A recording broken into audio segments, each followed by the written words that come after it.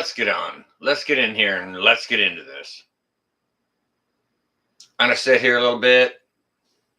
This is an unscheduled live stream.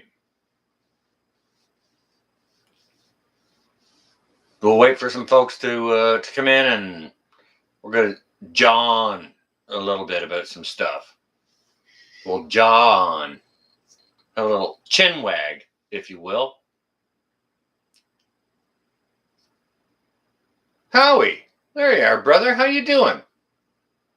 It's good to see you, my friend. Andale, look at you. Well, be charming. Hey, Rod. Hello and good evening. Again, yes, this is my second live stream tonight. I didn't really get to do a live stream earlier, and that's okay. I did go live, and it was to promote Northern Girl Hobbies live stream, on which I was a part of the panel. I Spy with My Little Eye. There you are.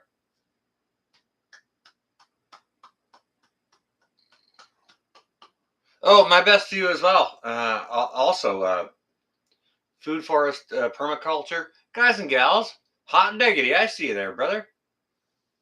If you don't know Food Forest Permaculture, that is our brother Howie out on the West Coast. Wish him a blessing, send him a prayer, and go check out his channel. Maybe when we get a moderator on here, we'll get some links dropped and this and that. The full Monty. I see you there. I see you there. What's up? It's all up. There's hardly anything from here down. Francine Reader, I see you there. Welcome.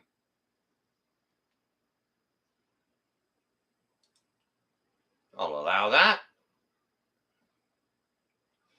Lisa Anderson, good to see you. Actually, I like what Howie's saying. Thumbs up. Sure, why not? Why wouldn't you? I don't suck. I am polite as. Right? Hey, Billy, how you doing? It's good to see you. Dylan.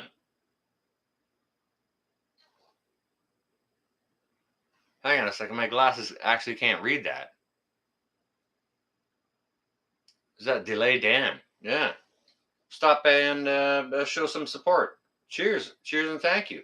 Mucho apreciato. Lovely to see you. I hope you're well. Happy Monday. I hope you had a great weekend.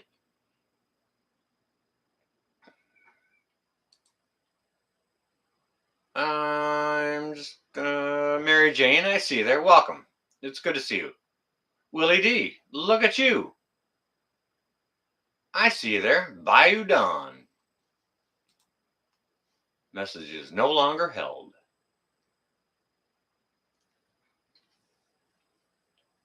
Farmer's Son, I see you there. Welcome. Good evening. Welcome. Happy later Monday evening. Hardly anything goes on a Monday evening. And Barry Soulard. I'm probably saying that wrong. If I say something, I'm probably saying it wrong. Especially if it's somebody's name.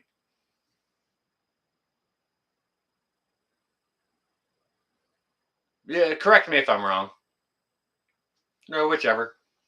Hot diggity. How you doing, bro?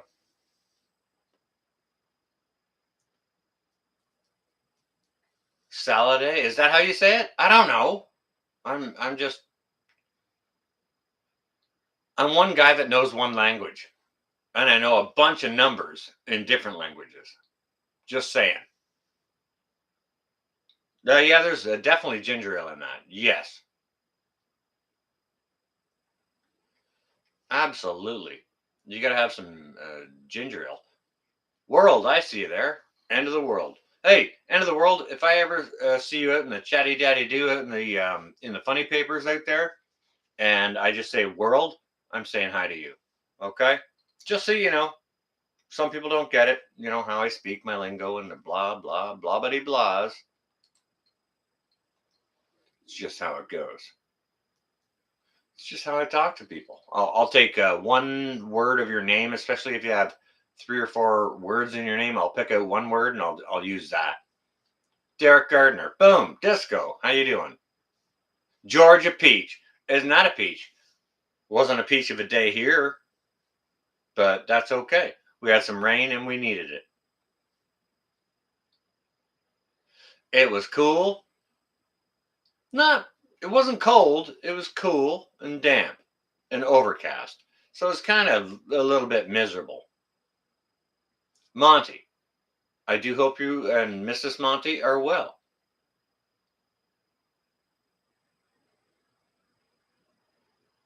Cam Patton Family Compound, it is lovely to see you. Welcome, welcome, welcome.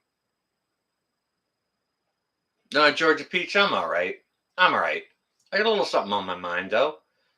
Something that's not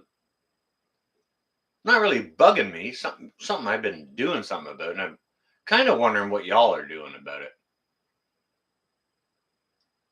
So I wanted to, and I was up and I was bored and didn't really get to do a full live stream tonight with y'all, and so I kind of wanted to continue on that book even. I must have looked like a bass going for a big old do-worm on that book.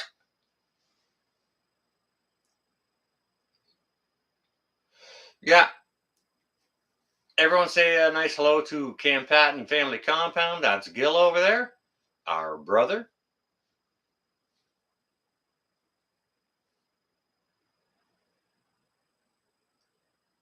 Drinking Labatt's Blue? That's a Pilsner. That'll give you titties, bro. That's a Pilsner. Pilsner will give you titties. Just saying.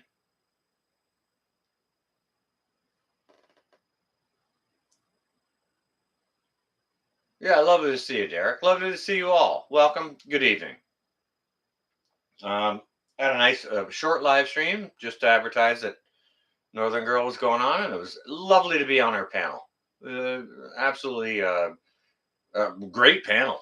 Great panel over there. If you hadn't, if you didn't view Northern Girl Hobbies live stream tonight, go give it the rewatch. Seriously, it's worth a while. There's a lot of good information in there. It was oh hell, devil, hot diggity. If you want to, you can. You can do whatever you want. I mean, my name's Paul, and that's between y'all. But whichever. Rooster. There you are, brother. Round of applause for you. Sending prayers for you and your family. Yeah, Northern Girl Hobbies rocks. 100%.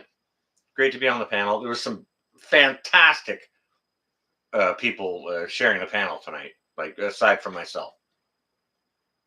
Not that I'm calling myself fantastic. I'm just saying it was a pleasure to share the panel with some fantastic people. It was very, very good. Very, very nice. They're all doing the things. They're all doing the stuff. Tennessee Bushcraft. I see you there.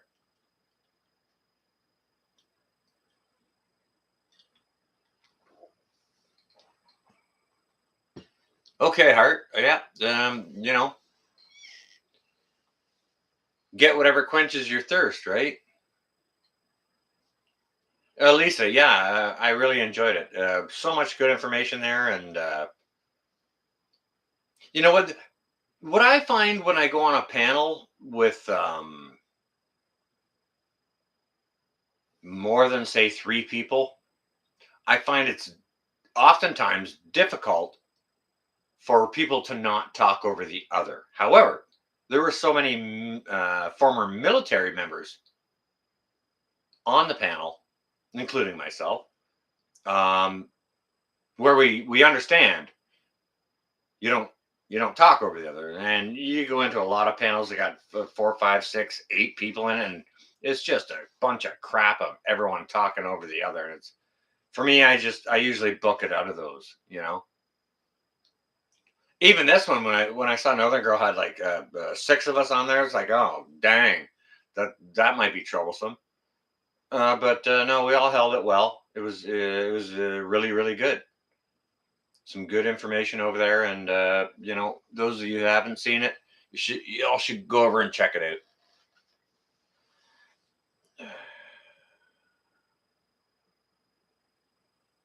And a lot don't talk to chatters either. Exactly, B. And I like to take time. Like sometimes when I'm on a panel like that, I'll okay. I'll be on the YouTube aspect of it, and then I'll get the link through my email. Then I'll have to bring up StreamYard. So I got a bunch of stuff going on all at the same time. And typically, when I'm on a panel, I'm in the StreamYard, and I don't have the opportunity to chime in unless I have a second window open with the YouTube stream going on with it muted, so I can like chat with the chat. But I like to recognize chat because without chat, there's it's not the it's not the me show, it's the you and guys, you guys and gals show, right? Because I am. It's not about me. It's about you guys and gals. Beaverines, sure. Up with the Beaverines. Why not? Why not? But you know, something that's I've been really busy lately, and I kind of wanted to do my Monday at 7 o'clock Eastern Standard Time, typical live stream. I kind of wanted to do it about prepping, but and well, we were prepping. We prepared to go over to Northern Girl Hobbies, and there was a whole bunch of awesome people over there, and especially the folks on the panel and in the chat, and our gracious host. That was freaking awesome. Um, but I wanted to talk about preparedness, right? Just like the title of this thing says, this live stream here that you're viewing right now. KP. I know. All right, Klingon hangs head. I didn't get to do my whole live stream. Cliff, there's Cliff. Cliff, drop your link. You guys and gals don't know Foxit Outdoors? Go check him out for your container gardening. He's in like the hottest place ever, like New Mexico, doing container gardening with extraordinary success. So, Cliff, drop your link, brother. Drop it. Guys and gals, check out Foxit Outdoors. Seriously. If you're homesteading or gardening or whatever, um,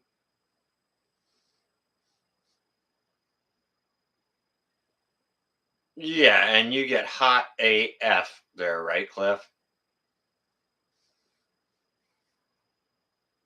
Sherry, yeah, all right, yeah, you do you. It's life before YouTube, right? Yeah, no, go get some good rest under your bones. Yeah, Georgia Peach will sub up. Drop your link, Cliff.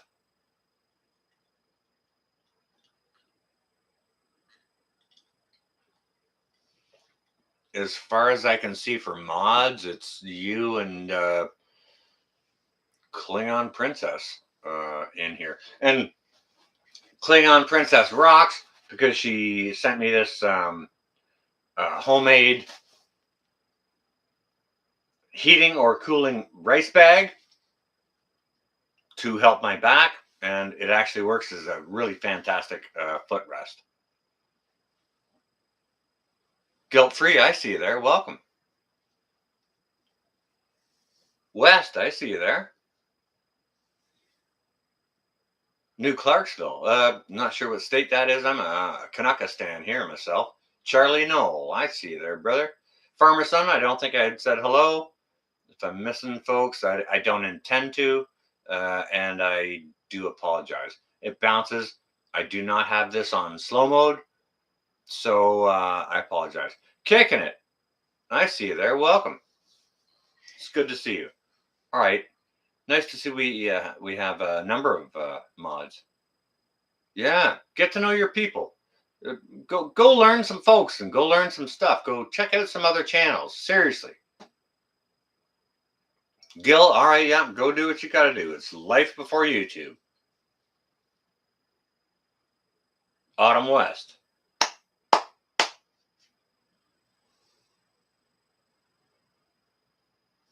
Skinner Farms. There you are. Welcome. It's good to see you. What's up, Bushcraft family? What is up? What is up? It's good to see you. What's up? I got a burning question in my mind, and it's been kind of festering away in me a little bit over time. You know, that's how things do stuff. It's over time, right? That's how things fester, right? Barry, hang on a second. Let me allow that so I can see it. Or your cats will claw my furniture. Oh, their furniture. Oh, dang, Barry. Thank you. Yep. Definitely subscribe. Yep. Listen to Barry. He is, but his kittens are not, and they will skin out your furniture. Mountain Grandma. Bravissimo. Bravissimo. Bravissimo. Janzu, I see you there. Welcome. Our cabin in the woods. Look at you. Look at all the wonderful folks jumping in. Look at you guys and gals. We're only getting fixed to start here, so you're all jumping in at the right time. You missed all the boring preamble and all the hellos and such. And that's fine. I mean, you know, go back and rewatch the hellos if you feel like it, but engineering SHTF, I see you there. It's good to see you. Welcome. Welcome and good evening and happy Monday. I got a little burning, festering question in me. It's been kind of chewing away at me. War, I see you there. Whiskey Alpha Romeo. Maybe I shouldn't say the W word. Mark Webb, I see you. Welcome.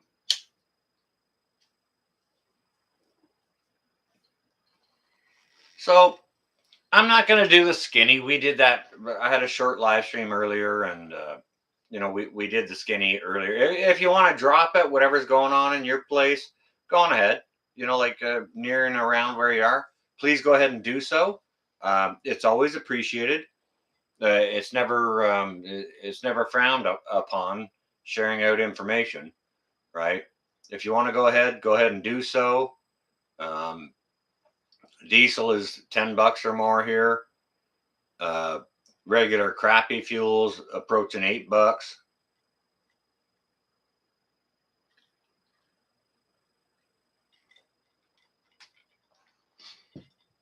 Ground beef is still anywhere between $5 and $7 a pound, depending where you shop.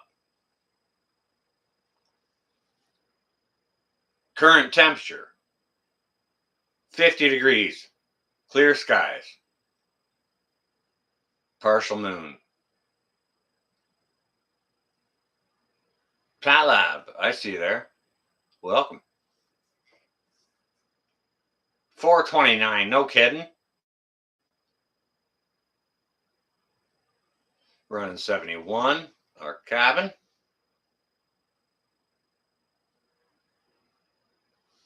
Yeah, take a nice opportunity to say hello to your other brothers and sisters here in the chat. Chatty Daddy do. But I got a little question that's been drilling a hole in me. Because I've been doing the things, I've been doing the stuff, and don't get me wrong, it's not like I don't believe y'all haven't either. You know, you guys and gals, out of anybody, are the guys and gals who've been doing the stuff, right? And I get it, totally love it as well. I love it. I love being part of you guys because you know what? If this was a, you know, I just happen to be the Ting Ting. I see you there. Welcome. I just happen to be the dum dum on the screen right now. But if there was someone else on the screen, I would be in a chat with you guys and gals. It just so happens I get to wag my chin when I chat here. So to interact with you good folks, Gene W. Bravissimo. Bravissimo. 8 Celsius. Jane. Bang. 205. Yeah, we had 209. Currently running 10. You must be slightly north of me or in a different part of the country. $4, Pat. Yeah, I'd pay that all day long. All day. If it was $4 a gallon, I'd fill every container I could get. Did you hear my words? If it was $4 a gallon, I would fill every container I can get. Seriously, please do. They're doing the stuff, they're doing good things. Lots of gardening at home, making raised beds out of completely reclaimed or salvaged materials, all like bucksheet and on the free, right? War, you like the shirt? You like that shirt, War? That was a Christmas gift from my wonderful, wonderful children about 6, 7 years ago. I love my children. And you know what? They understand me because I am extraordinarily polite. And it's true. I'm really, really polite. Anyone will attest to you that I'm a very, very polite person.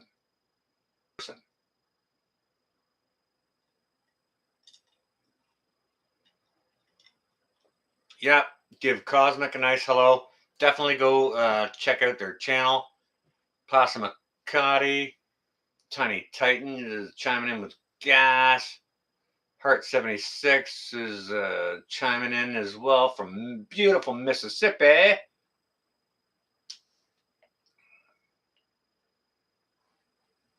Yeah, ring it in. Yeah, go ahead and do that. And then, you know, Mary Miles, lovely to see you. Alice 2K, I don't think I said hello.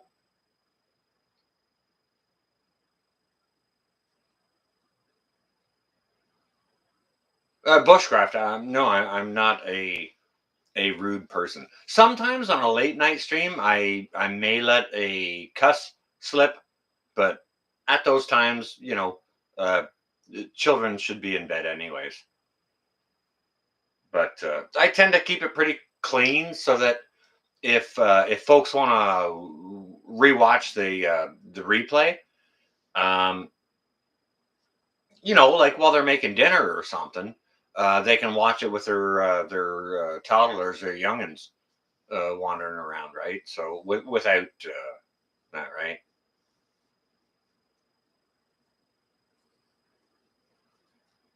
Yeah, yeah. The clock is worth more than $2. Noodlehead, I see you there. Welcome. It's good to see you. Garden State Gardener. No kidding. Really? That's freaking awesome. Um, maybe one, Cliff, can you bust out a link for Garden State Gardener? That would be freaking wicked. He has an awesome, awesome, awesome channel that you guys and gals that are doing any gardening whatsoever should definitely check out. Seriously, seriously. You'll love his channel. Part of what we do here is hold up our brothers and our sisters. And Garden State Gardener is an awesome one of those. So we're going to do that this evening.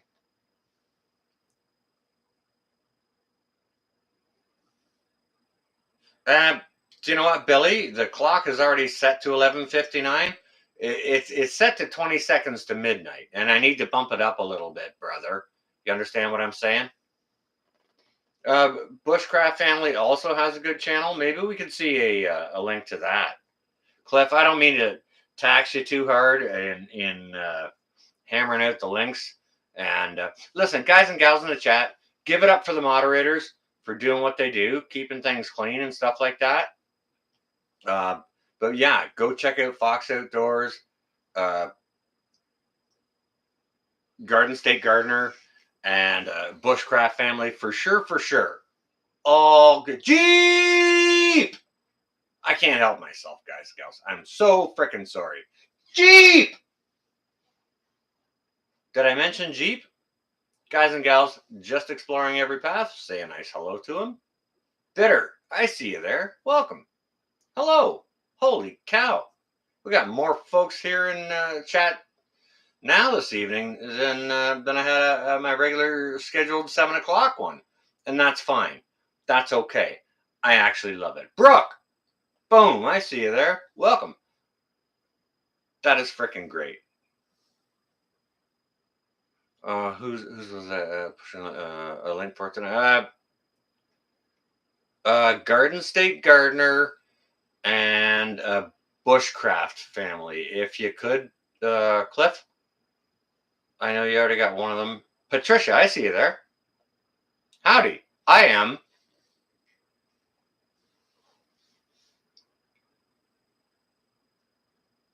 Tommy, I'm your favorite hoser. Rock on. That's awesome. Love it. Francie Reader.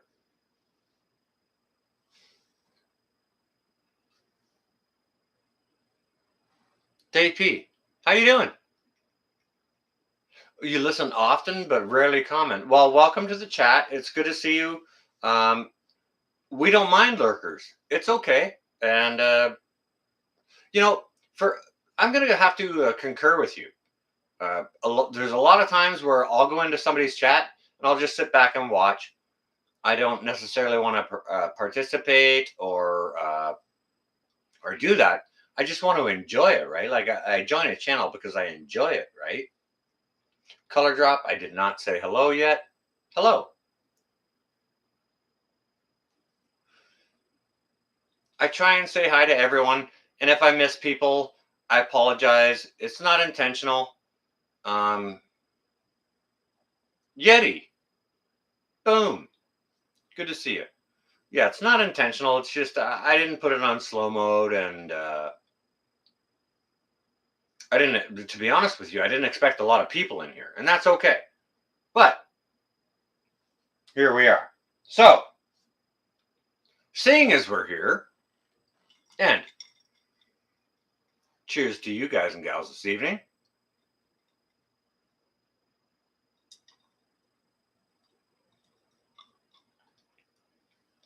Oh, Cliff, can you do me a favor? There is a comment directly below the last one you just left, and the channel name is Alexandra the Great. I would like for you to share their link, please. I love that channel. That's freaking great. I finished watching her video before I put this live stream on. If you guys like the Angry Prepper, she's the Angry Prepper in a female version. Go look at that lady. Go look at her. Alexandra, thank you ever so much for coming over and subscribing. I do some things. I talk about some stuff. And I like your channel. Thank you ever so much for joining us. We got all kinds of wonderful folks in here with all kinds of amazing channels. There are really, really good channels in here, including your own. Oh, you're more than welcome. More than welcome. If you learn anything about me, you'll learn that I hold up my brothers and my sisters. Angry Homesteader. Boom, we have Angry Homesteader in the chat. All right, Cliff, I'll tax you again. Maybe Angry or Jeep maybe can bust out Angry Homesteader's link. And then we'll get into the subject matter, the topic of discussion, as to how I titled this. Life before YouTube, Cliff. Yeah, do your stuff. Sam. Yeah, guys and gals, go sub to Alexandra the Great. Seriously. If you don't like, if you hate a cuss, don't go over there. If you don't mind a cuss, and the truth, go over there. You'll hear the truth and a cuss, and I'm good with it. I try and keep cuss off mine, just so that families can watch it while they're preparing dinner with small children around. That's my MO. I try and convey good information regarding preparedness, and I don't do a lot of news. Sheila, antibiotics can cause both and severe arthritis. However,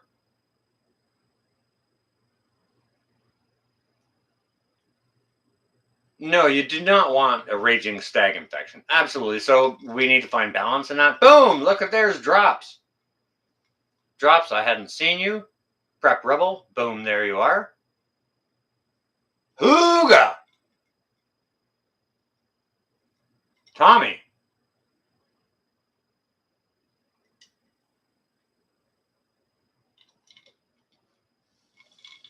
Jeep! I just love saying that. Anna O. Anna O. Monty, oh, you behave yourself.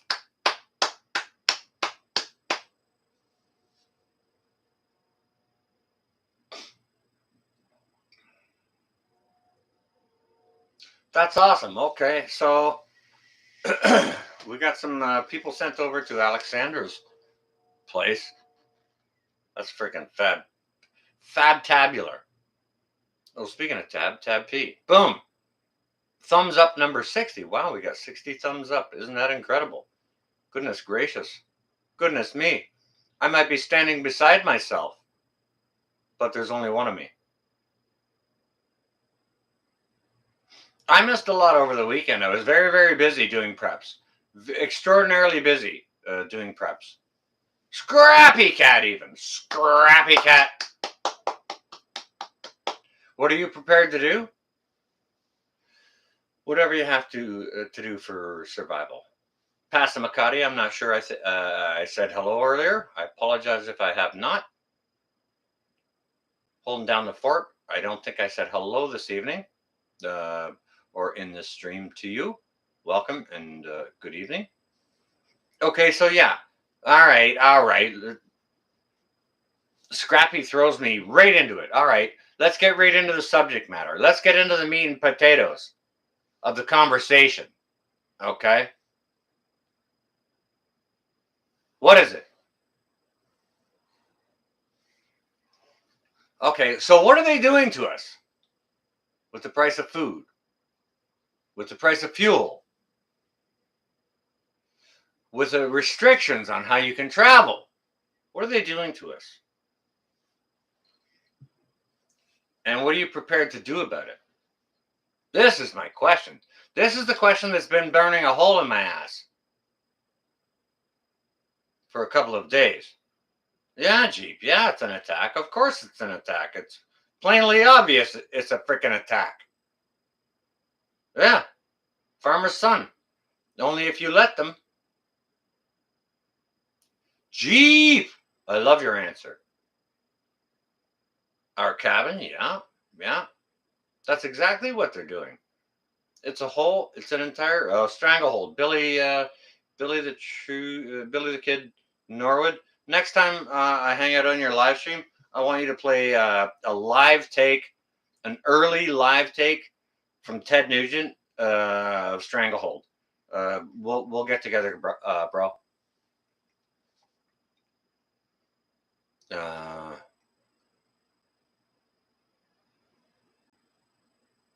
Better all in a bucket of ice water. Not sure what you're saying. What is the English? Jay Bell, it's the question. What are you prepared to do? Like, we can see Stu. We can see what they're doing. What are you prepared to do about it? Like, what are you preparing to do? Are you preparing to do something? Are you preparing to hunker down? Are you preparing to bug in? Stu! Sorry, guys and gals, I can't help myself. Price of food and gas. What they did to the native Indians with buffalo. Yeah, bush guys and gals. If you don't know Bushcraft family, go check them out. Let's see a link, another link maybe for Stu. Another link for Bushcraft family. Arme Hill, I see there. Yeah, the United States government called. I think they called over 1 million buffalo to take the food source away from Native Americans to control them. I'm sorry, Andale. I can't help myself when I see Stu or Jeep or it's just I'm sorry. Yeah, yeah, yeah. Welcome. It's good to see you. I thought I'd said hello earlier, but there you are. 10 million, 30 million chickens, 10 million buffalo. Yeah, yeah. Okay, so I'm not I'm I'm not asking what they're doing. Deb78, I see you there. Hi. I'm not asking you what they're doing. They're doing what they're doing, and they have done what they have done. And if you can't see that they're going to do it again, you're not looking. Somebody asked a question there somewhere, and it bounced in the chat. What did I do in the military? Jade Bell is asking, what did I do in the military? I was in the communications business. All right. You want to know what I did in the military? I was Canadian military, Army element, comms research. 291 was my military occupational code, Atlantic Command. So if you punch in Canadian military communications research, MOC 291, let me know how much you find out about it. Probably not much.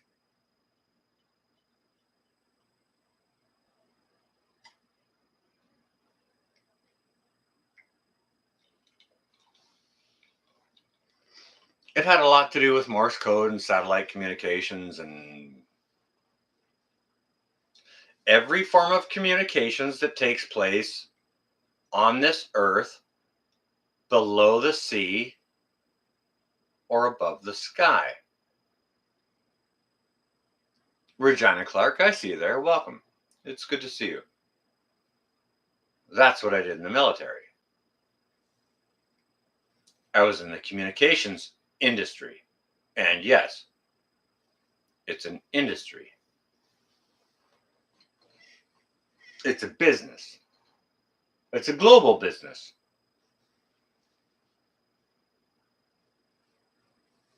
Do I still work for the Queen? Jay Bell? Well, I think as long as I work and pay taxes in Canada, because it is a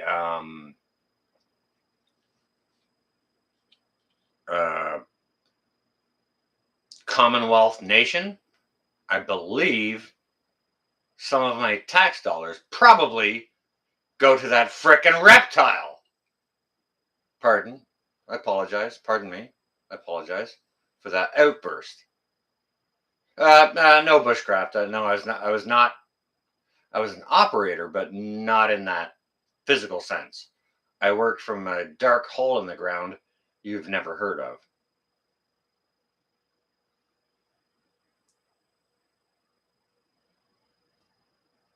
The prepperable. Yeah, the Queen. That reptile.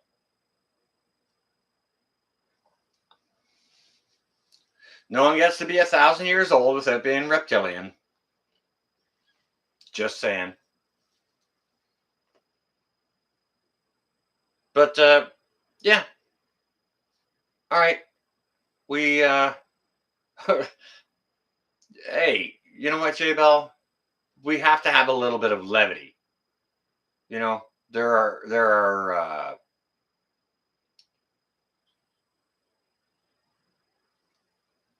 um a Derek Gardner. I'm not going to say no. I'm also not going to say yes, but I'm definitely not going to say no. Um,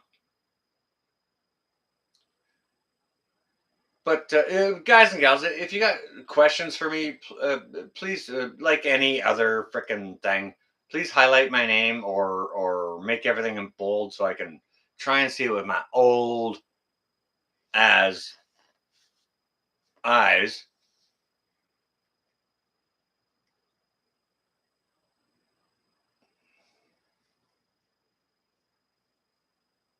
Deb 78. I never transmitted once during my entire military career. Alice 2K. What am I sipping? There's it's a glass of ginger ale with a wee bit of rum in it. Mm, Arme Hill. Yeah, day by day, 100%. And don't get me wrong. It's like some days are better than others, and I don't know if it depends on weather or whatever it is, but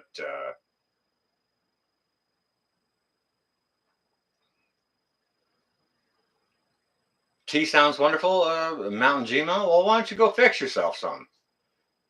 We're uh, we're fixing to have a conversation here, so go and get yourself some tea and come on back.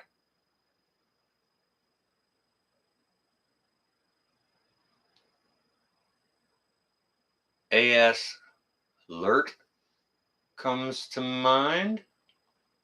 Prep Rebel. You mean Alert? Alert? Our Northern Listening Station? Is that what you're talking about? Yeti, I'm okay.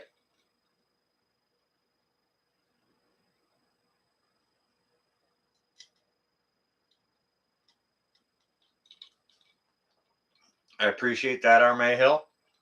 I appreciate that. Do I worry about prescription meds? Um, being unavailable. Uh, Honestly, yes, I do, and yeah. To be honest, I do. Um, because them being unavailable is going to kill a lot of people. Ivan and Joe, I see you there. Welcome. Um,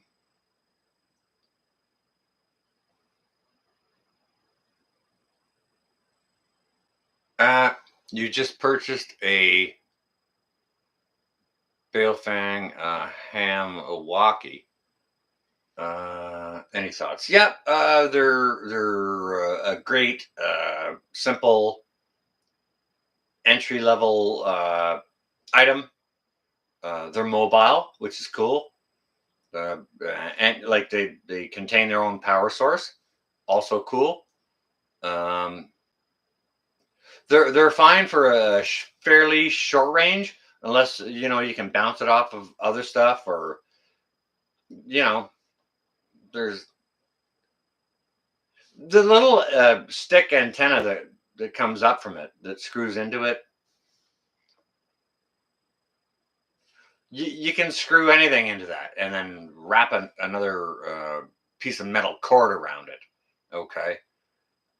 And then you can take a rock and tie a string to it with a long piece of wire and throw it over a tree and extend your antenna. It's very, very simple. Your antenna doesn't need to be this long. It can be as long as you make it. You can attach your antenna to the guttering system, the aluminum downspouts on your house. You can turn the downspouts in your entire place into an antenna. When I was doing what I was doing, we weren't working with antennas. We had an antenna farm. Yeti, you behave yourself. This shirt is not for sale, price would have to be high, high, high, high, high. There's nostalgia in this. This is a gift from my kids. Come on now, behave yourself. But my Jewish redneck, I see you there. I hadn't said hello yet. It's good to see you. Anyone who's come in, I hadn't said hello to. Um, it's good to see you and welcome. It's a true prep rebel. I am extraordinarily polite. Yeah. I just won't say the words on camera. If it was a really, really late night one, maybe I might let it slip, but nope, nope, not now. Hi, Jane. Jane, thanks ever so much for those eggs. I took a half a dozen of those, and I took those up to my folks. They love them. Thank you ever so much. Guys and gals in the chat, there's 96 of you. Say a nice hello to Jane Benyon, Prep Rebel. I rock? I used to rock really hard, to be honest. How many kids do I have, Diane? I have a wonderful, absolutely awesome boy and a beautiful, wicked, awesome daughter. I have 2 kids. I am blessed. I am blessed.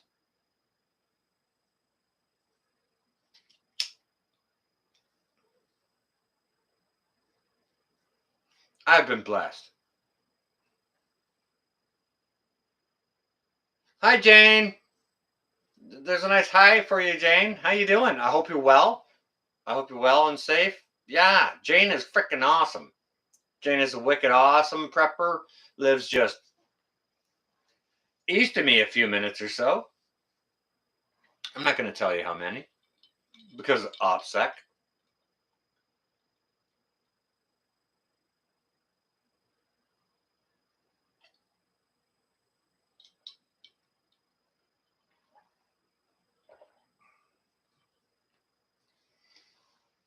Ivan, that's freaking fantastic. That's good. That's good.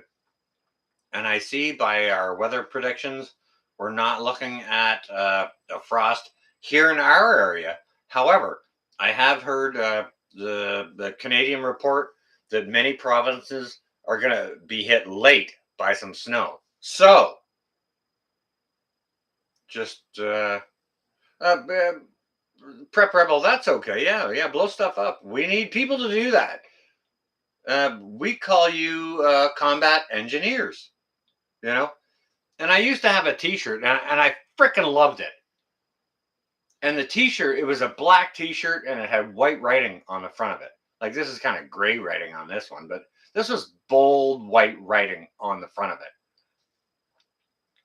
And anyone who's ever served their country or any other country would be happy to wear that T-shirt. And that T-shirt said, "Love your combat medic." I love that shirt.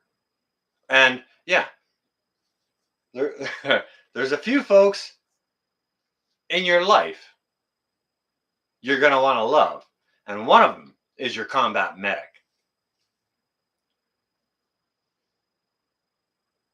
You're bidding on my shirt? Yeti, really? All right. Send me a good dollar for it and I'll mail it out. But dang.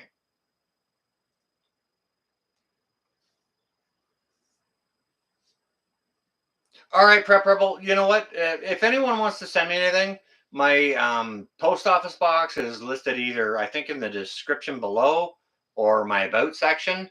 You can send stuff there, a letter or stuff like that. $5 on this shirt. Not even close. Not even close.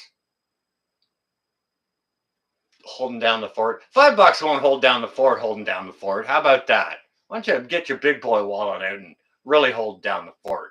Goodness gracious. Starting to don't get under my skin here.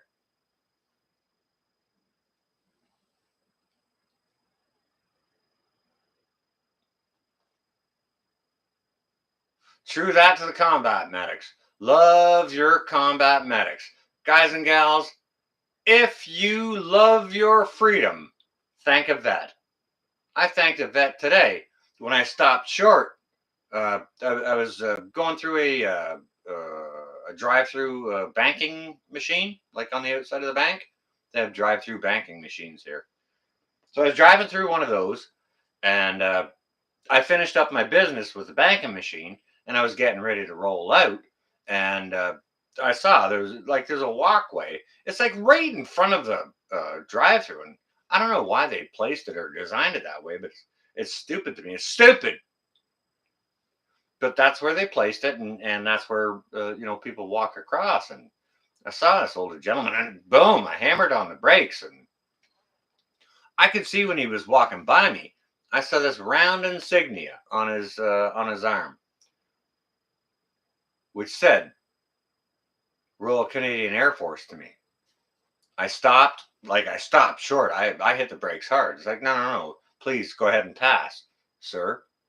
And I rolled down my passenger side window, and he gave me a nod for a thank you for allowing him to pass. And it's like, what am I going to do? Run you over? No, I'm not going to do that. But I rolled down my passenger side window after he had passed, and I spoke I didn't shout at him, but I spoke in a bit of a louder voice so that he could hear it. Thank you, sir, for your service, because I know he has served. Nobody's wearing a jacket with an Air Force patch on it for nothing, right? So he was prepared to do that. He did that.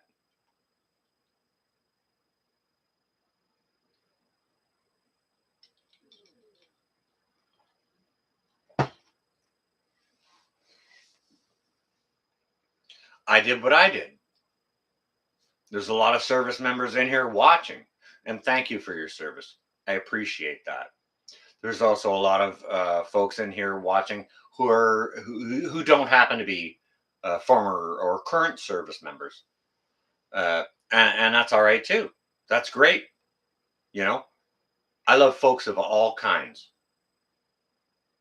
because we get knowledge bases from everywhere.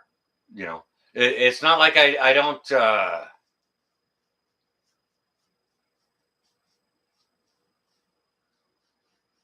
Alexandra's saying, I'm still here just watching. Yeah, all right, knock yourself out, Alexandra. Uh, I found Alexandra the great through Angry Prepper. Angry said he was watching her. He said, I love that girl. And I said, okay, I got to go check her out. So I checked her out, and boom, disco. There she is. Go check her out, guys and gals. If you don't mind a cuss, uh, go listen. She'll speak the truth in your ears.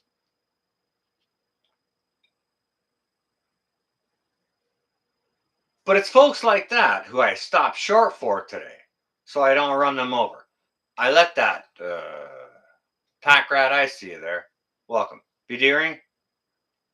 Uh, I didn't. I didn't happen to say hello. I don't believe. Easy. I see you there. I try and say hello to everyone, but it's a big job sometimes in a big chat. But I kind of want to get to the question. What are you prepared to do? What have you done? What are you prepared to do? Like all of this crap that they're giving us with the food, with the fertilizer, with the crop shortages, with the fuel prices. They're doing something. They're bringing it right to us. They're bringing it to us. You know, it's not a question of what's happening. They're freaking bringing it to us. If you don't see that, your eyes are not open. You are freaking blind if you can't see that they're putting it to us. You're blind.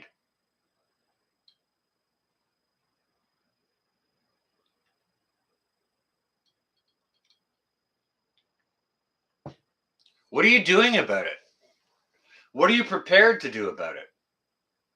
What are you preparing to do about it?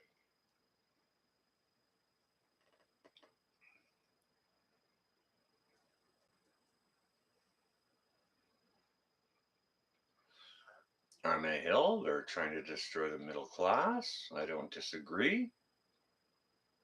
What about us poor folk? All right.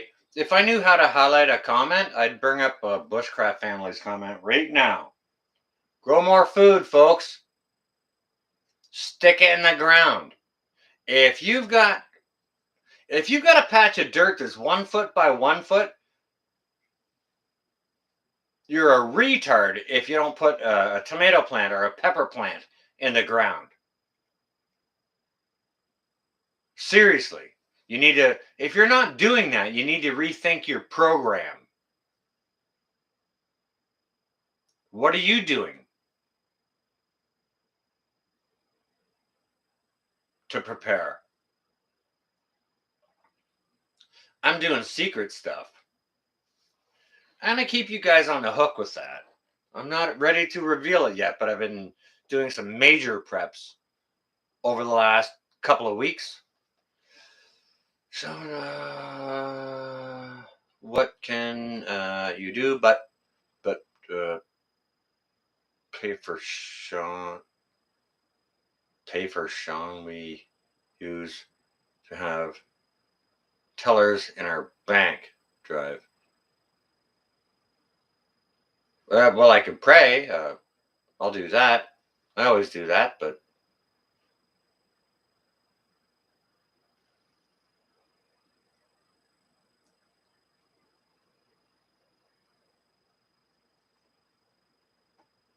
do I need any Appalachapoo? Yeah, hell yeah, Jane.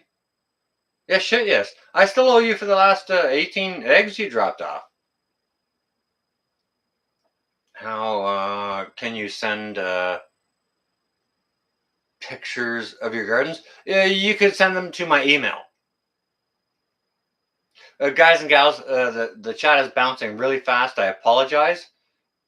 If I don't see everything, I really, really apologize. I can't catch it all without stopping it and then missing more. Garden State Gardener, thank you ever so much. Guys and gals, definitely go check out Garden State Gardener. He's always giving away seeds, and it's a really fun channel to watch. Seriously, informative, fun, gardening information. If you're looking for that, Jane, you know what? They're awesome, and thank you ever so much. My folks love them. They were great.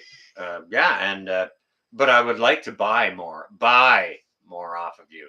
And if you got some alpaca poop, I wouldn't mind maybe sticking that in some of my soil to amend some of my beds this year.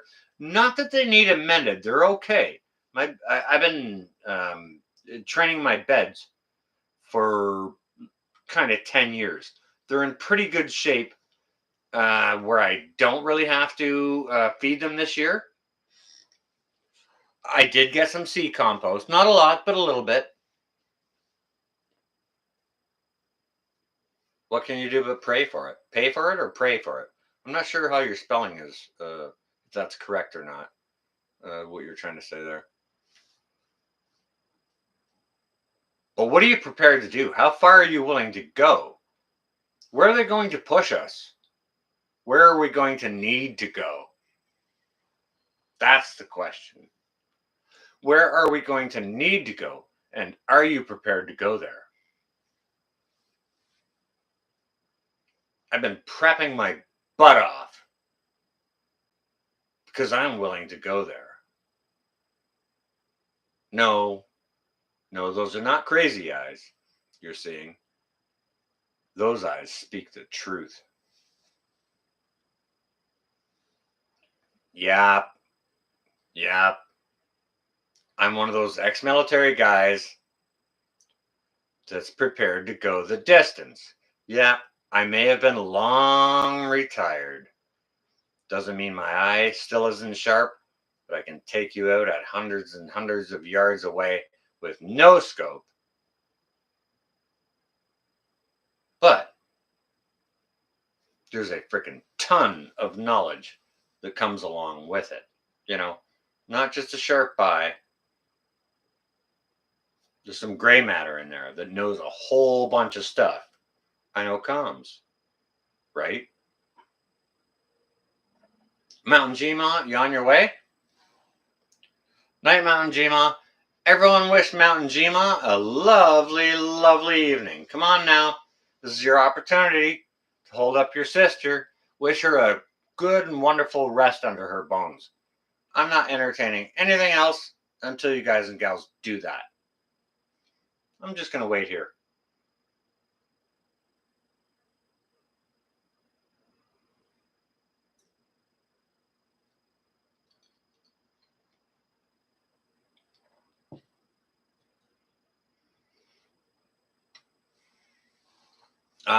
Billy, thank you for your service.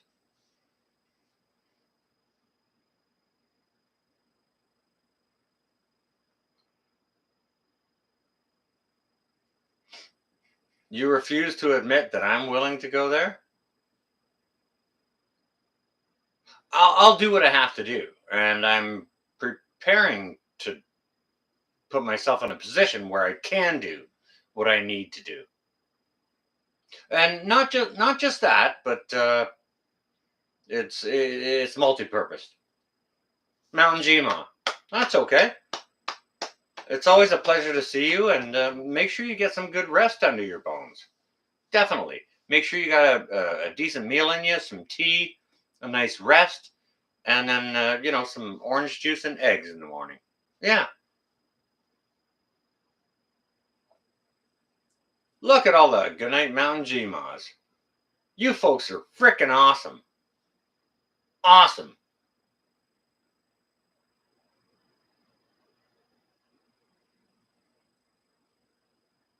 Nah, not preferable. My channel is nothing without you guys and gals. This isn't the me show. This is the you guys show. It's the you guys and gals show.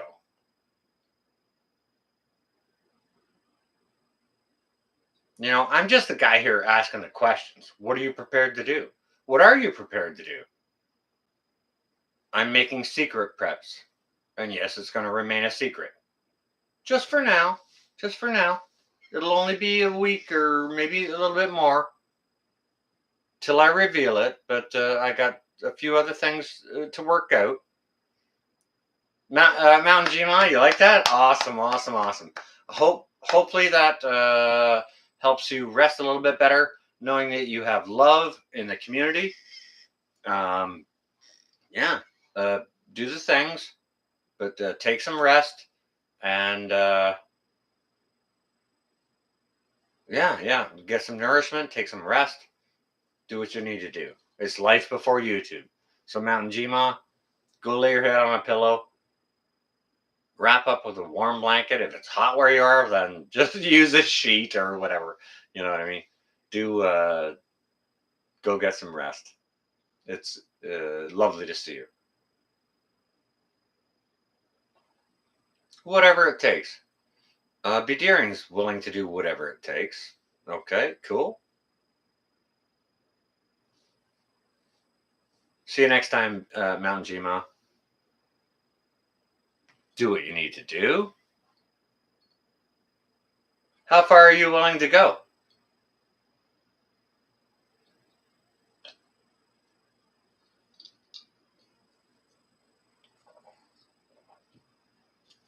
Does anyone in here have a bug out bag or a bob or a go bag or emergency GTFO bag?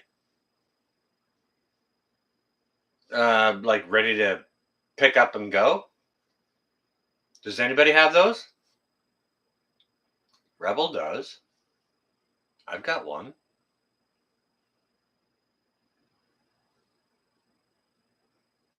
Get home bag. Yeah, okay. Yeah, we can call it that too. Yeah. Yeah. All right. South Florida does. Art Jones does. Okay, cool. NO gives a thumbs up. Cool. KP's giving hand claps. Drop says, yep, yep. Him and the daughter, yeah. Okay, yeah. All the way, Bedeering, yeah. No, I will be forced to leave my home. Screw that noise. Bushcraft got a couple. Okay, that's good. That's good. This is all good. I like this interaction. This is good. This is good. I like to get that cross section between people because that information right there is directly related to what I'm talking about here. What are you willing to do? Where are you willing to go? How far are you willing to go? Right? Mm. All right. Okay. So, seeing as we got a few people in here, all right. So, Bedeering not leaving, Jane Benyon not leaving. Okay. I want to do a quick poll on that right now while we got a bunch of you in here. All right. When it comes to bugging out, are you bugging out or bugging in? Just say bug out or bug in, or say in or out for it's easier typing. In or out. Just a quick poll. In or out. You bugging in or you bugging out? Bugging in, bugging in, bugging in, bugging.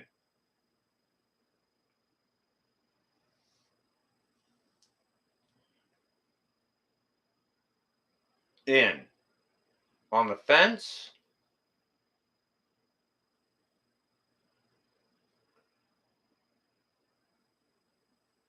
In. Lots of ins. Bug in until you can't. In. Bugged out already. Boom. Yeah. All right. Okay. Keep chiming in. Just yeah. Keep going. Lots of bug in. Fox it bugs out. All right. Fox it seems the odd duck. Cliff, you are an odd duck. Kind of one of the reasons I like you. That's okay though.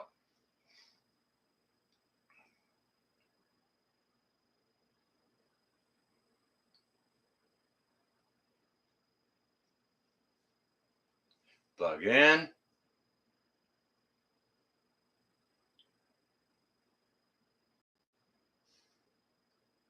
No, Ivan. It really has to depend on the situation. For me, anyways. And everyone has their own criteria. Everyone's in a different place. Some people are in a flood zone. Some people live near a freaking volcano. You know what I mean? So you got variables in there. There's no one answer, right? You'd have to bug out. You live too close to the. Gotcha. Yeah. All right. Hard copy on that, Cliff. Gotcha.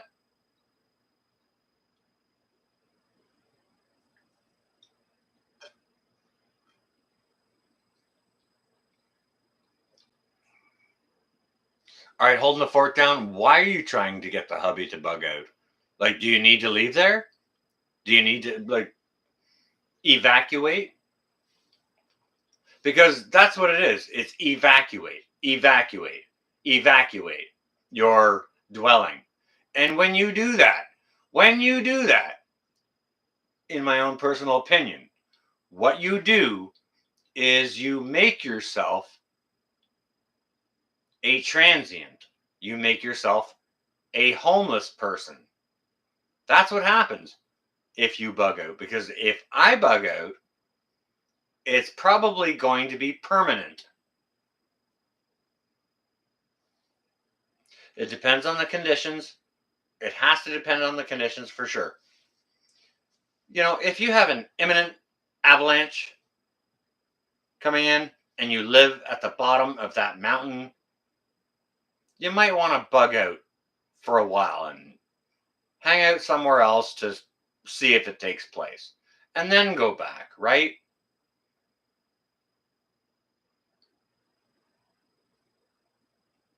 Preferable. Hard copy on that. Funny you should mention that.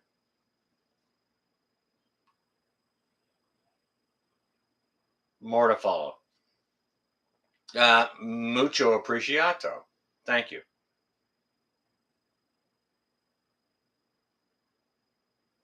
You know, if you know that there's a flood coming and you live in a floodplain and you know the flood's only going to be temporary, then you bug out for that week or whatever you need to do, and then you go back home and clean up the mess and do that. But for me, like, I'm not in a floodplain. There's no volcanoes around. There are some nuclear plants around. Yes, there are.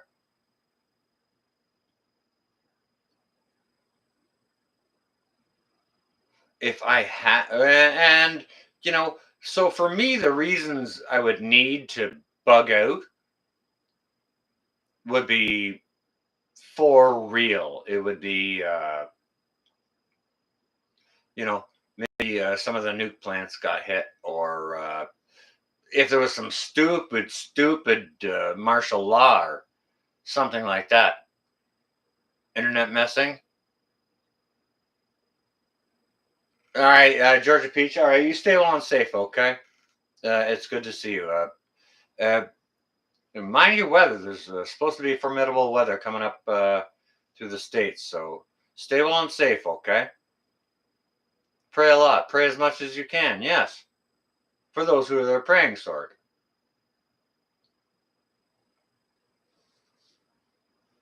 If you had to, what are you willing to do? Me, if I had to, if there was something that presented itself here to me that required me to bug out, I would probably bug out permanently. Peanuts News, I see you there. Bug out location, mountainous, would have to go past 3 volcano regions. Copy that. Hard copy.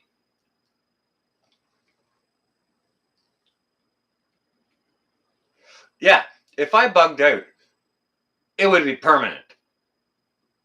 And I would probably take my go bag and my long gun. Z. Very, very much appreciated, Jane. I have many bug out locations. Many. Very, very much appreciated, Jane. I appreciate that being another. Thank you ever so much. Uh, that's extraordinarily kind of you. Thank you. I would, yeah. I don't. If I got a bug out, I'm not bugging out for the short term. I'm gone. I'm gone, and I'll have plans to set other stuff up elsewhere. I'd probably grab my go bag, my long guns, and my seed bank. See ya. What would you guys and gals prioritize if you had to do that? If you had to bug out permanently? Me, I'm a bug in guy. Okay, I'm a bug in guy.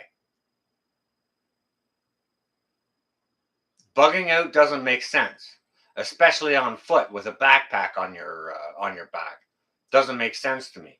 You're doomed. Even especially alone, you're done. You're done like dinner. You're gonna do very poorly. Tommy M. All right. God bless you. Stay well and safe as well. Well, it does depend on the situation. 100%. Yeah.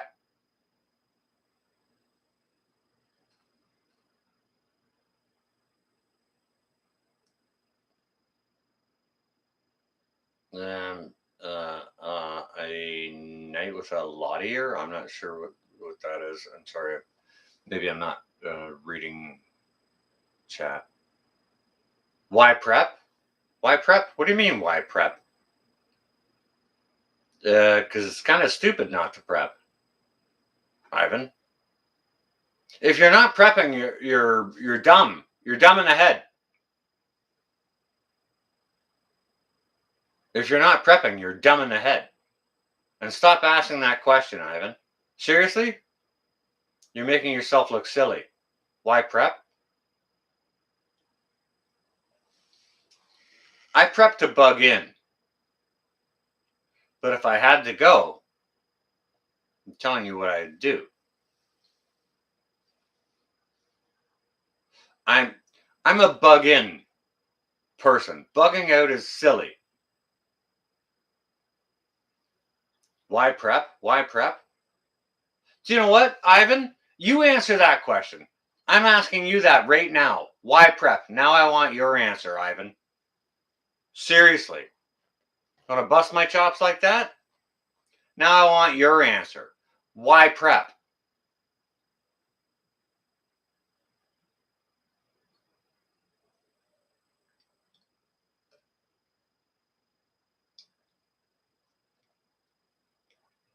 Color drop, stay while I'm safe. Ivan, where's your answer? Why prep? Why do you bother?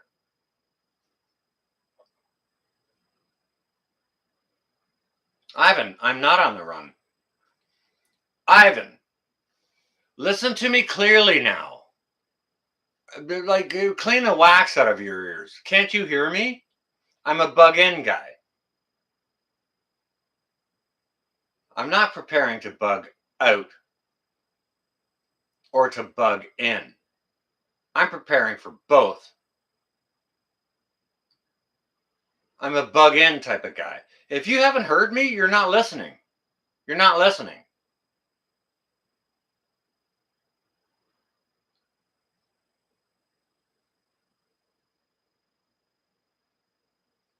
What if prepping never became necessary? Well, you know what? Then you've got a lot of bunch of great stuff you can always use at some point in life, whether it's medical preps because you are going to get sick, you're going to get hurt. It's a condition of life. It's a human condition. Illness, sickness, whichever. You know, prepare food. When you have 400 cucumbers ready to harvest at one time, make pickles, can them, put them back, preserve them. Why? So that they don't spoil. You don't have to call it prepping, just make some frickin' pickles. That's what we did 50 years ago. We didn't call it preparing. We just knew we wanted pickles over the winter, and we grew cucumbers in the summer.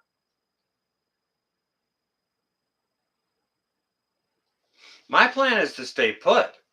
However, I'm also planning to bug out. But when I do bug out, I'm not just throwing a little bag over my shoulder or a 700 or 900 pound bag over my shoulder that I can't carry that everyone suggests you carry with you. I'm doing it in a different way.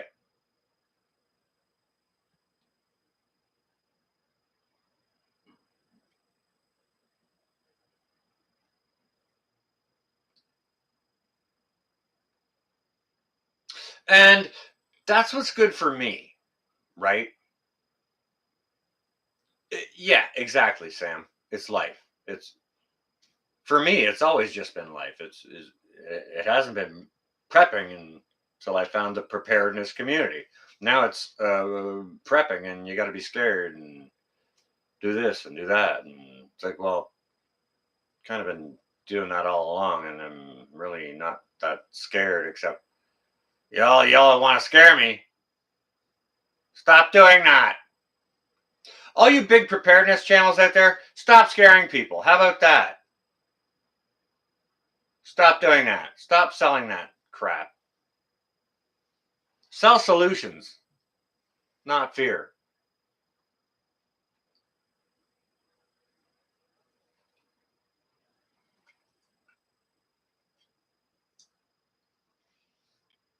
Let me tell you what, Ivan. I have quarters for you. If the mushroom cloud goes up over here and we all need to get GTFO out of Dodge, I have quarters for you. Okay? So, fear is a choice. Absolutely. I don't sell it, Bushcraft. And, like, I mean, you're a good channel. You know me. You know my channel. You've watched me enough. I don't have any fear for sale. My channel is about solutions and showing you how to do stuff or how to source stuff or you know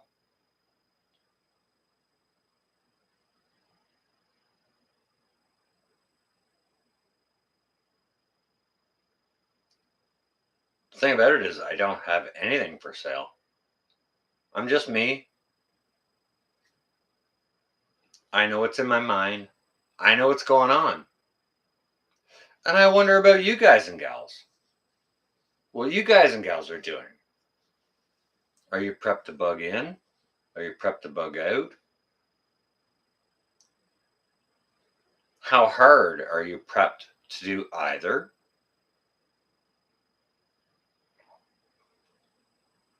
For me, if I had to bug out, I would leave permanently. And don't get me wrong, it's not like I wouldn't if the house was on fire, I'd probably run back inside for the long guns. Aside from that, uh, Gunner, help you. All right, go check out Gunner. I don't know Gunner, but I don't know what you're talking about. Their guns, but whatever. I'm a bug in mindset guy, but if I have to bug out, if I had the opportunity, short of the house being on fire, yeah, I would come in and load up as many of the food preps I put back as possible. It's not like I'm just going to walk out with a little back, the tiny little the school sack over my back. I'll be taking the long guns. I'll be taking all the food preps. If the house is on fire, I'll kick out the bedroom window, grab my bag, and go out, and I'll be okay for the night. But don't get me wrong. It's not like I don't have other resources in place within a mile or 2 miles or 20 miles to get me through it. Right?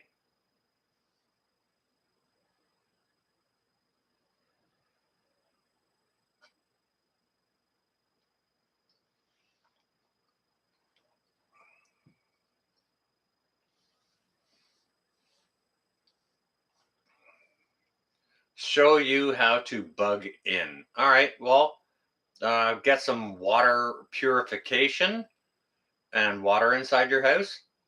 Get some long storing Gunner. I'm responding to Gunner here right now. Show you how to bug in. Get some long storing foods like rice, pasta, beans, canned goods, whatever things you actually eat. Put some of those back. Don't just shop for the week. When you go and you buy your stuff for the week, buy one extra and put it back on the shelf. And then do that every week. And eventually you'll have a good store of food to put back. And you need to have a food cache, a bit of water at home, and a way to clean and purify water in case the water system goes down. That's the beginning. That's the beginning. Okay. So, Gunner, hopefully that helps. Um, listen, guys and gals, like, you got all that? Okay. All right. So, do you have home protection? Do you have alternative ways of cooking if the electricity goes out? Jim Bob, I see you. Don't think I said hello yet.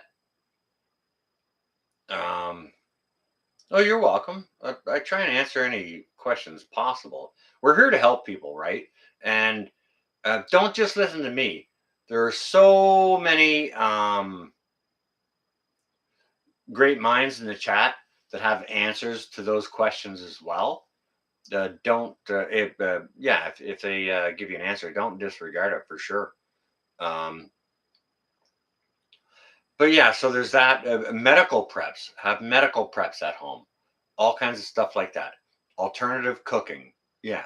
When the power goes out, oh, the stove is done. Can't use a microwave, whatever it might be. Do you have a barbecue? Do you have a charcoal grill? Do you have a propane fueled heater that you can use outside or whatever?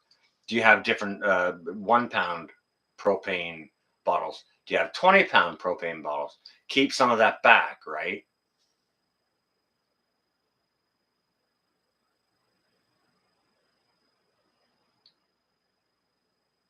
Hard copy there, Rebel. Yeah, hard copy.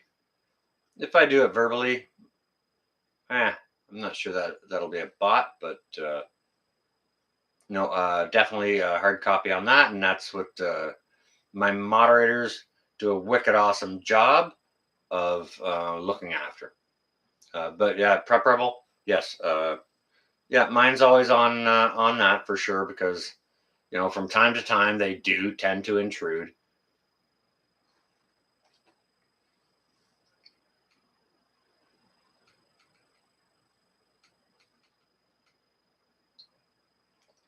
And I mean, you have to prepare your mind, not just your pantry with your pasta and your rice and you know a bit of water and stuff like that, and an alternative cooking source. Grace, I hadn't said hello yet. I apologize. Triple, there you are. Welcome. Um, but keep in mind, keep present of mind a water source near you because it's more important to have a water source and a way to clean it rather than storing water, especially if you're preparing in a small space. Prep some charcoal. That's a great idea. Tennessee Tactical. There you are. Welcome.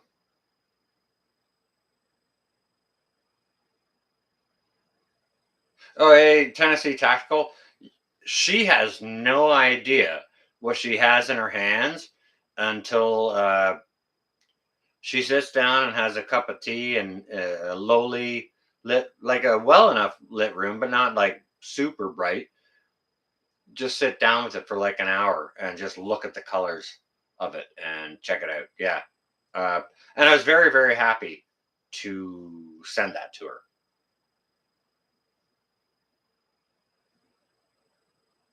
Well, Miss Grandma, I see you there. Hello. Hello and welcome. It's good to see you.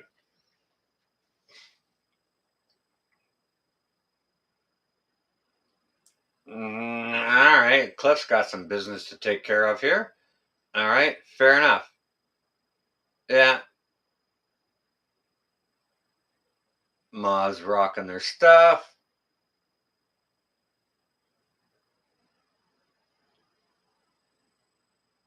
You got the pork rabbit and chicken berry. I don't know what that is. Not sure.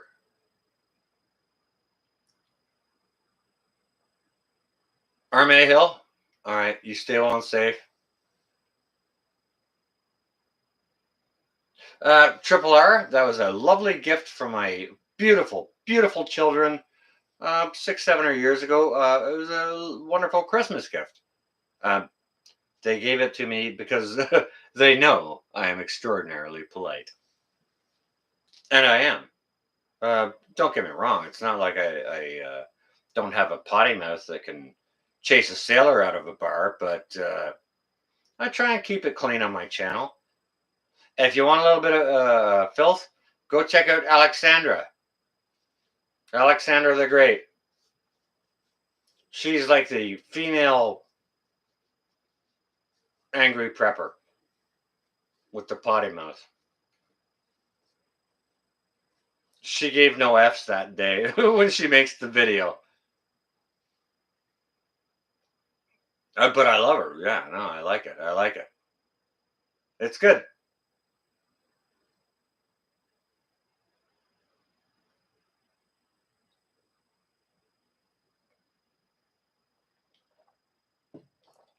You need to get to know your corner neighbors.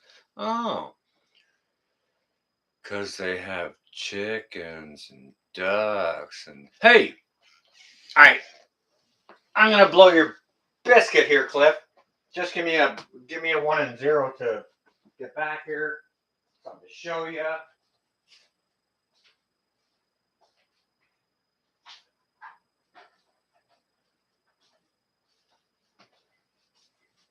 All right, Cliff. Okay, Cliff. So I was out to see a buddy of mine yesterday, and he's 20 minutes outside of town. Not quite that. And I made a wicked awesome discovery. I'm going to be sharing with you guys in the future while I was on my way out there. But after I got there, ooh, daddy, can you? I was given these eggs. Can you see what color those eggs are? Uh, yeah, they've got poo all over them. They are unwashed. Unwashed. Chuck, I see you there. How you doing? Yeah, blue, turquoise. Do you know my buddy's wife who gave them to me called them green? Oh, wait a second. Coffee talk is in the business right here. Duck eggs. Yep, yep. These are green duck eggs. So, Ivan and Joe, are you on your way? You stay well and safe, okay? Get a hold of me tomorrow, Ivan. So yeah, I was at my buddy's place yesterday, and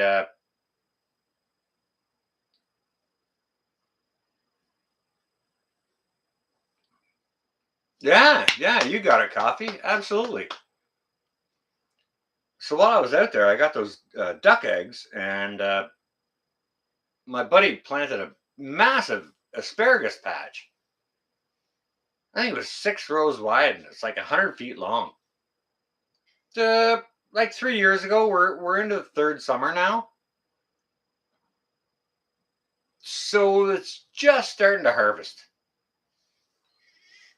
which is wicked awesome. So I got to pick a whole handful of asparagus. So I'm gonna make a duck egg and asparagus quiche. Yeah, that's where my that's where my mind goes. Duck egg and asparagus quiche with black forest ham, onion. I'm not sure if I want to put cheese curd in it or not. Maybe some mushrooms. I don't know. But duck, duck, go.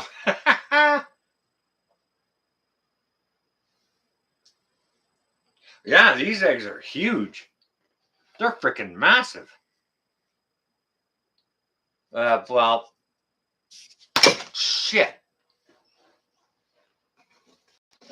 Freaking shit burgers. Oh, look at that. They're massive and tough.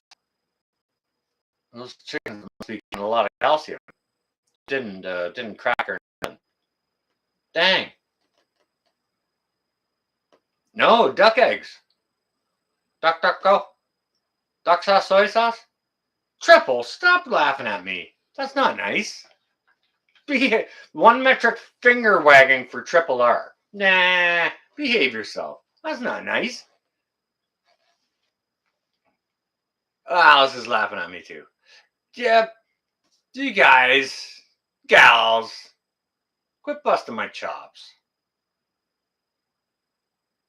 Uh, that's a pretty freaking durable egg. Wow, man. No crack. Grace, no crack. Just say no to crack. Uh, to Grace, for anyone who's asking about what Grace said, no crack, just say no to crack. No splatberry. No splatberry.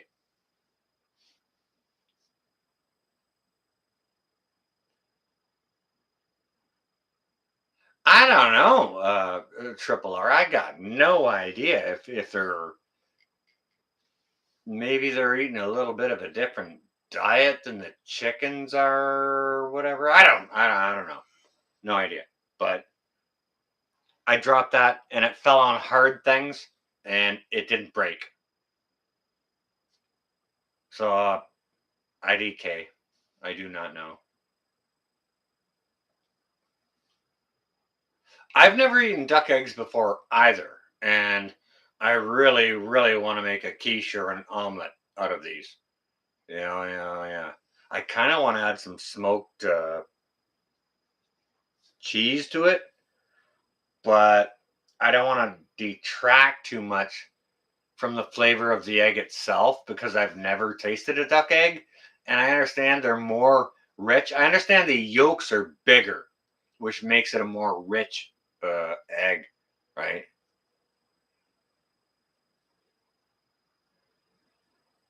Planning on donating to local foods. New Days. Awesome. That is freaking awesome.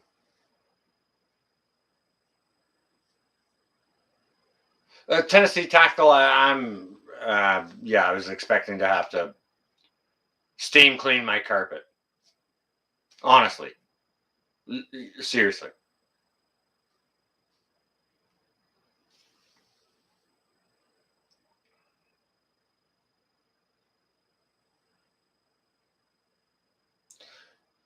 Boyfriend worked for Triple R. Okay, cool. Gotcha, Francine.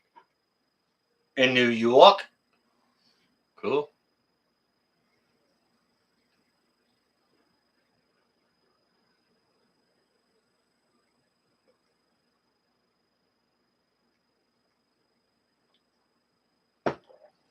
No, it wasn't an ostrich egg. It was a duck egg, but they're huge. Huge. Like with capital huge. Raw yuck. I like an over easy egg, so you can put it over top of something and slice into it and it oozes over everything. Oh. Sunny side up, no thanks. I want the top side cooked. Little wee bit at least, you know?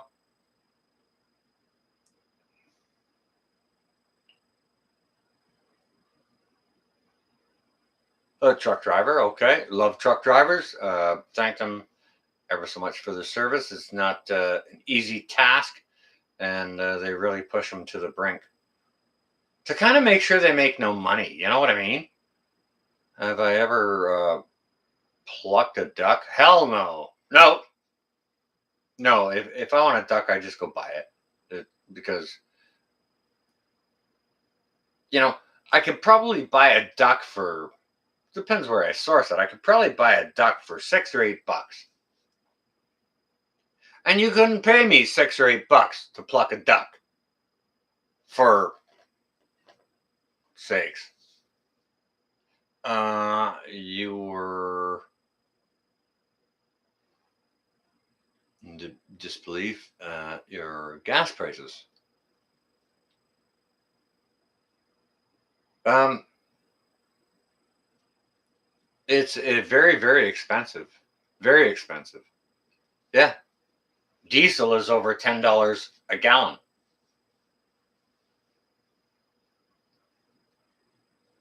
Truck drivers will become obsolete? Question mark. Well, I understand Walmart's flirting with driverless trucks. So are they going to be driverless electric trucks? Um, what if they get a flat? What if they get a flat? Who's going to pull it over? Who's going to troubleshoot that? Yeah, double suck to pluck. No kidding, J Bell, right? Yeah, you can't pay me enough to pluck a freaking turkey. I was at my buddy's place this weekend. He's got two turkeys. One of them is ornery, and the other one is amiable. Okay, so the amiable one, he went and he kind of straddled it, and he gave it a nice big hug. He was turkey hugging, and while he was hugging the amiable turkey, the ornery turkey as fat as he was. It's a year old. This turkey. It's a big, big freaking bird.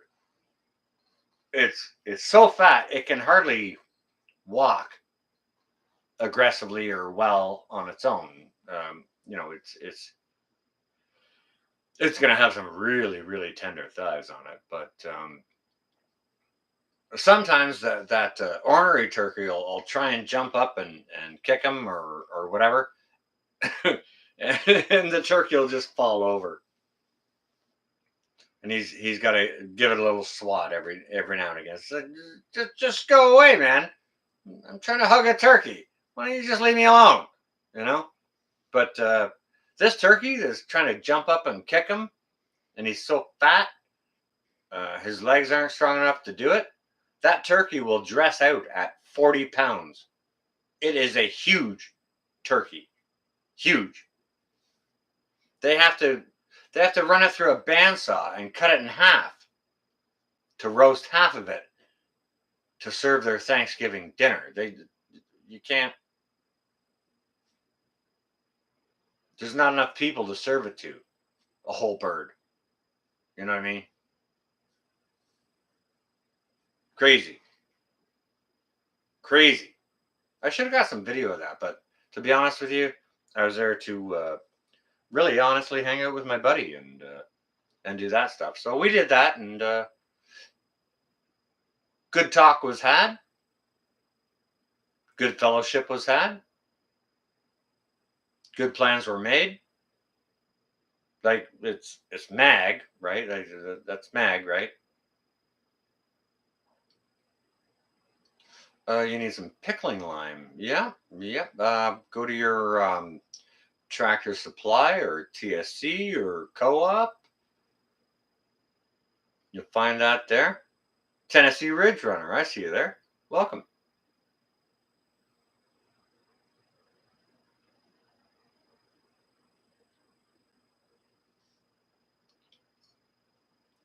Hey, sometimes for dinner I'll have a carrot muffin. You know what I mean?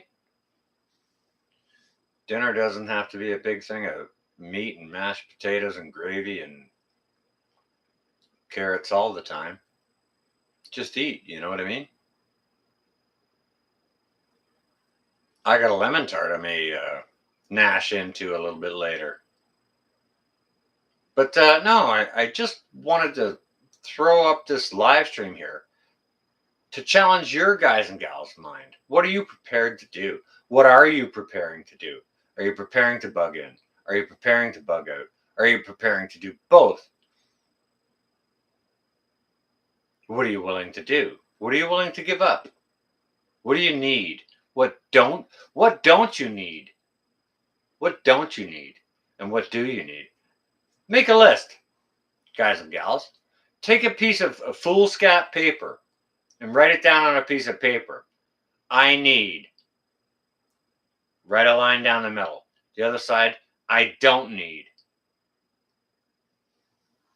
List it all. What do you need? What do you don't need? What can you live with? What can you not live without?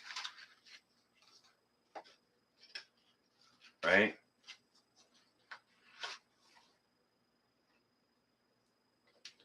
What can you not live without?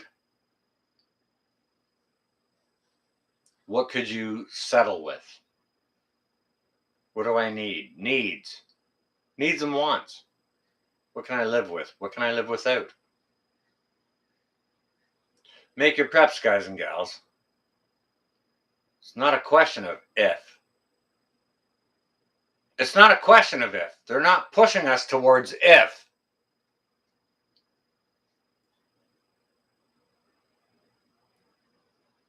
I can live without beer as well.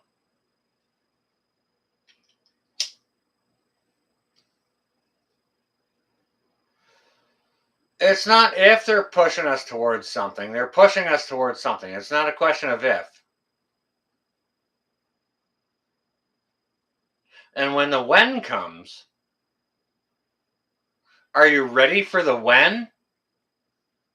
Were you ready when fuel went to $8 a gallon? Were you ready when your hydro jumped by $100 a month? No. No, it's just bang. There you go. There's no notice in the mail saying, hey, you've got 6 months to prepare because we're going to increase the prices and the blah, blah, blah, blah, blah. No, no, no, no. It's just like you wake up one day and there's no gas.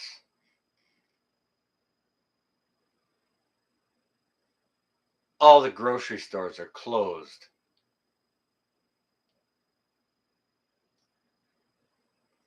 They're not pushing us in some direction for a maybe. They're not asking. They're telling us. And if you're not listening to it, you're blind or your ears are closed. Open your ears. Open your eyes. Stack it to the rafters. Make your preparations. Make your preparations. Don't get me wrong, I'm a bug in guy. So, yeah, at my domicile, it would probably take 2 days to outload my place if I wanted to outload everything, to bug everything out. But if I got a bug out, I'm leaving, I'm taking the important things, and everything else can burn to the ground. I don't care. Stuff is just stuff. Stuff that helps you live is stuff that helps you live. Have your priorities straight. Have your priorities in order. Who's important to you? Who gets in the vehicle? Who do you take with you?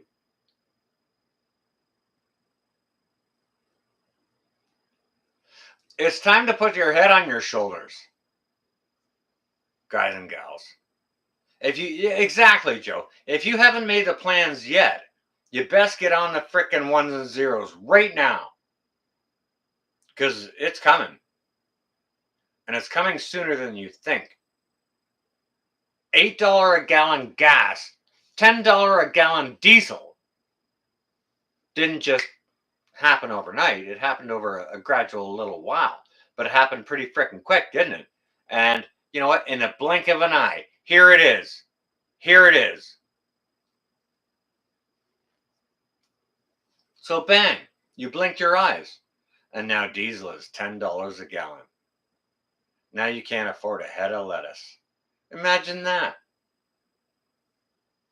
Don't blink, guys and gals. It'll sneak up and bite you in the ass.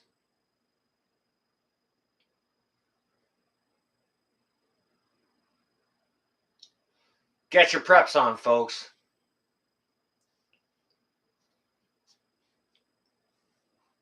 Be prepared to do what you need to do, whatever it is. And be prepared mentally to do it, because it's going to take mental fortitude to do what you need to do. Bear that in mind. Don't forget that. Prepare your mind. Get mentally strong. It's like, oh, okay, screw it. I need to do this. This is what I'm going to do. Boom, period. Boom, do it. No question. No question. Do it. I'm doing it. No question. There's no question. I don't have to ask a freaking question. The question has already been asked. I'm answering it. You guys and gals need to answer the same question.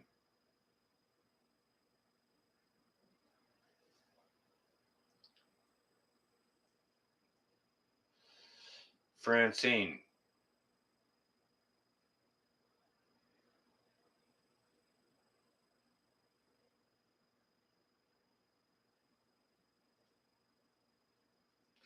Regina, the answer to that is yes, but that's not how you want to use it.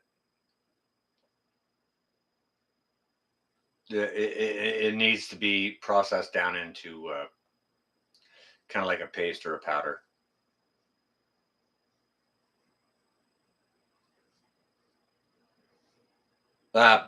Definitely into a paste, dehydrate it, and then reduce it.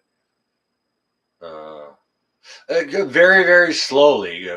Cook it very slowly just to take the water off of it. You know what I mean? Don't cook it at high heat. Not high heat. Not high heat. Not high heat.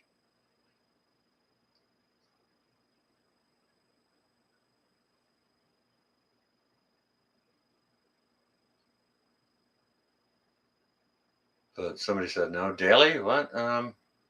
Well, there you are, Daily. Hello. You're stopping and saying hi now.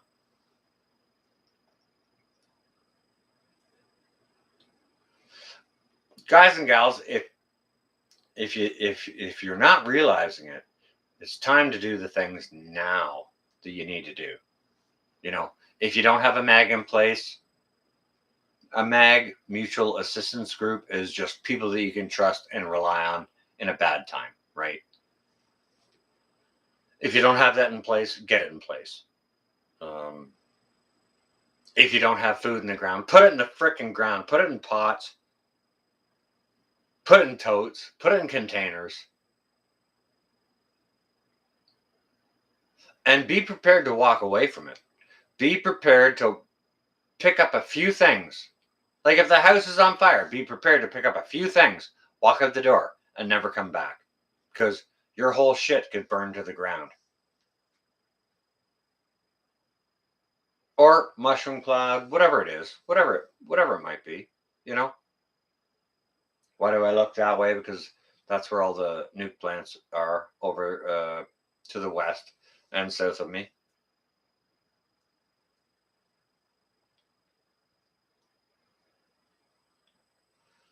Put your points in order, guys and gals. If they're not there already, you're behind the curve. You're behind the curve. Do the things. And know your people. Know your people. That's your MAG. And do the things. Everyone in the MAG does their things. You do something different than Joe does. I do something different than Foxit does. You know, Drops does something different than Barry does. Cool. All right. Everyone's got something to lend to it, to share to it, whatever. Do the things. Know your people. But be prepared mentally to do what you need to do. At the end of the day, you know, volcano comes, lava comes rolling down the hill on your house, and you got to walk away from everything. Throw the pack on your bag and walk away. Make sure you have shit in order, that you got things arranged. It's like, oh, I can go to this member's place, or that member's place, or that member's place, right? Your bug out locations. Have your personal security plan in order. Highly important.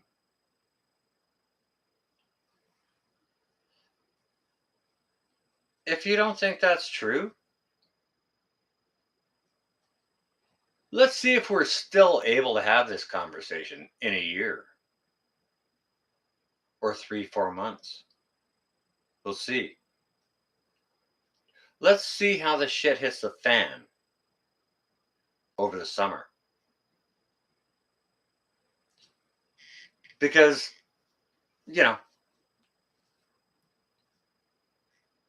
in my opinion, sharing with you guys and gals, what's taken place over the last 2 years hasn't been doing this. It hasn't been improving at all. And it's been doing this. It's been doing this, right? Do you agree? Hit a 1 if you agree. It's been doing this. Massive decline. And if you think we're gonna have a skyrocket of amazingness at the summer, if you think we're gonna have a skyrocket of amazingness, hit a 9 or a 9.9 or something, Do you think it's really gonna get better? Do you think politicians are going to want less money? Do you think they're going to want to steal less from us? Do you think they're going to want to lie less to us? Do you think they're going to want to control us less? Hey, Chris. Sorry, you got me in the middle of a rant. How you doing? Good to see you. Middle of a freaking rant. Sorry about that. Are they going to send you back any money from your taxes, or are they going to have their hands open wider so you can dump more of your change into their pocket? What is it? What is it now? Do you believe them? I don't believe them. Why should I? All they've done is lied to us and stolen from us and created problems. It's very basic. That's the history of politics. And you guys and gals are smart enough to know that the history dictates the future. And what I have in my future is a toilet break. You guys and gals want to keep chatting? We can keep chatting. I got something to look after. I'm going to depart from the room for a minute. That'll give you guys and gals an opportunity to start bidding on my stuff. All right, I'll bring up the arrows so you can see them. You can lay a proper bid on those if you want to. Yeah, if you need to fix your tea or get some more coffee or put some more ice in your beverage or whatever. Oh, there's a life straw you can bid on. Oh, there's some Gorilla Tape. Wonderful Gorilla Tape. Yeah. You guys can bid on all that stuff. I'll BRB.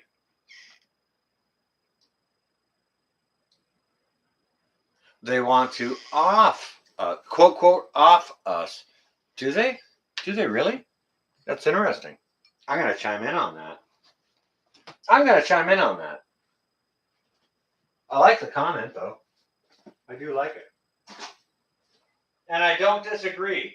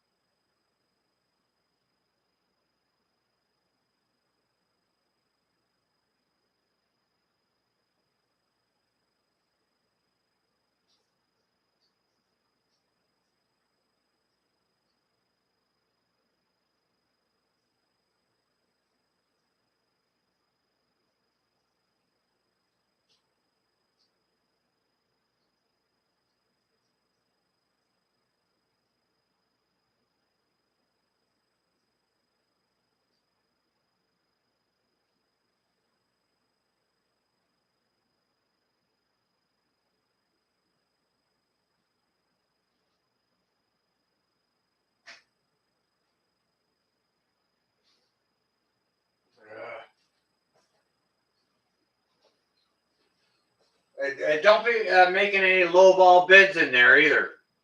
You guys and gals, behave yourselves.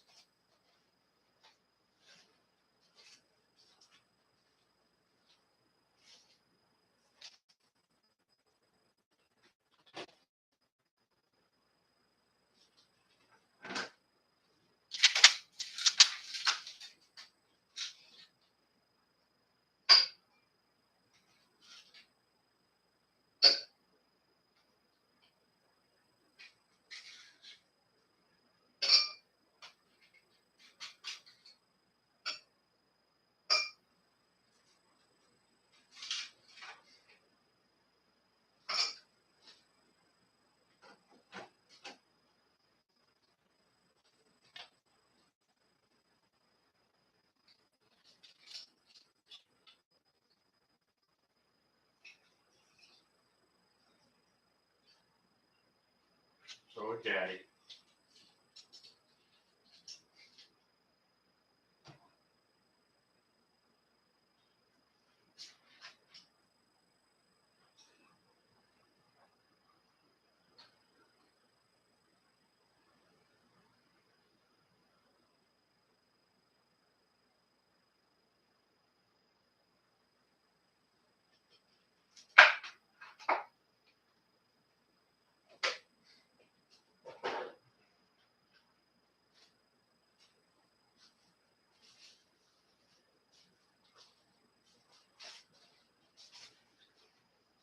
I'm sorry about that, guys and gals. My tasty libation had run amok.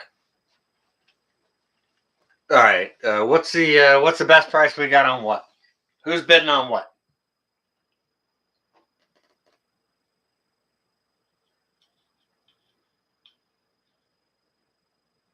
$50 for the light, Passamaquoddy.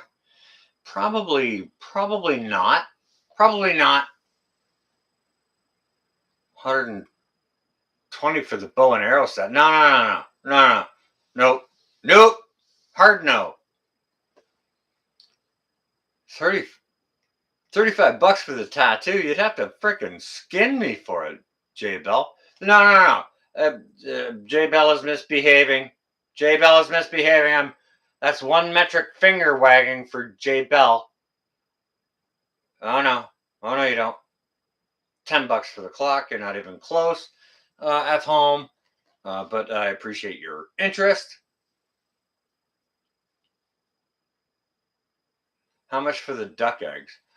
You know what? They're free if you come here and eat them with me once I make quiche.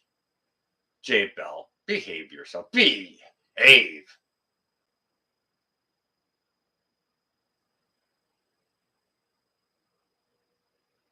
There's the lampshade camel skin. If so, 2,500.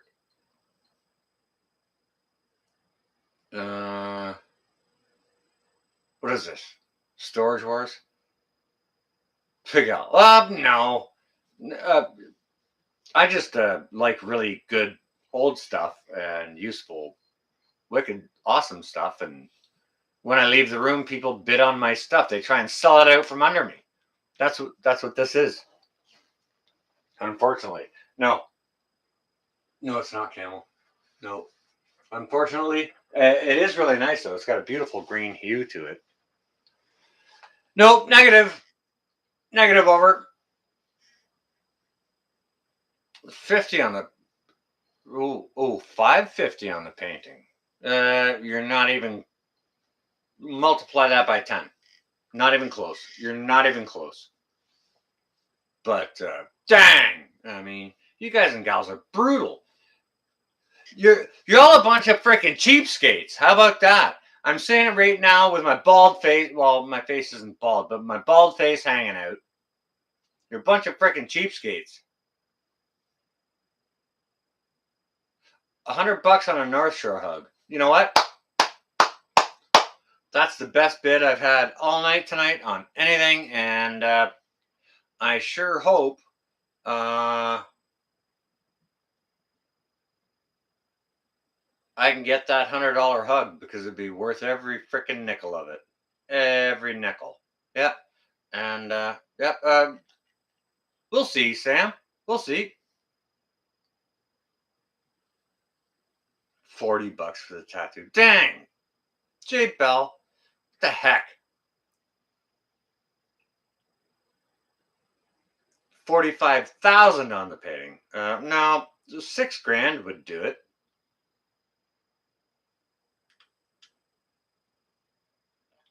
All right, John. All right. You want more items to bid on. Newer items. All right. I have to rotate out some items. I get it.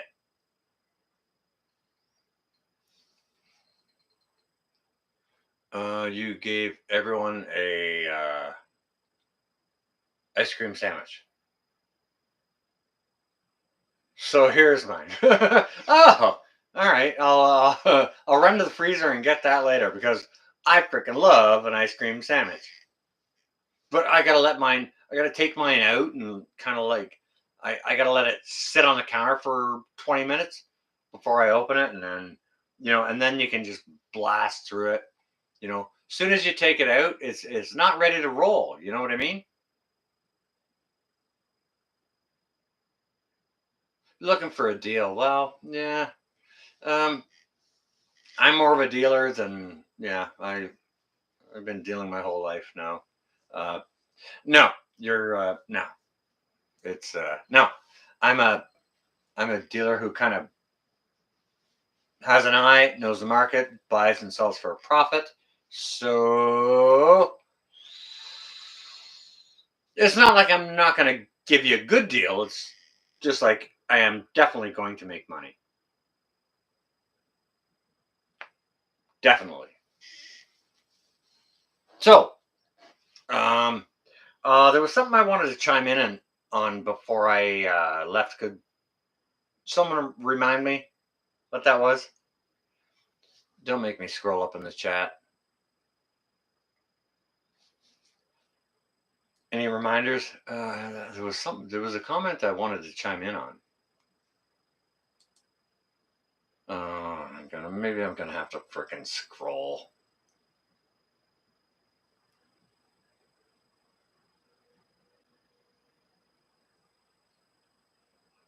$250 for the camo hat. Oh no, you don't. That's my dome sunburn deflector. $1 for a hug from really? $1 for a hug from Stuart? I'd give Stuart way more than $1 for a hug. Sam, you're cheap. You're cheap. 50 cents for the hat. Dang. Wow. Look at you. Uh, you guys are cheap or frugal. Frugal. I like to buy things on the cheap too. You guys and gals know me. Did you go back to the flea market and get that extension cord? Mike, yeah, I sure did. I went back to that flea market. And I was looking for. I was in the middle of the flea market, and I thought that gentleman's table was like one row behind the middle, and I was looking and looking at it. I didn't see it. I kind of thought I saw it, and it's like, no, it doesn't look like his booth. And so I took a walk around a couple of rows after uh, outside the middle. I took a walk around, and I walked up, and I saw his booth. There he was, and I walked up to him, and I said, hey, hi, how are you? He said, hey, I know you. I said, yeah, I was here yesterday, and we talked about the extension cord. This auction is rigged. No kidding, drops. That's hilarious. And thank you for that donation. You didn't you didn't have to do that. You could have just put that in caps, and I would have seen it. But yeah, I went back on Sunday. I told the man on Saturday, all right, if you want to put a cord end on that extension cord, I would. Karen, it's good to see you as well. I said, I want to buy it, but there's no end on it. There's no thing to plug it in. He said, oh, I'll put an end on it. I said, okay, I'll be back tomorrow. I went back on Sunday. I went and I saw the guy. He says, oh, I recognize you. And he didn't remember where from or how or whatever. And he has sort of broken Italian English speech. Older gentleman, 70s, great guy. Really, really nice guy. Nice, very, very nice man.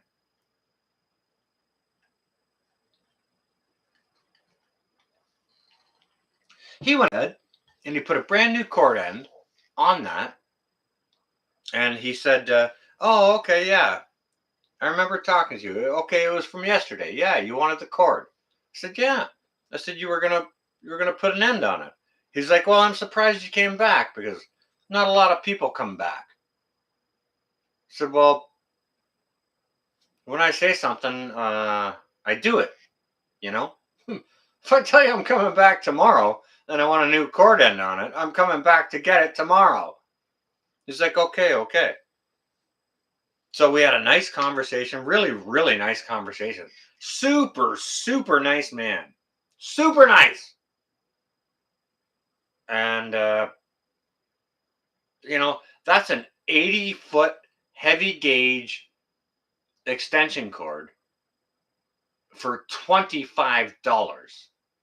For $25. Social distance. Distance my ass. In your head. In your head. What's in your head, zombie? I'll probably get a strike for that. All right, screw mentioning lyrics.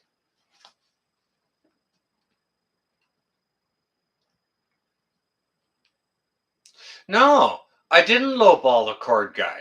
He gave me the price, John. I asked him, what's the price? He said 25 bucks. I'm not stupid. I'm not going to say, oh, I'll give you 30. I'll give you 40. Right?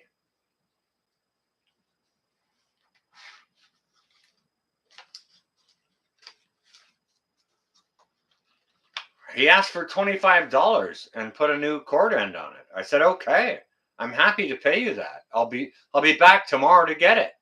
Right? John Graves, listen, I'm not made of money. I don't have a big, fat, tall wallet. I do understand that cord in brand new condition is worth 125, 150 bucks or more. But it's got some nicks in it. I got to put some tape around it. It's not in pristine condition. He offered it to me for $25 with a new end on it. I was happy to pay him his money. I didn't have him at all. And you know what? I stood there for a good long while and I talked to the gentleman. And I regard him as a gentleman. I look rich. No, I'm not rich. No. I live below the poverty line. I don't have an income. How about that? I do not have an income. I look rich. This fancy couch back here, I paid 70 bucks for it. $70. No, I'm not rich. I don't have a job. I need a job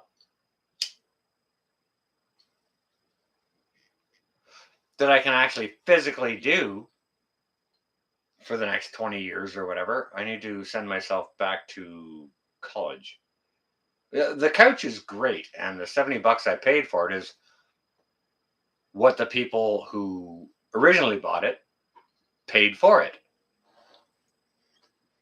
It was next door, and they couldn't fit it down the stairs into the basement, and so it was sitting in the backyard. And I said, "Hey, you gonna leave that couch in the backyard? You know that's all dye on there, and not you know that's natural dye, and it's gonna bleed out if it gets rained on." And then they said, "Well, yeah." They said, "Well, we can't fit it down the stairs." I said, "Well, what are you doing with it?" She's like, "Well, we can't fit it down the stairs." I said, "Well, I kind of need a new couch.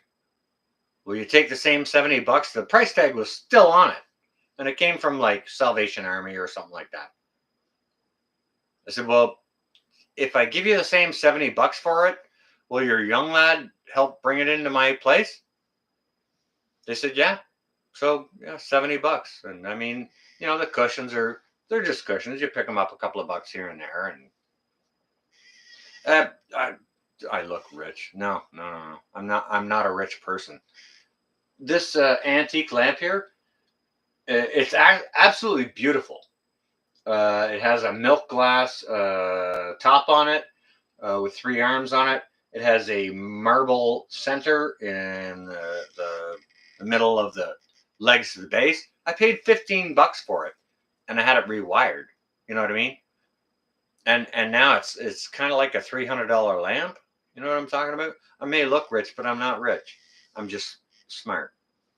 Prep your mind. Prep your mind. If you really want to be prepared, prepare your mind. That's your first prep. Your first prep is your health. Your second prep is God. Your third prep is your mind. Start at the beginning, guys and gals. Keep it simple. Don't complicate things.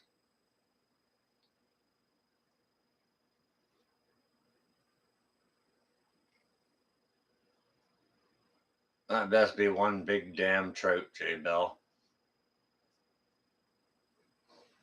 I love trout. I would smoke that. I would smoke it and maple glaze it. I would slow smoke it and drive all the moisture out of it and maple glaze it so it becomes like meat candy, like meat candy jerky. Just be smart. Be smart about how you prep, and you know. I may look rich, and I'll tell you what. I'm not wealthy. I don't have any money. None. Zero. I don't have an income at all. I don't work. I need to. I need to figure out something I can actually physically do. I need to create and produce an income. I'll figure it out. I'll get that done, and my mind will help me with that, and so will God. Right?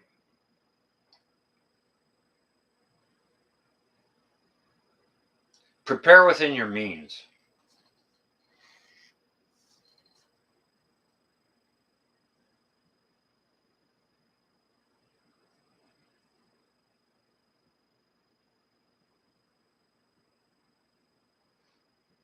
Oh, there's a bot in here. My mods are going to have fun with that. Sexy Chat XYZ has been kicked out by the awesome, awesome, awesome New Days. New Days, nice sniping. Awesome. I love snipers. Hey, if you've never hugged your combat veteran, your combat medic, give your combat medic a hug. Love your combat medic.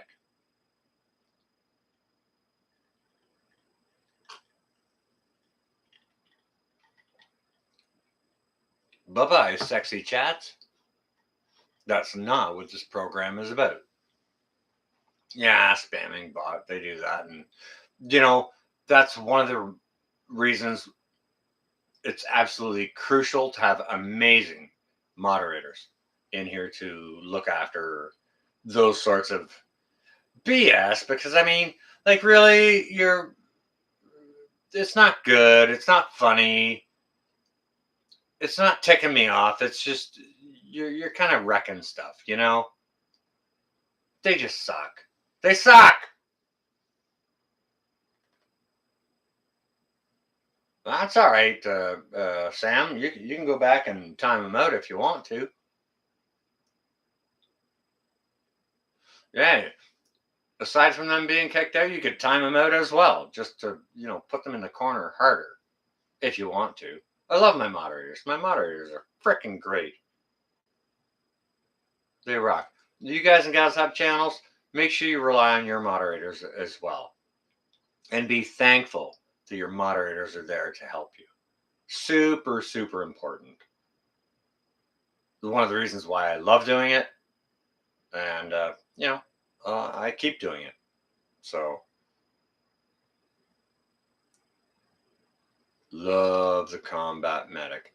Absolutely.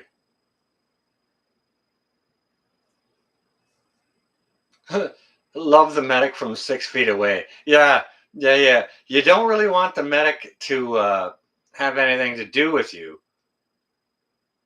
because, well, then you really got to love them. But if that's the case, love them harder.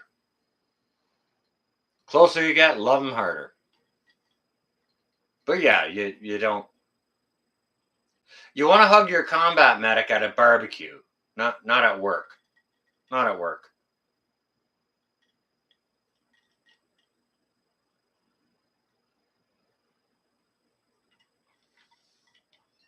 If you're aiming at the thing, you want to be aiming at the thing. And if your combat medic is sitting there being a combat medic, he wants to be there doing that. And if your pilot is being a pilot, you want him doing that. And nobody really wants to do anything aside from that. If I'm there aiming at looking for the things to aim at, that's okay. If the medic is sitting there waiting for medical things to do, that's okay. If the pilot is flying around waiting on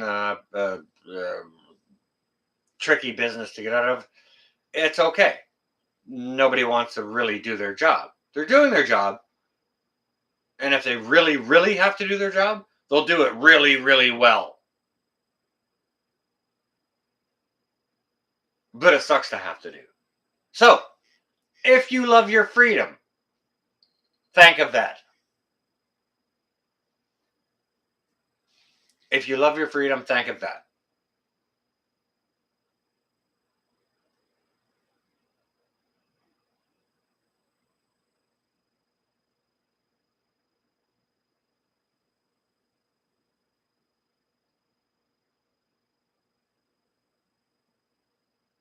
Holding the fort, that rocks. That rocks.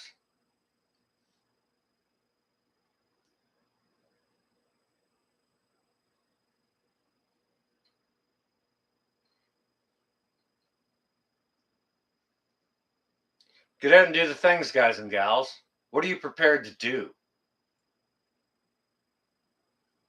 Don't forget to thank a vet this week. Any chance you get, even if you stop short to let a vet walk past. If you see an Air Force badge on his shirt, on his jacket, roll down your window. Shout out, thank you, sir, for your service.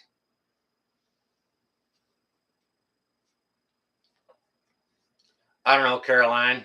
I don't buy them by the pack. That would be just silly. But if you wanted to buy a 20 pack of,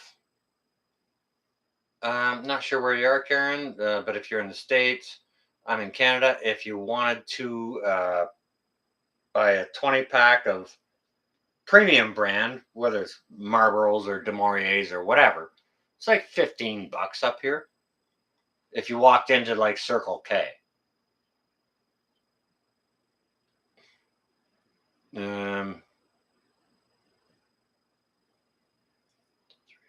Three operations in December. Saved your leg. Boom.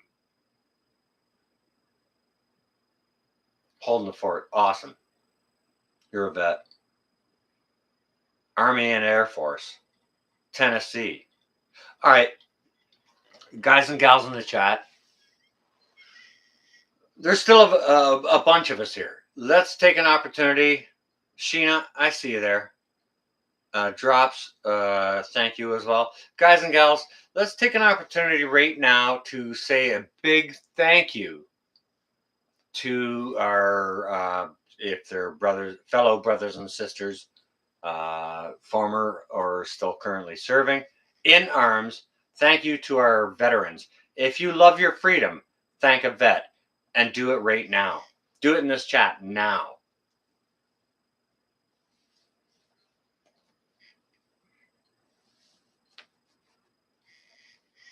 I'm a vet and I love thanking a vet.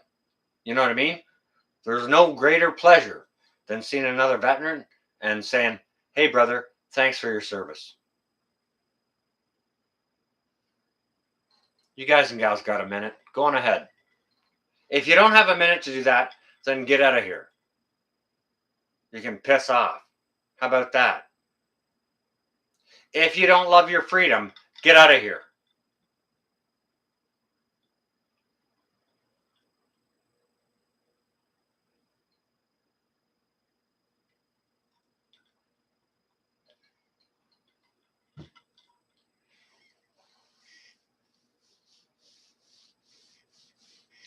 I stood a doctor who made a mistake.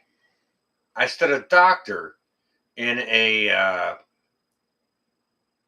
the lobby of a hospital. She made a very grave mistake and had me go somewhere one morning where it was minus 27 degrees out. And I was in a very, very serious condition. She made an appointment for me at a place where I shouldn't have even been. They didn't even do that procedure there. And I stood her in the lobby and I went up one side of her and down the other. And I told her, I don't give a crap if they're a doctor or a lawyer or whoever, if they've screwed up, I'm going to stamp them too. And they'll know it. So, I stood this young lady too. I asked her, I said, like, I was extraordinarily frustrated. I asked her, said, all right, you've got a few teams in your life that really mean stuff. One of them is your medical team. One of them is your military team. How much do you want your medical team to screw up? How many mistakes do you want your medical team to make for you when it matters to you? What about your military team?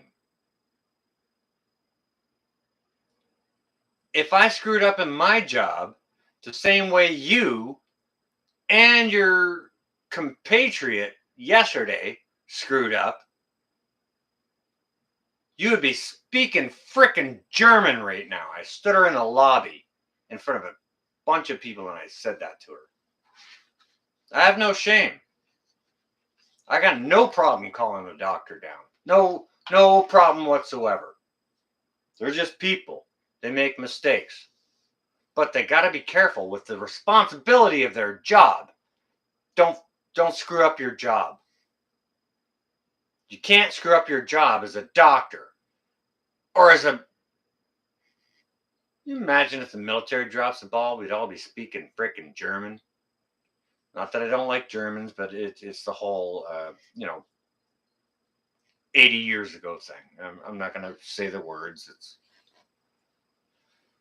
I have no problem standing a doctor too.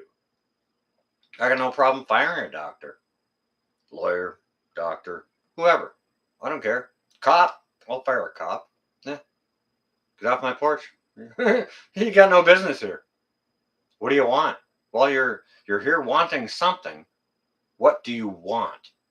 Well, I have nothing for you. Go away. You're relieved.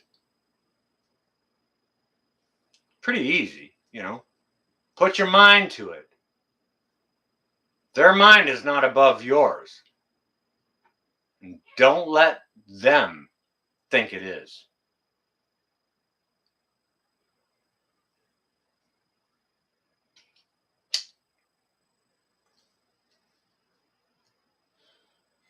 There's only really a few things that really piss me off in life.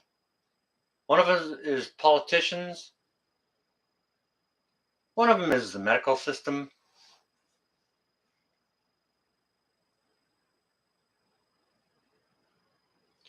Did I mention politicians? Yeah.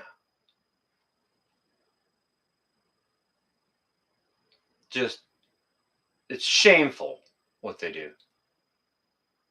Leo, I see you there. Leo wife, welcome. It's all right. Coming in late. That's okay. Quite all right.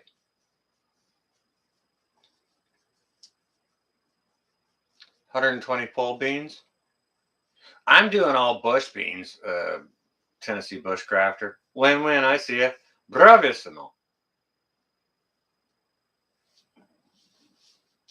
No, I did pole beans last year, and I don't like them. Changing to bush beans, and you guys and gals know me. I'm in the city, and I do bucket and container and stuff like that, and I'm going to change my crap up. Oh, yeah, you'll see it.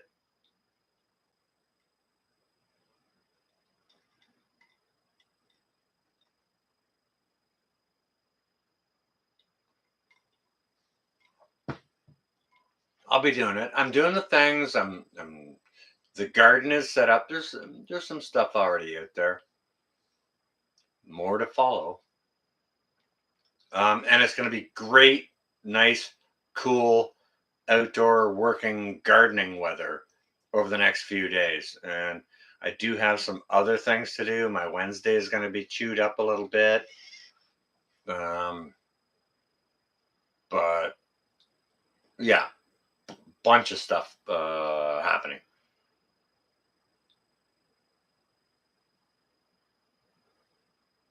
Holding the fort. All right. Stay well and safe. Good to see you. As always.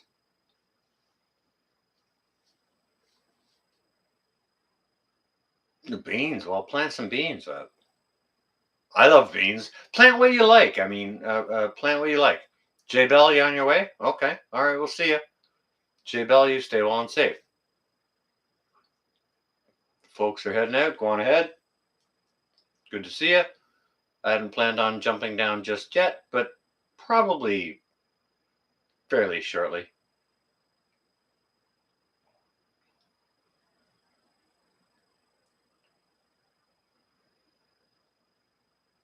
Oh, it's hot there where you are, Regina? Gotcha. Hard copy. Yeah, yeah,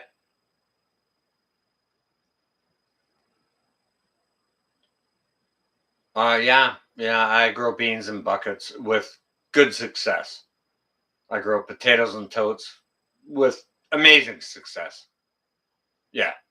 The For growing in buckets or containers or totes, check out Foxit Outdoors. Cliff, drop your link again, and he's in. I keep wanting to say New Mexico.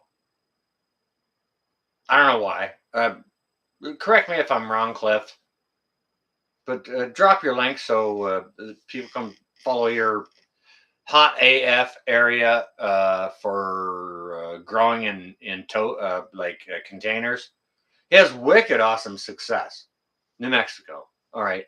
Thank you. Yeah, drop your link, Cliff, so that folks who do want to do container gardening in those hotter areas can go follow you because, like, I'm in a cold AF area and I follow your channel. So, I mean,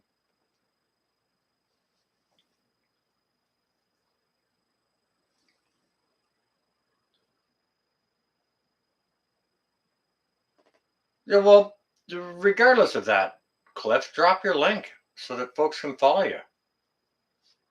Yeah, Regina, 100%.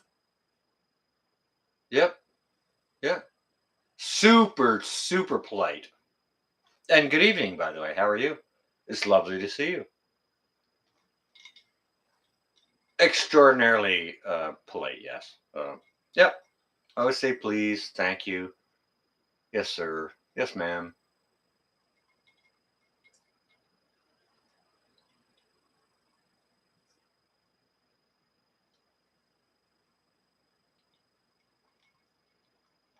I was brought up that way. What was your teacher's name? It wasn't Bill or Buddy or Hey Pal. It was Mr. Morgan or you know, Mrs. Smith or whatever it was, right? It was Mr. or Mrs. No, Mr. Morgan. Yes, Mrs. Smith. Whatever. You know. What was your neighbor's name? Well, that's Mr. and Mrs. Clark or whatever, right? Well, go next door and ask Mr. Clark if he's got any extra cucumbers out of his garden, right? Knock, knock, knock on the door. Mr. Clark, do you have any extra cucumbers? Is Mr. this? Is Mr. that? May I please? Thank you. You know, manners. Manners are a lost art.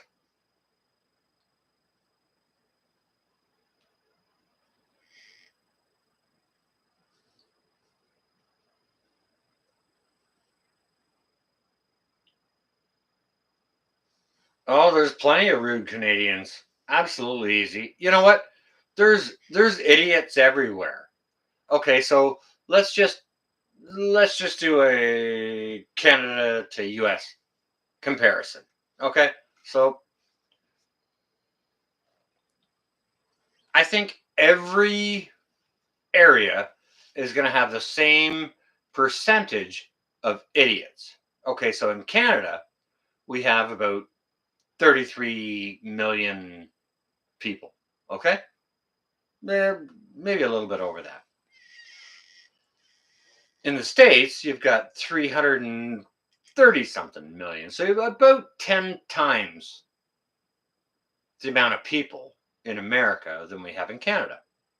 So that's just a fact. That's just the numbers of the population. Now, I think probably in an average population of the entire population, you're probably going to get about 5% that are complete assholes. So, I mean, in Canada, that means we're going to have about 1.75 million assholes. Wait a second. Let me recrunch the numbers on that. Um, what's 5% of 3.3 million? It's 1.75 million.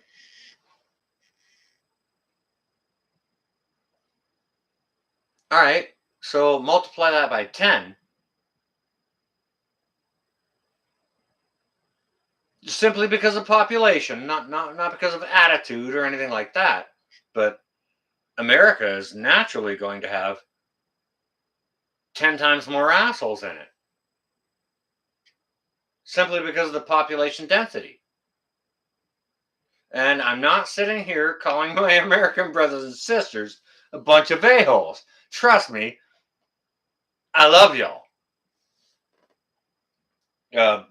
But yeah, no, there are a-holes freaking everywhere. But if you got a 10 times the population amount, you're going to have 10 times the number of a-holes. You get me?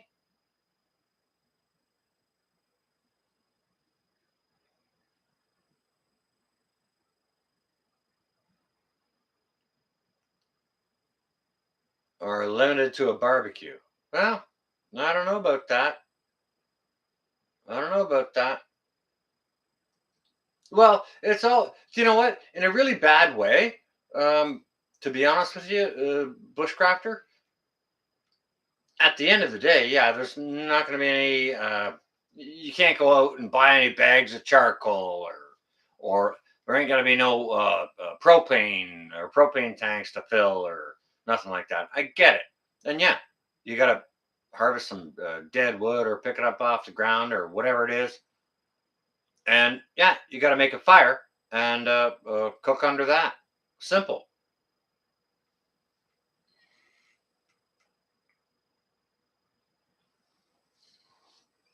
Yeah, and you know what, Sheena, I don't care whether you're American or Canadian or Australian or Russian or European or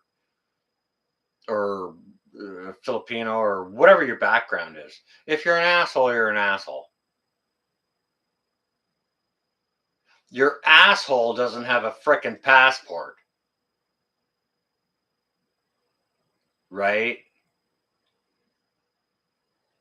I'm a Canadian, and uh, I could have a piece of paper that says, "Okay, this is my passport," right? And it's just some stamps and words on some paper that's folded together with a staple.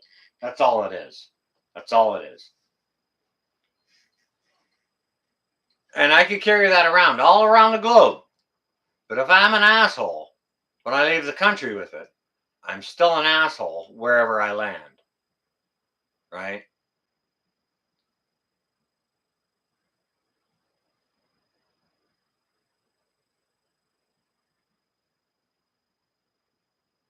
Tennessee bushcrafter.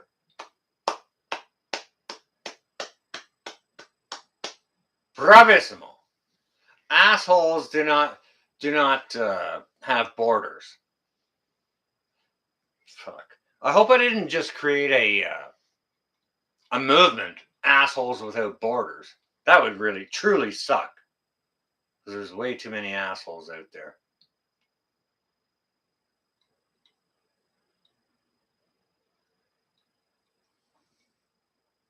Hey, All right, let's dive into. Let's take a deep nosedive into some shit right now. Okay, you ever heard this song? I'm an asshole, yo. Anyone? Just hit a one if you have. Go ahead. I'm. It's gonna lead up to something more. I have a yes from the Nut House. The Nut House is chiming in with a one. Hard one with the Nut House. I'm an asshole, yo. A real fucking asshole, yo.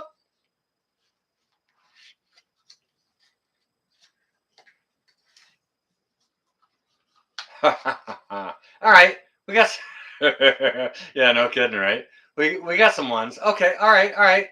Um, do any of you guys like rock or heavy metal music? There's a band called Volbeat. Uh, I got one of their T-shirts. I got it at a concert I went to. I saw them with Megadeth. It was freaking great. It was great. See that thumb? It was good. I liked it. I liked it. It was good. I liked it.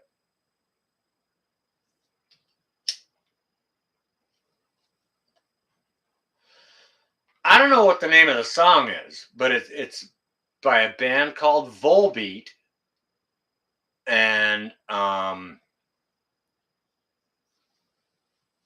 of the lyrics go, "Counting all the assholes in the room, I can see I'm not alone. I'm definitely not alone." So that tells me I'm not the only asshole in the room. Anybody know that Volbeat tune?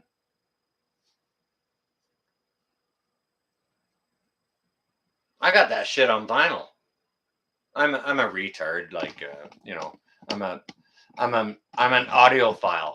Yeah, I'm a vintage audiophile. I love vinyl, and the sound that it produces is it's amazing.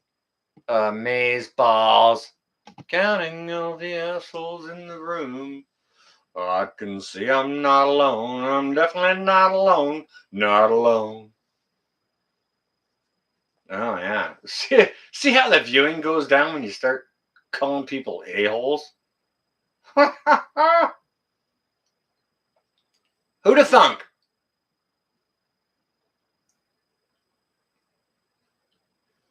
Yeah. There's more than one song out there about assholes. Assholes transgress the world. And that's what we're trying to counter with our prepping. Because there's a bunch of freaking assholes that are trying to control us. Right? Not alone by any means, Stu. Stu! Not alone by any means. Not alone, I'm not alone. And you know what? There's comfort with company. But I transgress. I digress. I believe there are not a bunch of assholes in the room. Miss Gina? Well, thank you ever so much for saying that.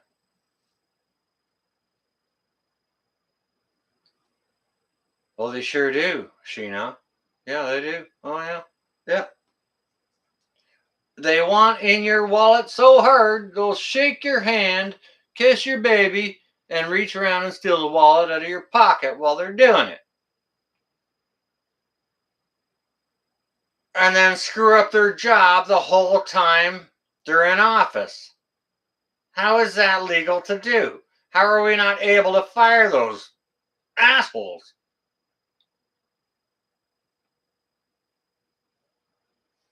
Counting all the assholes in the room. That's a wicked tune. I love it. Love it.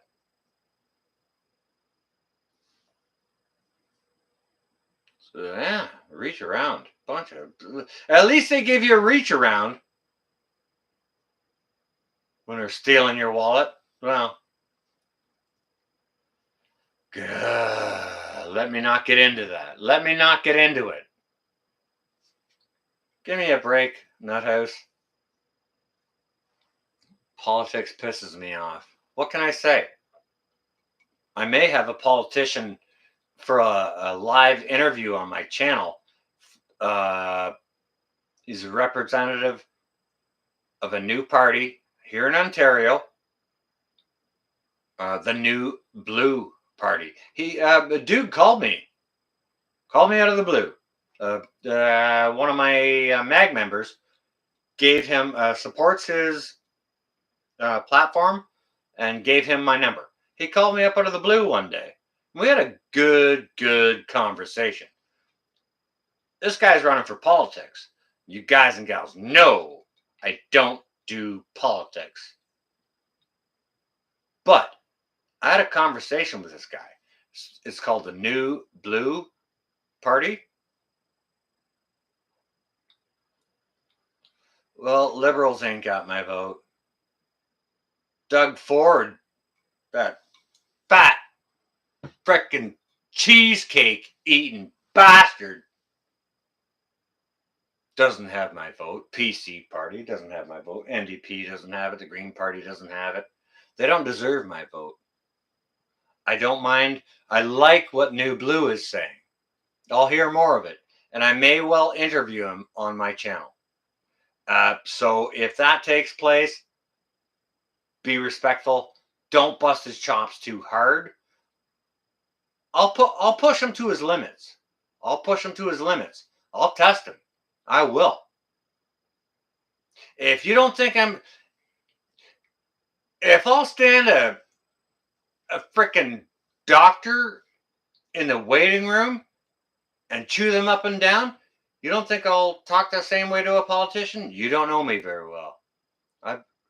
I'll hold them too, and I'll ask them, can I hold you personally responsible if you do this? If you say you're going to do this and you do the opposite, can I hold you personally responsible? I'll ask that question. I'm that guy. Why? That's why. Because I hate being lied to. I hate it. We're done with it. We've had enough. Roots! Vitra.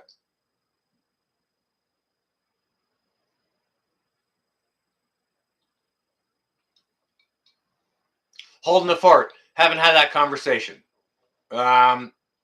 Very conservative. So I would think so, but I'm not going to put words in his mouth. I will not attest to that. I apologize. We have not had that conversation.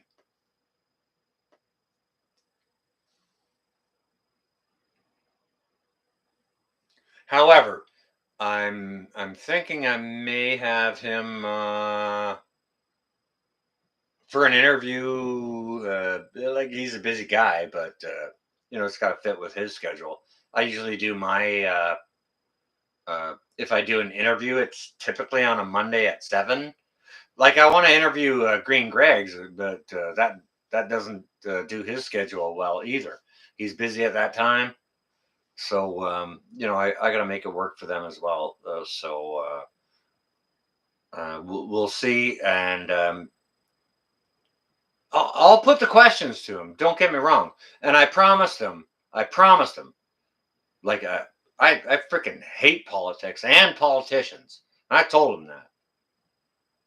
And I promised him while we were on the phone, I said, if you want to do an interview on my channel, he's game to do it. I promised him I would not make an a-hole of him on a live stream. I promised him that. So I will not do that. I will stand good to my word. You guys and gals know me. I'm good to my word. So yeah, Green Greg's is good. 100%. Yeah, he'd make a very interesting interview, as long as I can get him to slow down his talk, because sometimes when he's on a live stream, man, he likes to talk fast. He's so intelligent, that man. It's kind of like all of his words want to come out at once, and he it's not like he doesn't know how to slow it down and just let it come out a little bit more slowly and fluidly. I might just have to ask him to do that. But I love the man. If you guys and gals don't know Green Greg's, if one of my awesome moderators could drop a link to Green Greg's, freaking awesome channel, amazing, intelligent guy, Like he's so smart, he is actually a rocket scientist. No guff. Like no guff whatsoever. I'm not. I'm not. I don't mess about, guys and gals. I don't tell you nothing that's not true. Oh yeah, he is a rocket scientist.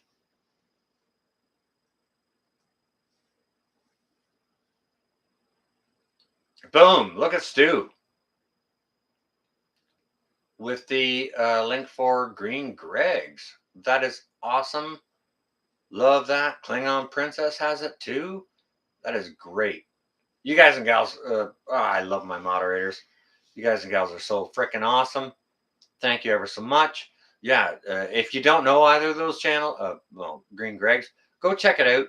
And a very, very intelligent man. He's always got his eye on what's going on with the solar stuff.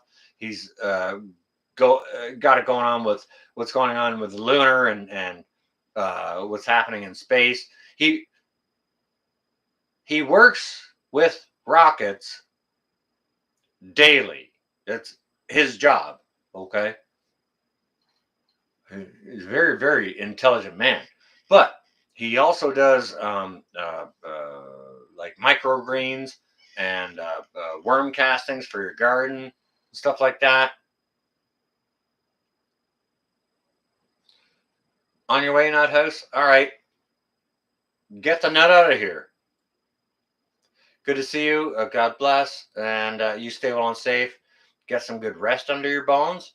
And we'll see you in the funny papers there, Nut House. It's good to see you. Yeah, go on and have a look. So there's lots of plans in the future for many more videos and video content, and there's so much to do and only so much time to film it and post it and address it. And I'm one guy, and it's not an easy job when you're trying to do all that stuff and work it all in. And when you do that, when you try to do what I'm trying to do, and I'm not really trying that hard. I'm trying, but I'm not trying that hard. And even when you're not trying that hard, it's still hard to fit in all the stuff to get all your own personal stuff done and like just even like cleaning and washing the fridge down and stuff like that. Just regular household maintenance. Some stuff gets left, and it's it's not easy to fit everything into your schedule at all times.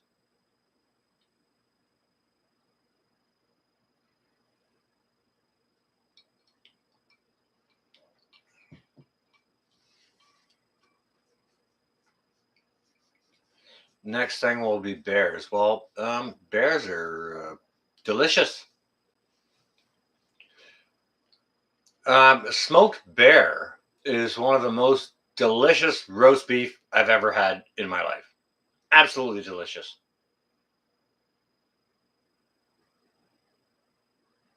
Just saying, don't get me wrong, I don't have anything against bears. But I'll tell you what, I was living on a homestead that, our house was, it was a log structure from, good God, it must have been, it was pre 1860. I'll tell you what, it was old, and so it was a 100-acre homestead, and there was a river that split our property up over across the river. There was a fence gate there that led into our border of the property. So we go on and we go walk up over there, and along the north side of the road partition there that separated our property from the property to the south. On our side of the property, there was a nice apple orchard row, and the bears would come in there, and they would climb the apple trees, and they would just crush all the branches down. Once it had produced apples, Daddy Bear would Go in there and crush down all the branches. Break all the branches off the apple tree and break them down so that all the the sows and the cubs could eat it. Right? You're trying to decide between combat boots, Doc Martens, and keep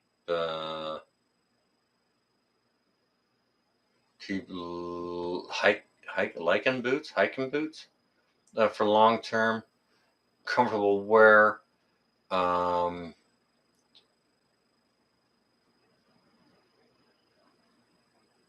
bit of southern thoughts.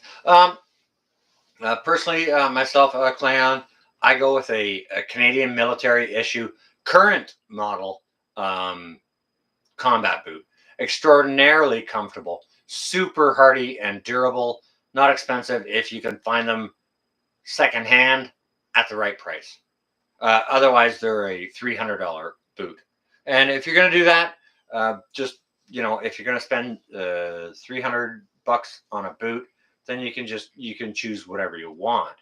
But if you're frugal like me and don't really have any money, you go buy them at 20 or $30 a set. So that's how I do it. And up here, if you go to buy boots at a surplus, a military surplus store, military surplus is really expensive in Canada. I don't know why. It is because if it's surplus, they should be giving this stuff away. But the place that's selling it wants big money for it. I find opportunities where I can get it more or less expensive, and I capitalize on that. So that's that's what I would recommend. Sorry. Yeah. I hope that helps.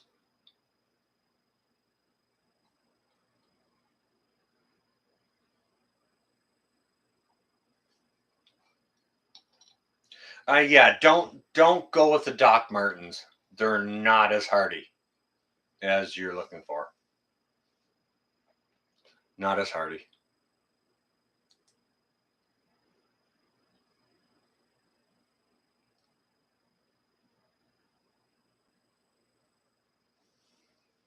Yeah, absolutely. You need to have at least two sets of dry socks in your bucket bag. 100%.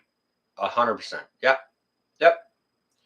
If you don't have two sets of dry socks in your bucket bag isn't finished. But you know, I'm just I'm just another asshole in the room.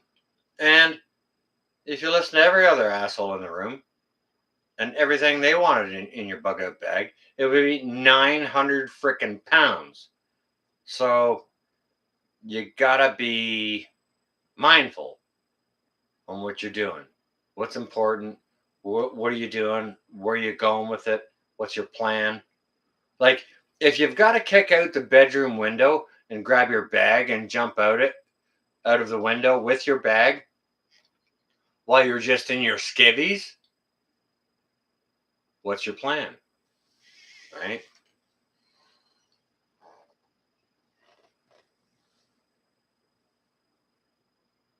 Barry's only half a hole. Uh, I can be an a hole with either my friends or people I negotiate with, like when I'm bartering. I can be a severe asshole when I'm bartering. Yeah, oh, yeah. I play hard. It's like no. I'm not paying you that for that. No, it's not happening. I'll give you this. I'll give you this much. That's it. Oh, all right. Well, you can keep it. No problem. I'll walk away.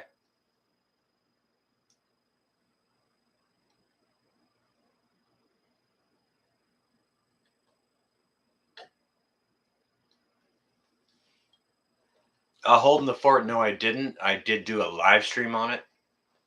how to prep or prepping while injured, something like that. You're gonna have to. It's weird when you go into somebody's page. It's tough to find their live streams. If you click on the videos, it doesn't bring up all the live streams. It's changed it to announce, but take your leave. All right, all right. Well, go on ahead, Cliff. I mean, go ahead and do what you do, brother. I appreciate you being here, and thanks for dropping all the awesome links and kicking all the ass that you kicked. Guys and gals, before you go, Cliff, drop your link for container and raised bed gardening in hot areas. Thanks for being in here, Cliff, and all you do. Not to mention, you're a good bro of mine anyways. Love you. So always good to see you. Stay well and safe. And we will see you in the funny papers. Yeah, drop your link before you go, Cliff. Always good to see you, bro.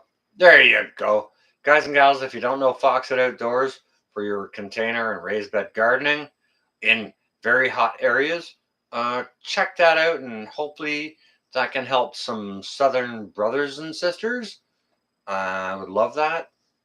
This is all about helping people and conveying knowledge to those who know about it. Like I don't know about container gardening in the arid desert, but Cliff does, right? So that's what it's about, sharing links to places where you can learn what you need to learn.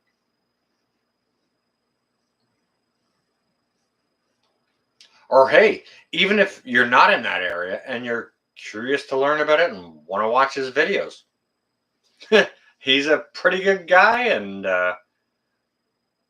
does a good job of what he's doing. So it's his videos are nice to watch.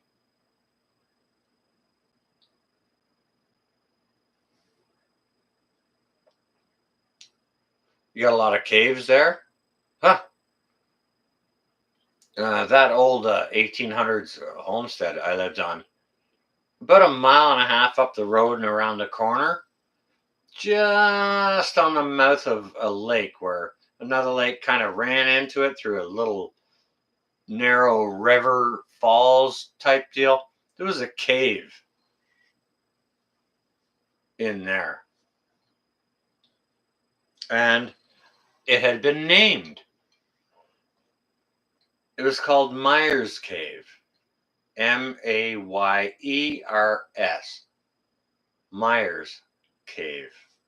And coincidentally enough, it was located just off of Myers Cave Road.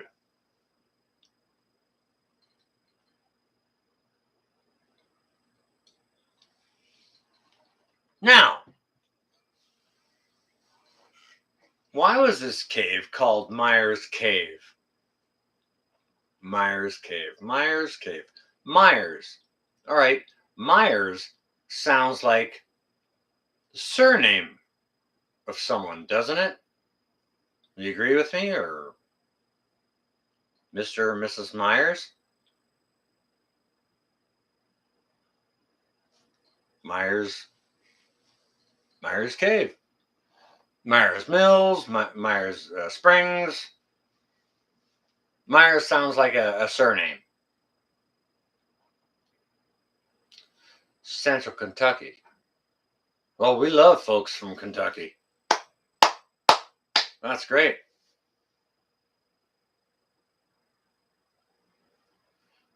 Myers Grocery Store. Oh, you spell it with a J, though? Okay. That's all right. Yeah, J is often pronounced like a Y. Yeah, 100%.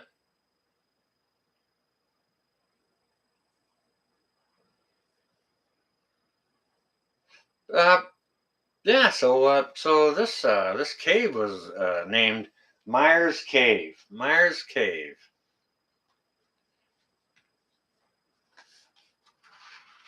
And the cave is named after Mr. Myers.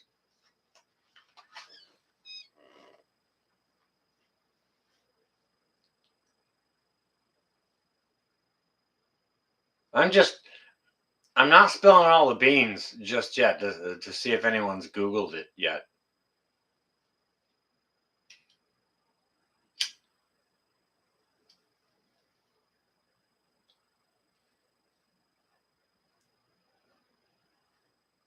Passamaquoddy. All right, you stay well and safe.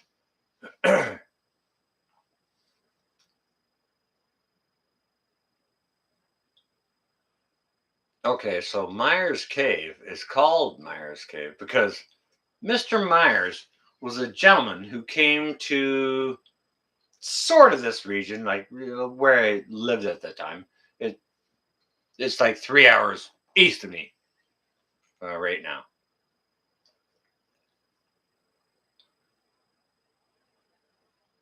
East northeast.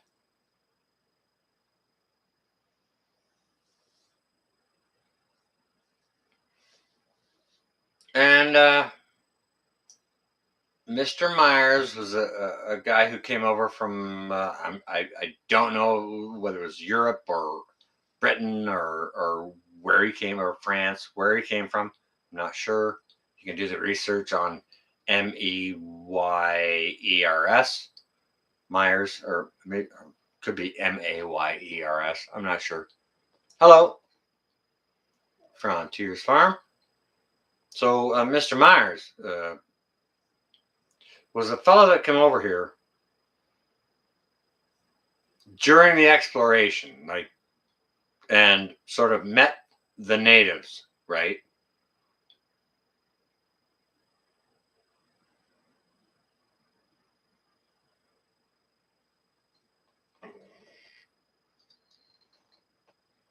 Not bad here, Frontier. Hope you're well. You and yours are well and safe. He's a fellow that came over here, from across the sea, and he came and he met the natives, and I guess he made promises to them and stuff like that, and made dealings and bartering and things like that with them, and he couldn't come good on his word. So the natives buried him in that cave, Myers Cave, Myers Cave Road. Yeah, yeah, for real. Roads are named after how history happened.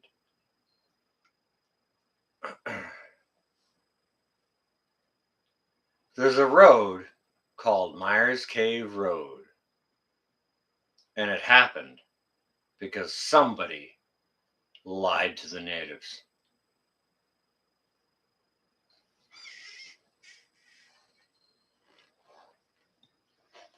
That's how important it is for your word to be good. A man has only his word. He has his faith in God and he has word. If his word is no good, he's no good. Hence, Myers Cave Road. Would you like to have a road named after you? What about you guys and gals? You want a road named after you? Chime in a one if you want that.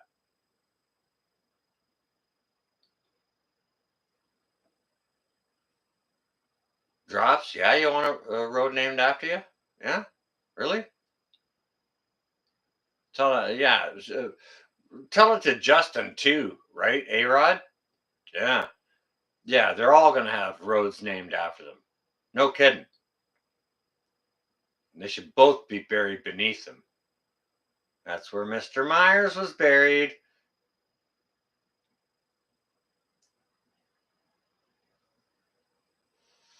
Yeah. Yeah, he went back on his word. He lied. Couldn't come good. Sparkle socks.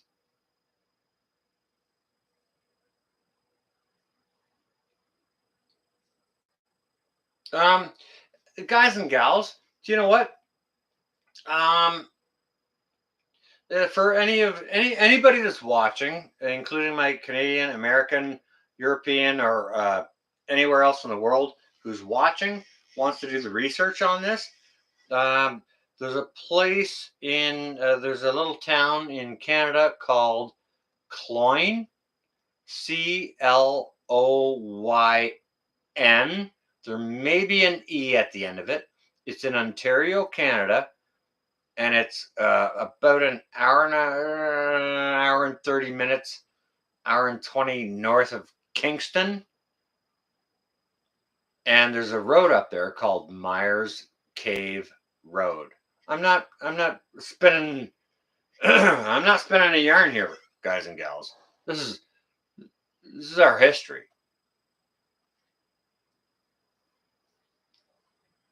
This is what we do with people who lie to us. We bury them in caves and then name roads after them. And you should too.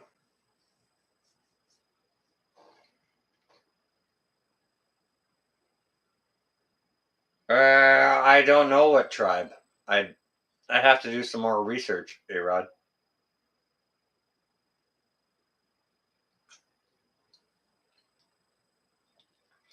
A-Rod, I just gave you the information. Go Google it. It'll tell you what tribe.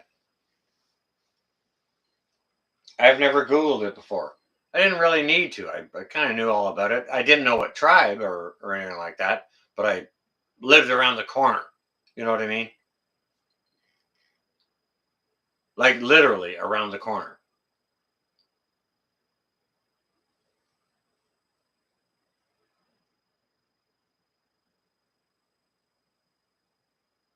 People getting ticks or becoming allergic to beef. I hadn't heard that, Sheena.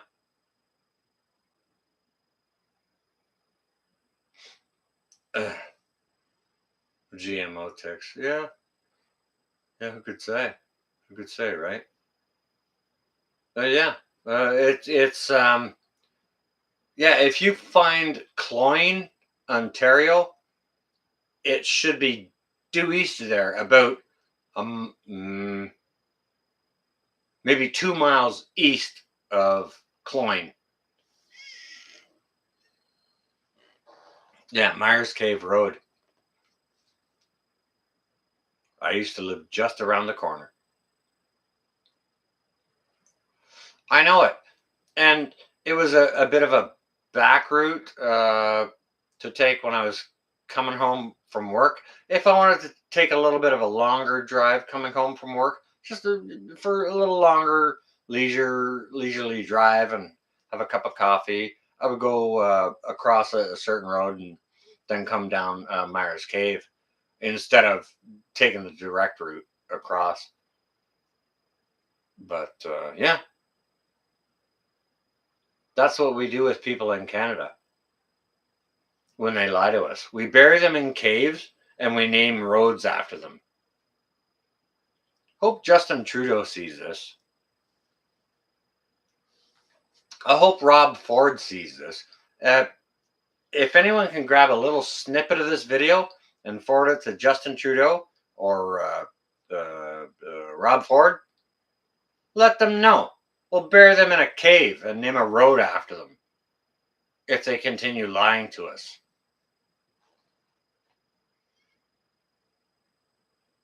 Far beyond it by me.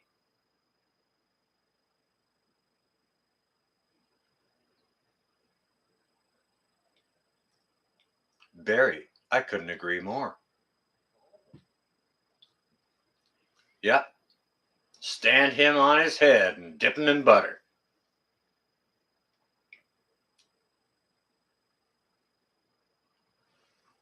That would taint the butter, though, wouldn't it?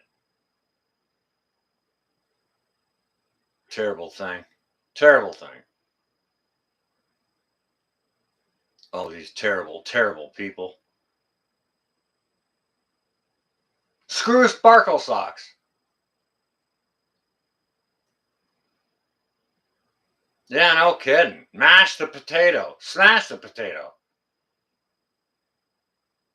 It's funny. I was I was having a conversation with, over the last couple of days, like not on the intertubes here or nothing, but I've been having conversations with people the last couple of days, and and like they're personal friends of mine, and I'm just sitting there talking to them in a relaxed way and stuff like that, and I'm asking them is it's like,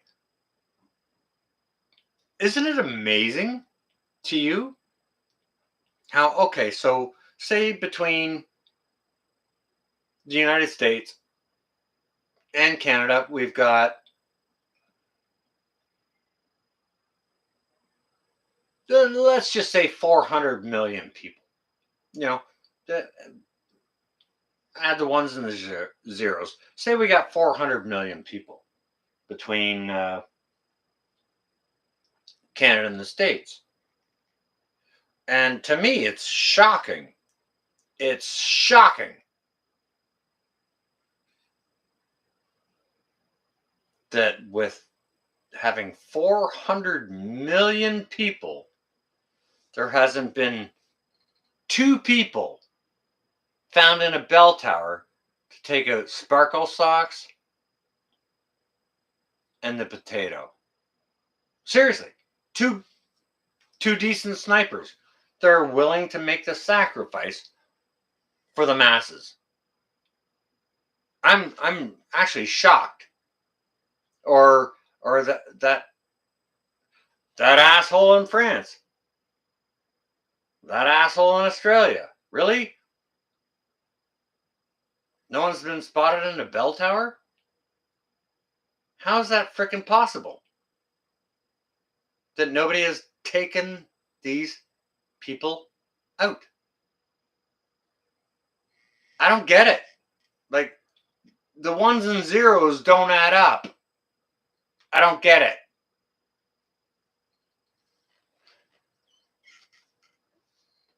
I don't get it. Not that I'm saying that that should be done. We should not do things like that.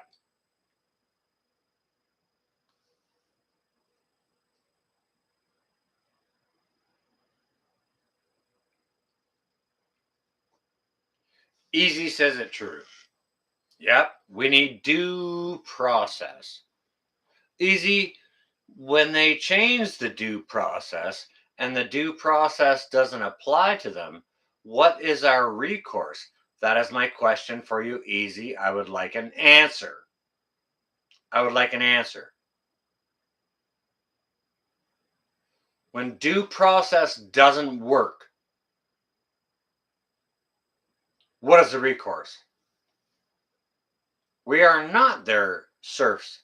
We are not their servants. We are not their slaves. We are not their wallet.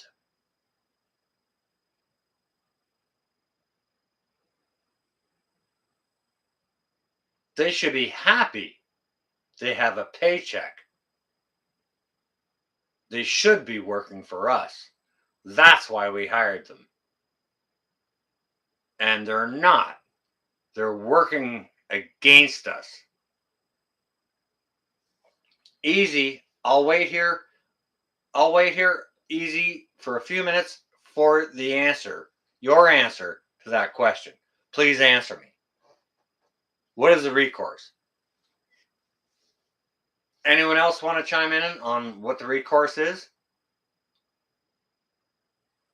I don't care if you're American, Canadian, European, Filipino, Australian, uh, African, what South America, whatever, wherever. Chime in. What is a recourse? What the first time I almost voted for a guy, I almost voted because his whole platform was, I will not raise taxes. I will not raise taxes. I will not raise taxes. He spoke for 2 months saying, I will not raise taxes. I will not raise taxes. I will not raise taxes.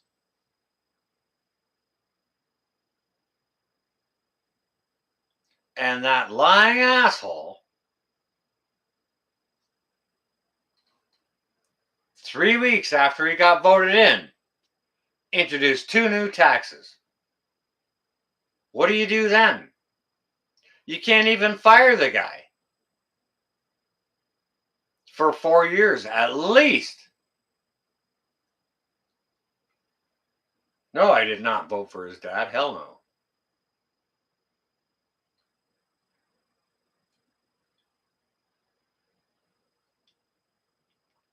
A-Rod, no, I am not a communist. What do you do with a guy when his whole platform is, I will not raise taxes, and then he gets in and 3 weeks later he's got 2 new taxes? You got to point your finger and say, hey, wait, that's bullshit. That's bullshit. And you can't even freaking fire the guy out of there. You said you weren't going to do that. What is this? What is it? This is why I don't do politics on my channel, because it raises my blood pressure and makes me think bad things.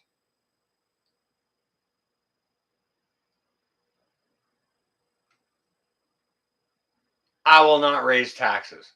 Here's 2 new taxes. Hang on a second. You just lied. And now we have to pay you for 4 years plus give you a pension for life? What? What? There needs to be some other recourse.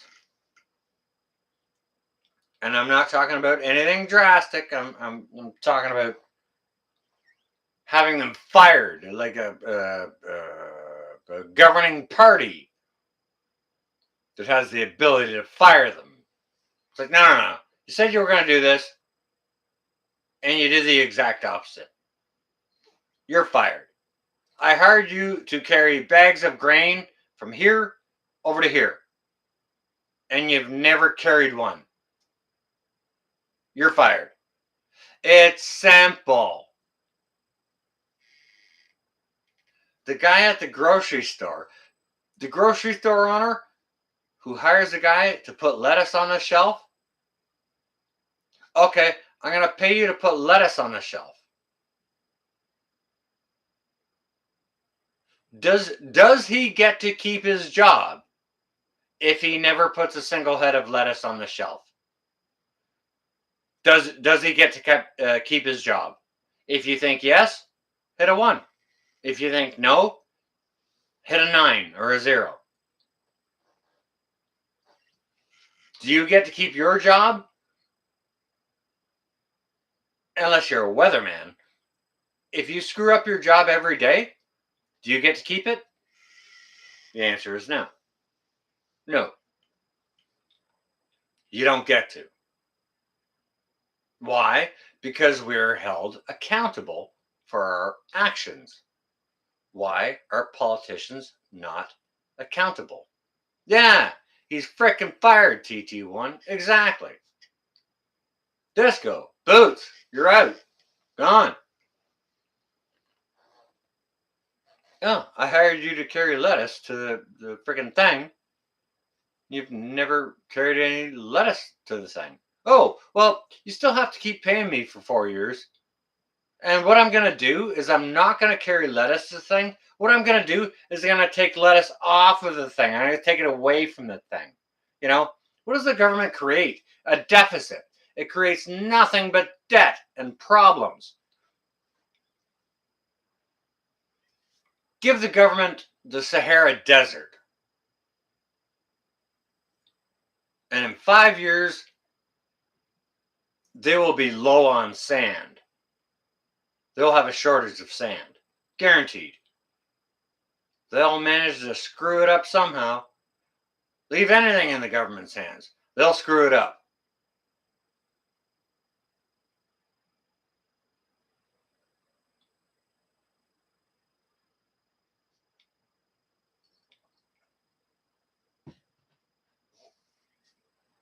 Well, Billy, maybe you should run for mayor. And just play some Rush tunes in behind you while you're talking. You'll do all right. You'll probably do great. Yeah. Yeah, you'll be fine. But it just frickin' irks me. This is why I don't do politics. I mean, good God. Wild lettuce. Yeah. Use some, get some, harvest it, process it, stew it down, dry it out. Yeah. You can put it into little capsules if you want to. Yeah. Yeah, there's all kinds of ways to do the wild lettuce. Yep. Yes, sir. Yes, ma'am.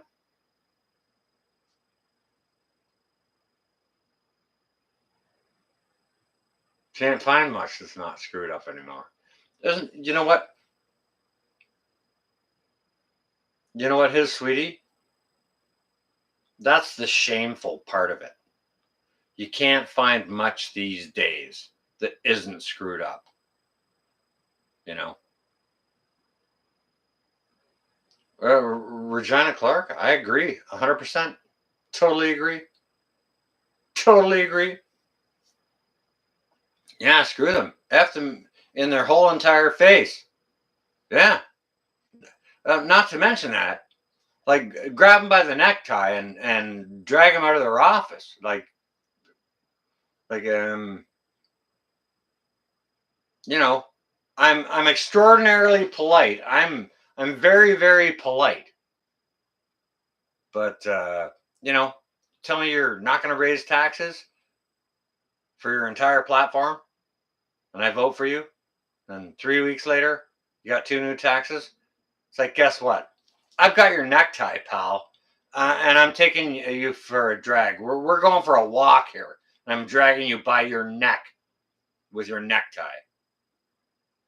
Not so polite then.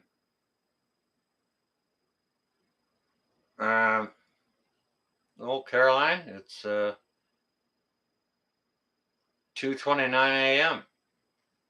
Here. Do you know what? Why don't you chime in with what the time is where you are, Caroline?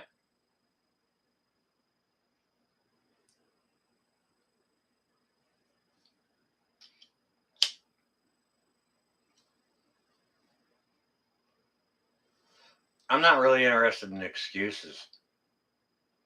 Yeah, right in their face. Uh, I said it more politely than I might in a private conversation, but yeah, screw them in their whole entire face. Really? You lied to me to get into office? Now I have to pay you for 4 years while you give yourself a raise every year and steal from us? Yeah, blood pressure goes up and up and up and up and up. And I get more pissed off and more pissed off and more pissed off. And the asshole count in me goes up and up and up. Yeah, you don't really want to see a former service member as a pissed off asshole, especially if they're pissed off at you. Right, Drops?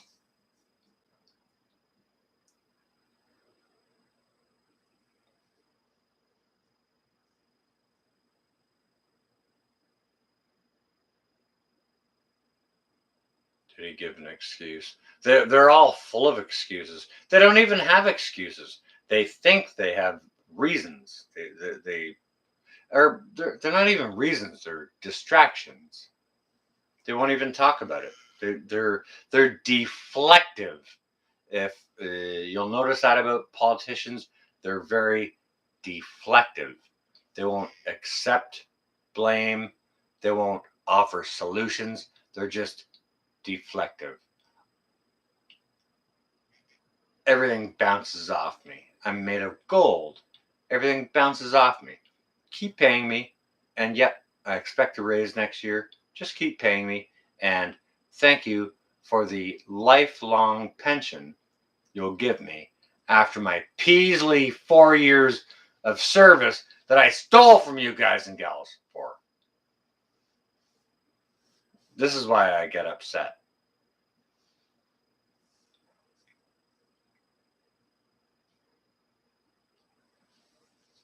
I think we need to walk into buildings and start turning tables over, especially the desks that people who think they're real people, those desks, the ones that they think they sit at, that they think they're protected from and protected by, and think they're above anything and everyone.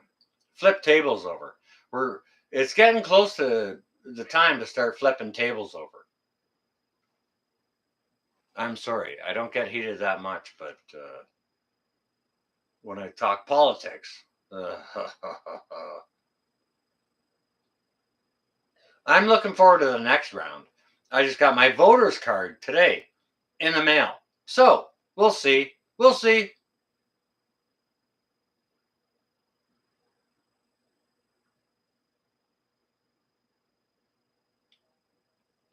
Oh yeah, Sheena, let's you and I go into a place and flip some tables over. We'll get away with it. Sorry, I had COVID. You know,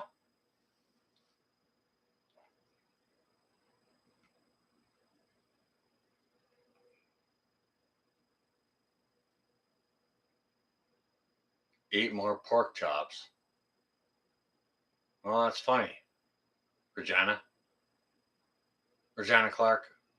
I've been I've been craving some fatty pork or some fatty beef. I guess maybe my system doesn't have enough fat in it. It's probably that. What can I say? I'm just some guy.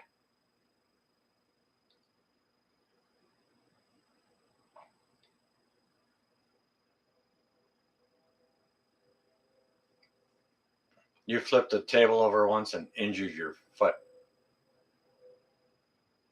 All right, I'm not going to say good play, Billy, because that's not a good play.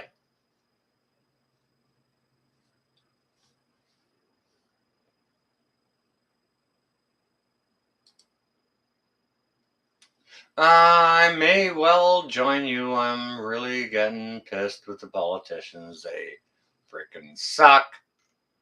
And yes, you guys and gals may, in the very near future, see a politician on my channel. That'll be a freaking rare occasion. Rare. And if it happens, it'll happen within the next week. Yeah, likely this time next week, next Monday. Bullfrog.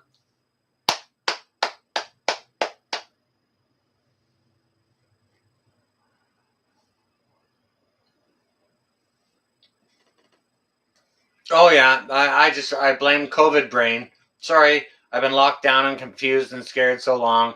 COVID made me do it. It's all you guys. You guys made me do it, and like sue them for it, right? If they think they're all scared because you flipped over a table or whatever, it's like no, COVID made me do it. You guys made me scared. Sue them. Hey, give me some money. Give me hundreds and hundreds of thousands of dollars. Yeah, like what a sham. What a sham we're living in. It's a freaking sham. They expected us to believe all this crap? They're nuts. But I'll tell you what, you best believe it now because you see the price of everything. You see the price of the groceries. You see the price of the gas. You see the price of the housing. You see all that? They're doing it to you from every freaking angle. Love to see you, Bullfrog. Always. Love to see you.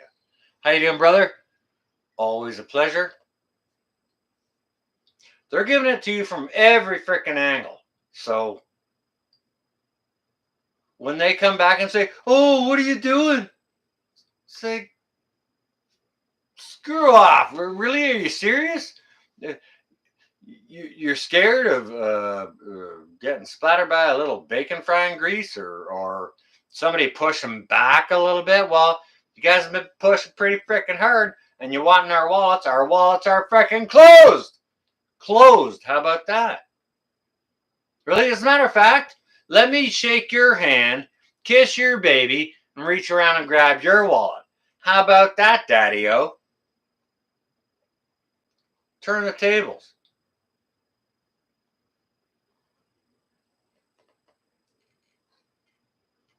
What do? Just run the presses and keep printing money because they want to steal so hard? Or like, What the hell is it? What is it?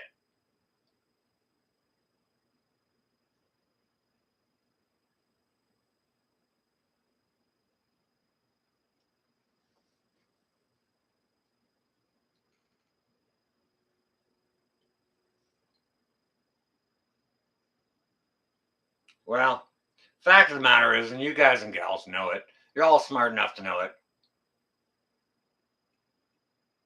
They're up to something fishy. And you know what? If it smells fishy, it's freaking fishy. If it seems weird, it's freaking weird. We don't have to complicate things here. Things are very basic. Mrs. Grandma, you're on your way out. Miss Grandma, I apologize. Yeah. All right, you stay well and safe. Get some good rest under your bones, guys and gals. Wish Miss Grandma a lovely rest on her way out.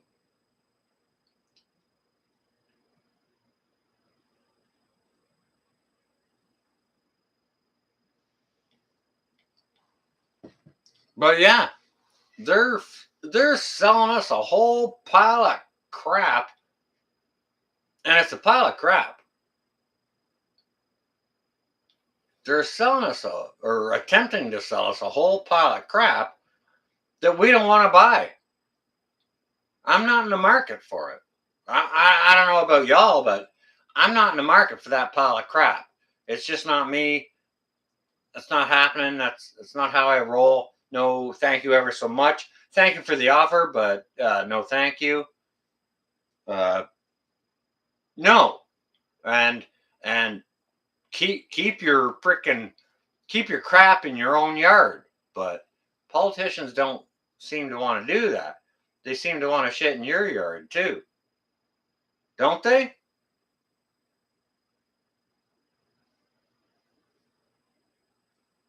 Why don't all of us go shit in their yard? You know, that's a thing I've always had in my mind, in the presence of my mind, as I grew up and this and that. Keep your shit in your own yard.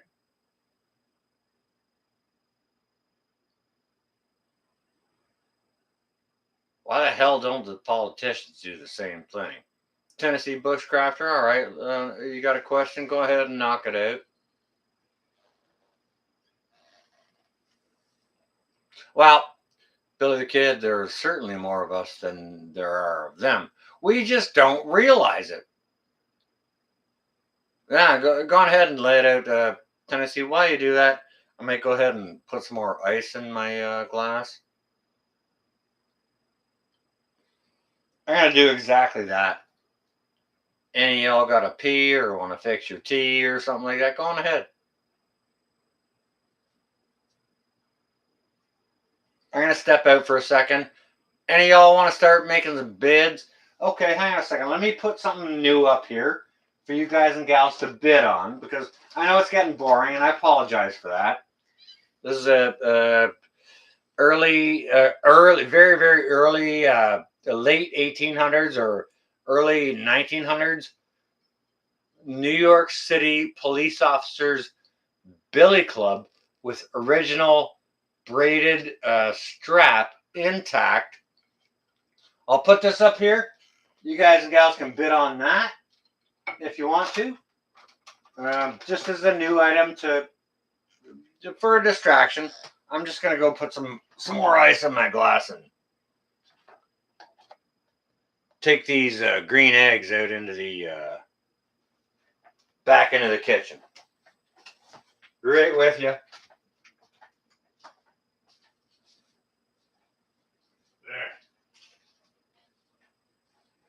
There. Yeah.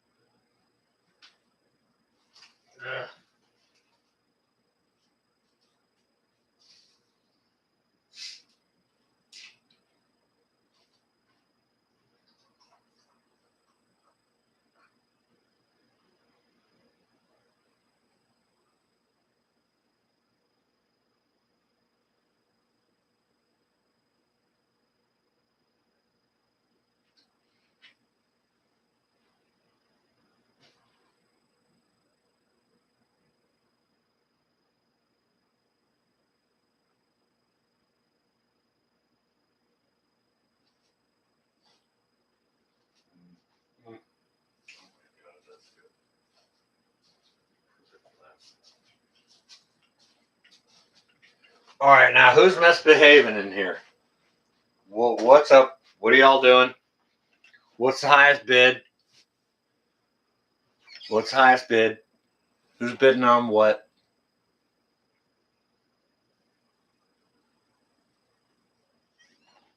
What are y'all doing? How much did we make while I was out? Come on now. Don't be shy. Go ahead and say it. If you know, just go ahead and say it. Checking on baby chickens. I saw some baby chickens that were getting cared for yesterday. Drops. Wonderful. Do the things. Check it out. Hillbilly, how you doing? I've been on for a good minute. I've been on for near 4 hours here now. I'm still on. No, Mark. No, I'm not on. Nope, nope. This is not me you're seeing. These are not the droids you're looking for. These are not the droids you're looking for.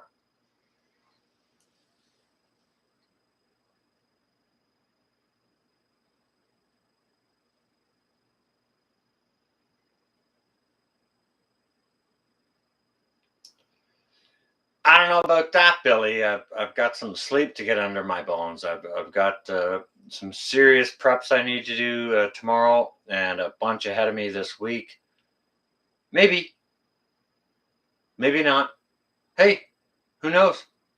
I might run live through your entire stream, but you've been known to go until 9 a.m., so I don't know about that.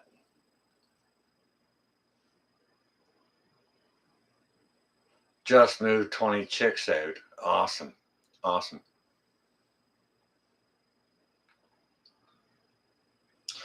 Well, Billy, I couldn't tell you if you're live or not. My name's Paul, and that's between y'all. I can't see it from here on like what I'm doing here right now. I'd have to have multiple other stuff going on and constantly looking at it, and I'm not that guy, right? I'm just a pretty simple guy. Put on one thing, I do one thing, and you know. Sometimes when I do one thing, we talk about stuff. And sometimes when we talk about stuff, it's really important stuff. Like, what are y'all prepared to do? What are you prepared to do? I'm prepared. I'm prepared to grab a bag, my long guns, and whatever food I can take, and I'm prepared to drive away from here and never come back. I'm prepared to bug out permanently. Permanently. Like, when I hear the word bug out,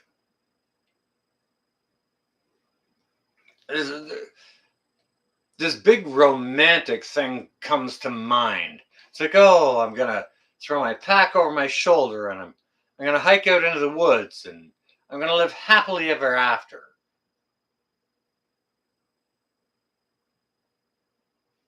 And I'm like, really? All right, well, good for you if you can pull that off.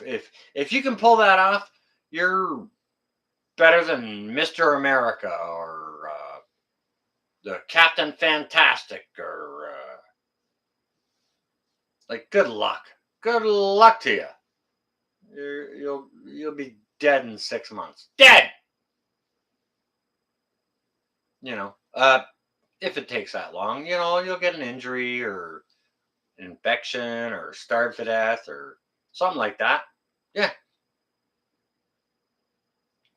Not many people gonna hike out of anywhere with a little bag on their back and live out the rest of their life in a really good way. It's it's an unrealistic belief, in my opinion. In my opinion, you can call me wrong all you want. You know, all you guys, you got lone wolves out there. Cool. Go ahead and do what you want to do. But that's just my opinion. You need way more people than just yourself to survive. So that's what you should prep for. I'm not giving anything away. I'm leading up to something. And I've been teasing you guys and gals. Yeah.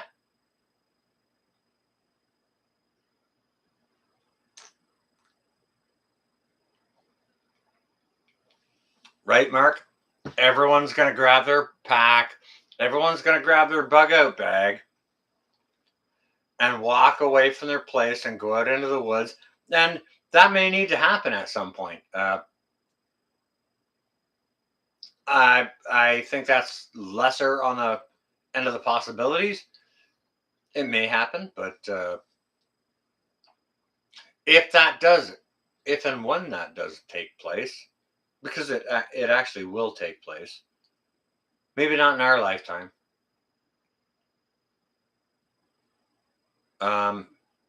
It's going to be extraordinarily unsuccessful for most people, and that's not a guess. It's not a guess. I've camped all my life, military, and military is basically professional camping, right?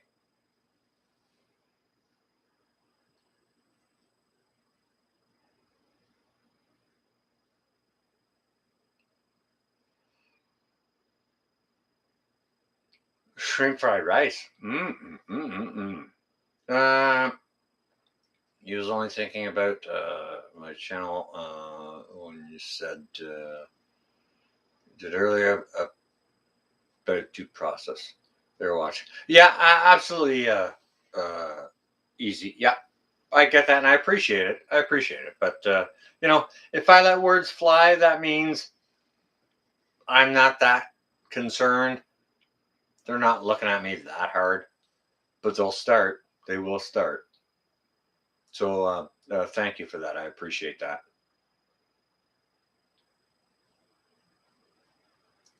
Yeah, Drops has it right there. Yeah, most people won't survive bugging out, which is why I'm a big proponent of bugging in, because it just makes more sense.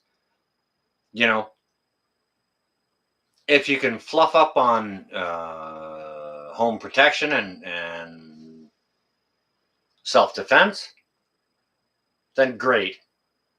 Because why would you want to leave and go to all that effort and leave all your stuff here? Because all your stuff is here.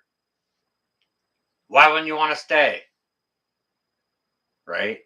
It's comfortable. It's familiar. No one else knows the interior layout, whatever. Right? You can. There's a lot of things you can do to stay to make it easier than bugging out. Bugging out is a misnomer. I'm going to call the entire preparedness community right now. And I'm going to say it right now publicly live and say that bugging out is your absolute last option. Absolute last option. They're all wrong. I'll say it right now. I'm saying it. And you can quote me. If you can share this little clip with the bigger channels if you want. I don't care. They're wrong. Bugging out is wrong. Bugging out is the absolute last option. Anyone who says otherwise is a fool.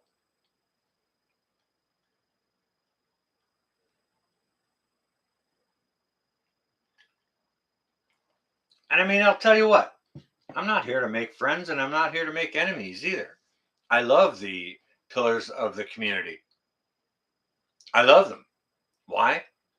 They taught us what to do, how to do it. They share with us great information, uh, great links to decent products and things we could possibly use. But I will tell you, And you guys and gals, if you think about it for a fraction of a second, you know that bugging out is the wrong answer. It's the wrong answer. All right. Why would I leave 1,500 jars of home preserved food to go out and take some freeze dried high sodium crap into the woods that I can't carry most of it or all the gear that I need, you know? Like just drop the ones and zeros on it, guys and gals. You guys and gals are smarter than that. I know you are.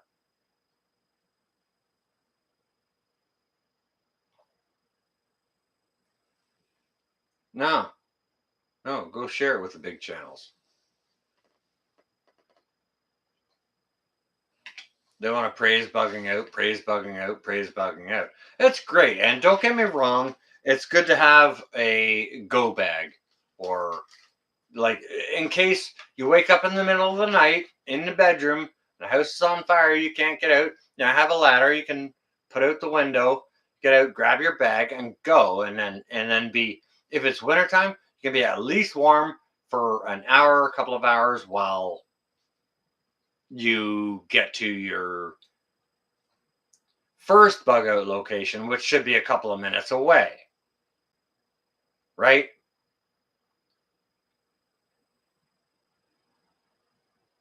You got to use your head. You don't use the idea of bugging out or bugging in. You got to use your head. If I have to leave my place and I'm lying in bed sleeping when the house is on fire and I wake up and I see the house is on fire and all my passages to get out are blocked except for the window, that's what you need to think about. The window and the bag that you grab to take with you. That's it. It's very basic. It's very basic. It could be a wool blanket. It could be the comforter that's on your bed, right? Wrap that around you. It could be all of those, right?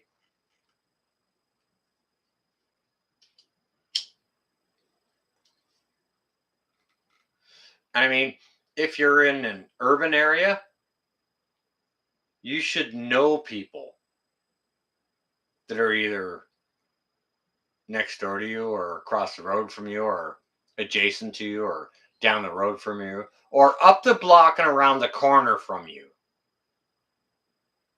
that have a place where they're like, yeah, all right, really? Your place is burning?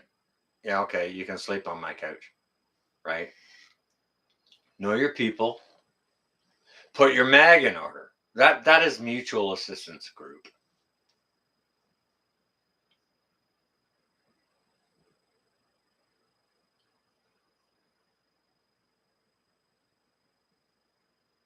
All right, got tinctures being made. That is freaking awesome. Yeah, Regina Clark. That is, yep, yep. Keep doing that. Keep doing the things. And this is how we do it. This is what we need to do. There's so many things to do. There's not enough hours in the day to do them. Not enough hours in the day.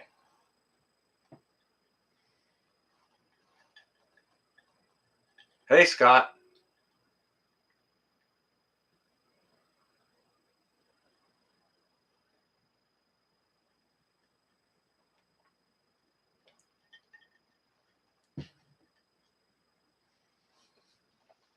If I had to bug out, um, Regina, it's probably going to be permanent. I would just I would take my bag, long guns, whatever food I could collect, and I would never be back here again. I would be gone.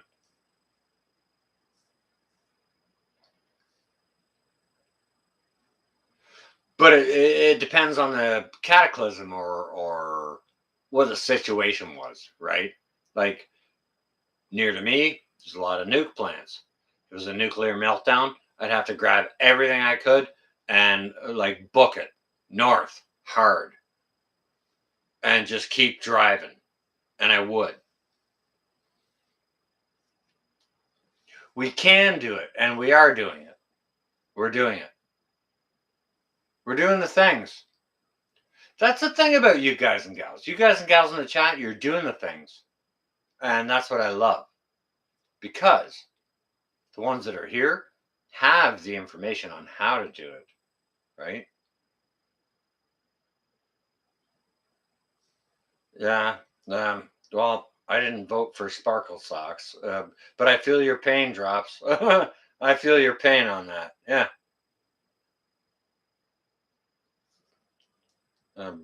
Billy the Kid, you are alive. All right. Well, hello, Billy the Kid, while you're alive. It's good to see you. Come on your show if you want. Billy, I'm not sure if you can tell or not, but I'm in the middle of my own live stream, so I'm a little bit busy right now. So if you would just, please excuse me while I complete that.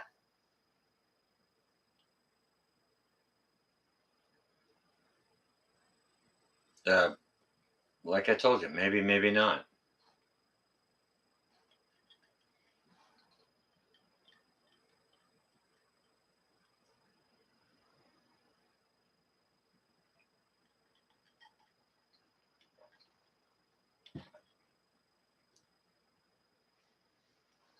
Raven laughs.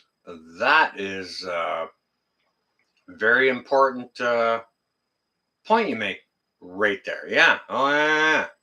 Really? Like people, even my friends don't knock. My friends know me.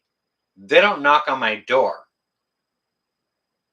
They do not just walk past and knock on my door. They'll let me know an hour or whatever ahead. It's like, oh, hey, are you home? Are you busy? What are you doing? I'll get the heads up. Yeah, people are not invited to come here. It's the opposite of that. People are invited to not come here. People are invited to go elsewhere. If you want to come by here, you better let it be known beforehand. Yeah, don't knock on my door unannounced. Somebody knocks on my door and it's Jehovah, I throw them off the porch. Tell them, don't try and sell me a God I already have that's free for everyone. Now go on and take your kids with you. Because they'll come with kids. I'll tell you what. Last guy that came here had a kid with him. And I threw them both off my porch. If you dare try and sell me a God that I already have that's free. No. Not happening. Not happening. That's misbehavior, what they're doing. That's frickin' misbehavior. And that's one metric finger wagging for them. You Jehovah's, leave people alone. Those Jehovah's think there's 144,000 going to heaven. All right. Okay, so I think around the world there's like 3 million Jehovah's. And that's all right. I mean, like I begrudge no one for following their path to find God the way they want to. I begrudge no one. But, being curious and, having studied some religions and stuff like that, I'm not a religious man. I'm a spiritual man. I believe in God, not religion. Religion is made of man, which is corrupt. So, can't do it. But, if Jehovah believes 144,000 are going to make it in there, and they got 3 million worldwide subscribers,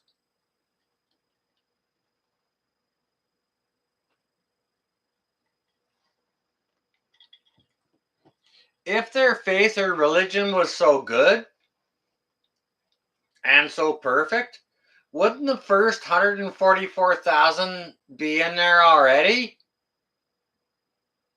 That's just a question. That's just a question.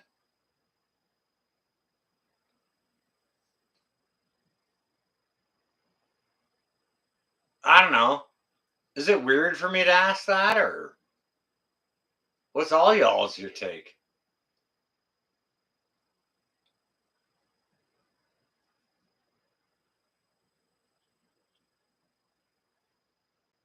If there's only going to get 144,000 in there, and there's 3 million subscribers, sounds to me like there's 285,500 and something that ain't going to make it. Shouldn't the first, if it's so good, shouldn't the first 144,000 get in there in the first place?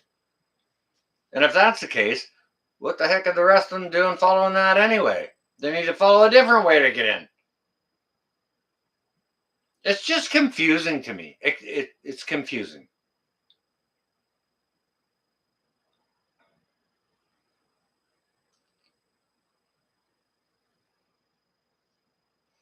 I don't know. What's all y'all's take?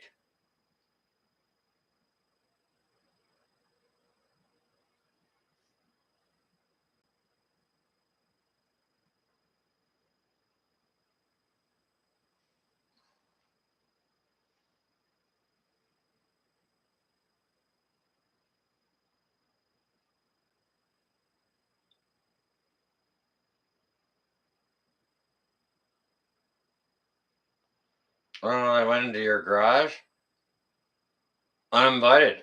Oh boy. That's why you had dogs in crates. He explained. Yeah.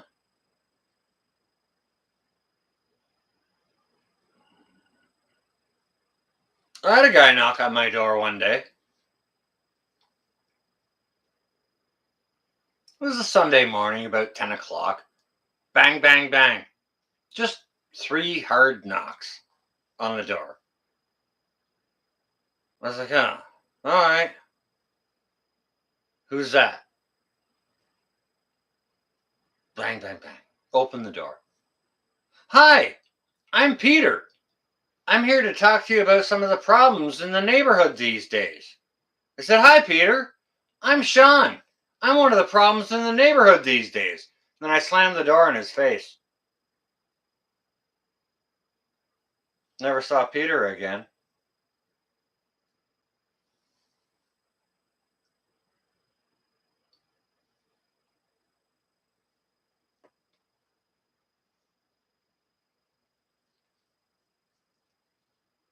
Like, God is good. Okay, God is good. I have my beliefs, and I don't. You guys and gals know I don't push it on you. I don't preach God. Uh, I'll send out prayers and stuff like that, but I don't preach God on my channel. My relationship with God is my own personal relationship, and that's how I want to keep it. I love my God, my good God, like I love a good steak, not shoved down my throat all at once, right? I'll take it as I need it. That's my problem with some religions. They just want to force feed that crap to you. And religion is created by man. It's corrupt. It's corrupt. Why do they have big multi-million dollar buildings? My God doesn't need a multi-million dollar building for me to talk to him.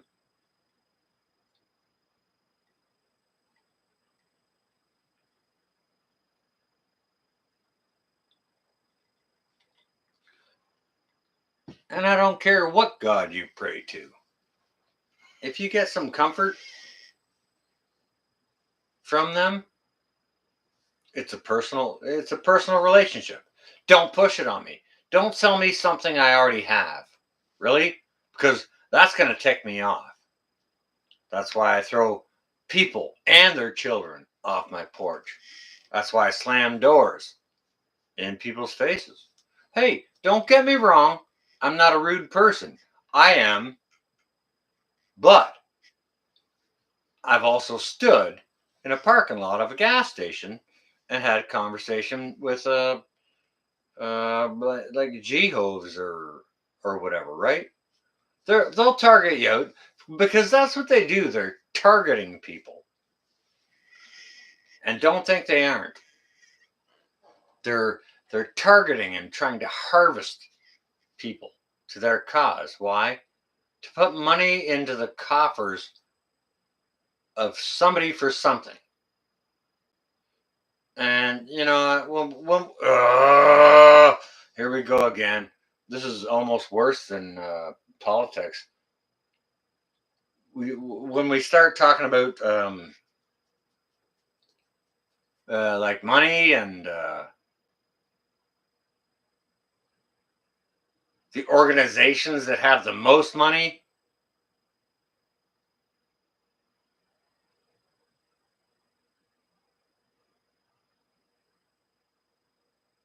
hard copy on that bushcrafter. Absolutely, yeah, yeah. Be be follow your faith and don't push it on anyone else.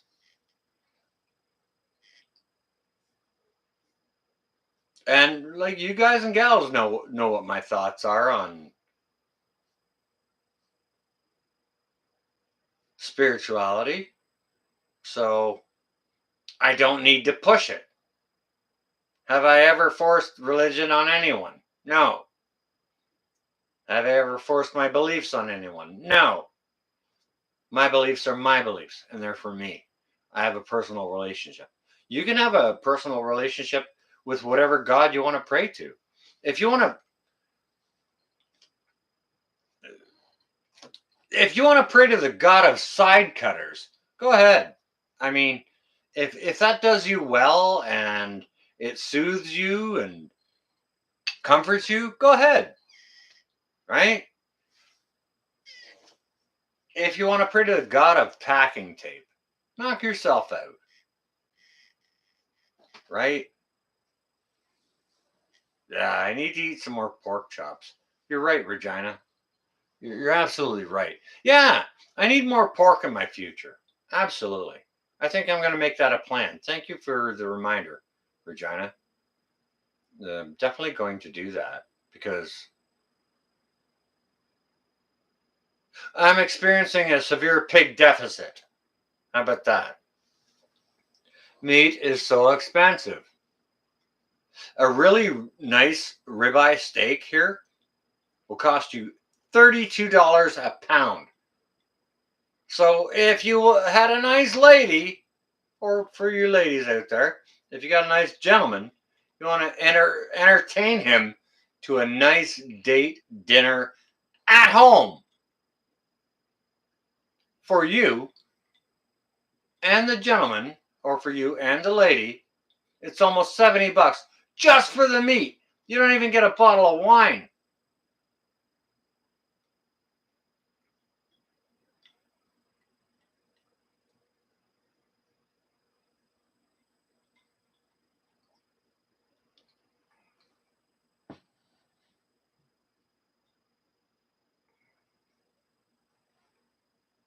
Um, Tennessee Bushcrafter has a chart I need to see. Is that a? You didn't just shart yourself. Is that a chart or a shart? Oh, wait a second. No, you didn't shart yourself. It's a chart. Okay. All right. Fair enough. Well, I'm super glad you didn't just shart yourself. First off, and hopefully I'll get some time to get over and look at that. Jesus sits on the right side of God, not in his seat. You know what, Raven?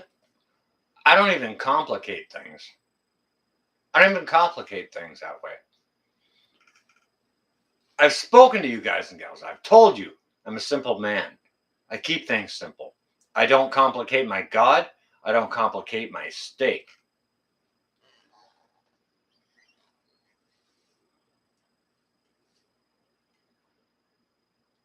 Do I need to know what all those numbers of all the names of all the books of all the passages written in the Bible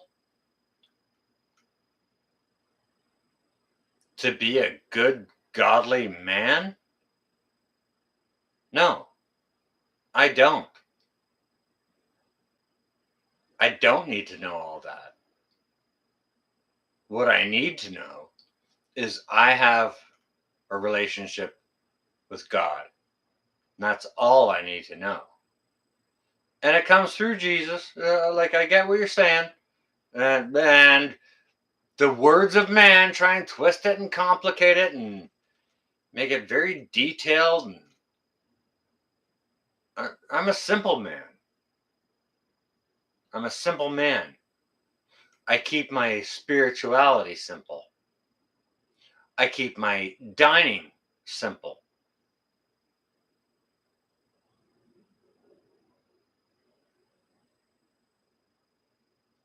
Why complicate things when they don't need to be complicated?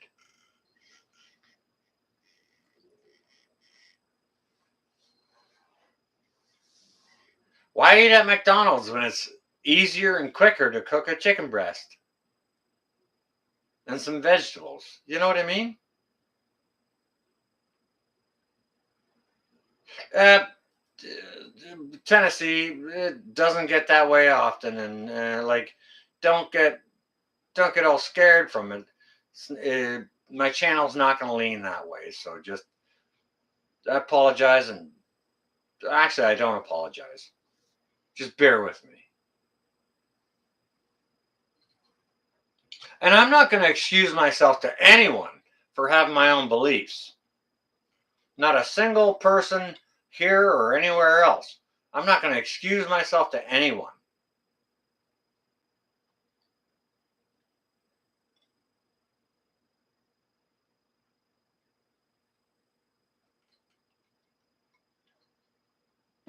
I was just taking a minute to explain a little bit about myself.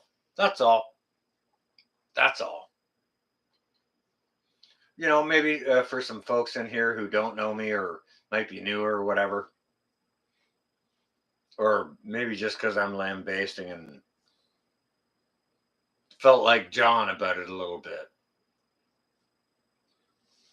It's not a huge, well, like, it's a big thing in my life, but it's not. I don't go on talking about it. You know me. You know me. I don't do videos about that, and I don't do book reading, prayer, Bible readings, and stuff like that. That's not my channel. That's not what I do.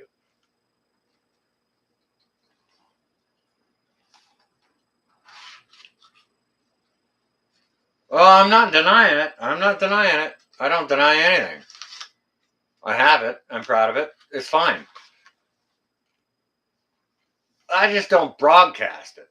I'm not standing there on the corner with a trumpet. You know what I mean?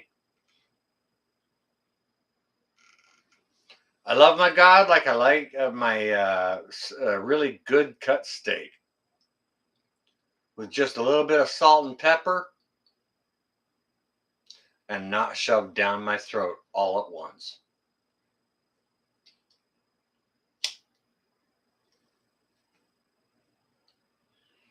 But that's my business. That's between me and him. And you know why I don't talk about it? That's exactly why. It's my business. And it's between me and him. It's got nothing to do with any of you. Nothing.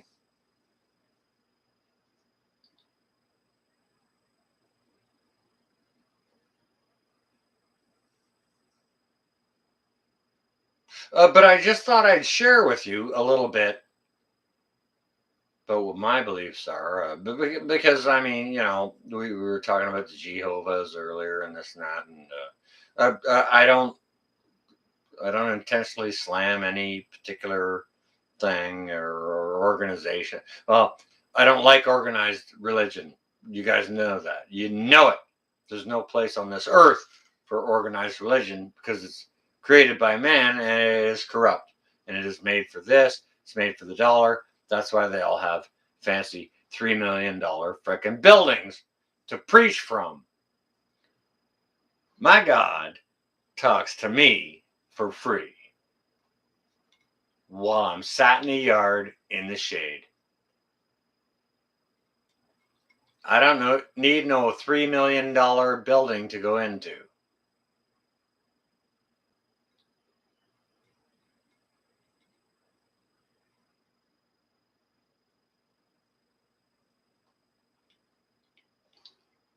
I don't need to drop a $20 or a $50 bill into somebody's basket to tell me words I already hear. Don't need to. Don't need to. You know, God wouldn't want me to do that in the first place. He'd want me to save that because of the fuel prices. He'd need me to save that 50 to throw into my gas tank. Right? So that maybe along my way, I can stop and help another. Right? And then that 50 I didn't give to some big fancy church becomes fuel money to help me help someone else. And that's where the blessing lies. That is where the blessing lies. The blessing lies in the opportunity to help another. And anytime you're presented with an opportunity to help another, you best seize it because it is an opportunity. If you're able to help someone, present an opportunity to do it, you should do it. It's it's something I've learned and been taught over the years. Yeah. If you're able to help someone, it's a really good thing to do. That's just me. That's just me. I'm just the dum-dum you're looking at here. Sharing out my, I don't know if there's any words of wisdom in it or not, but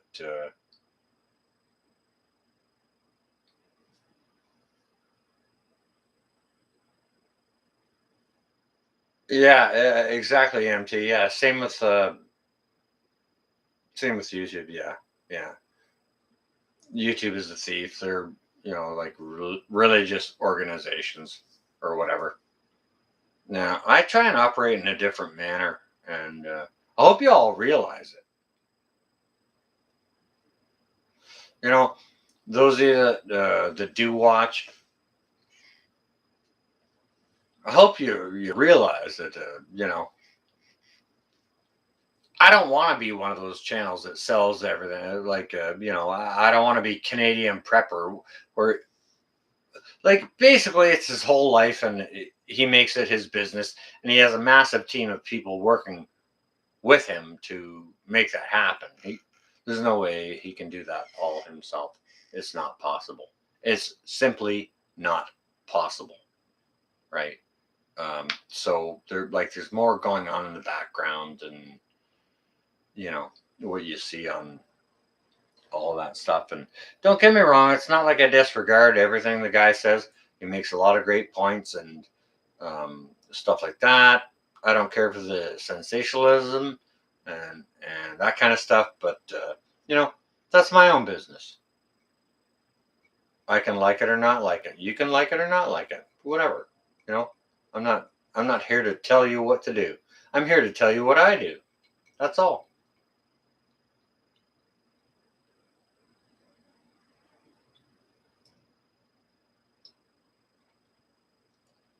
If you want to listen, you'll listen.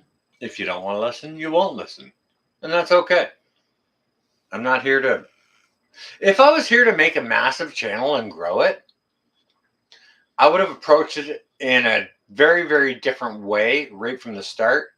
And yeah, it would be big because I would have structured it much differently. But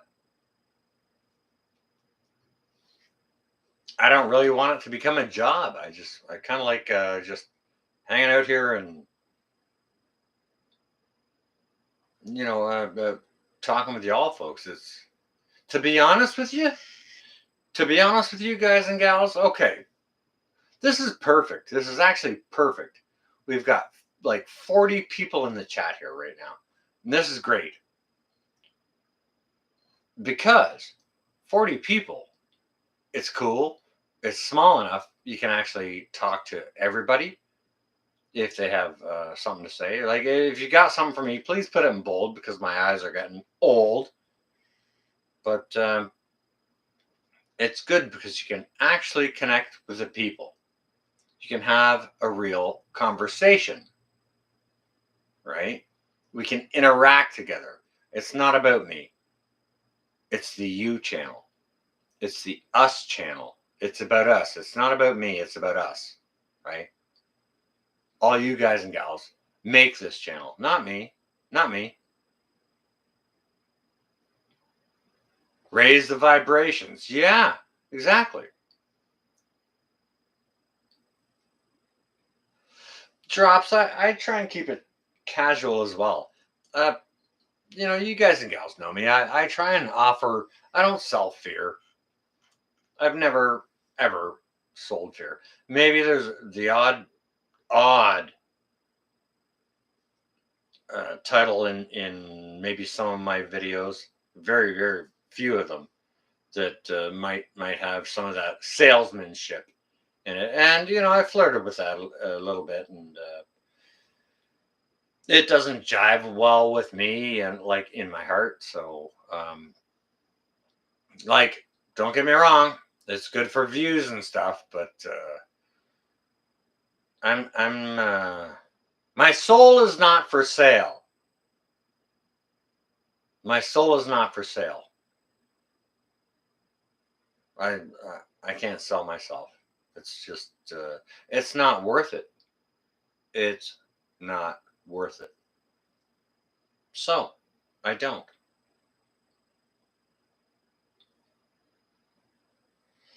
What do I sell? I sell solutions. But they're not even for sale. They're free. They're free. You can come to my channel and get free solutions.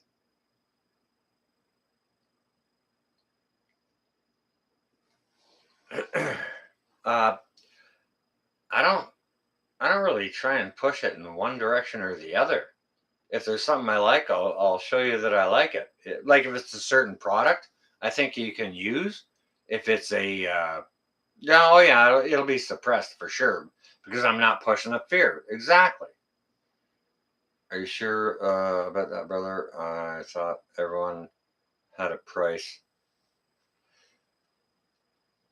All right, well, Tennessee Bushcrafter, you're gonna have to get off of your big boy wallet and all of your ancestors' big boy wallets to buy me.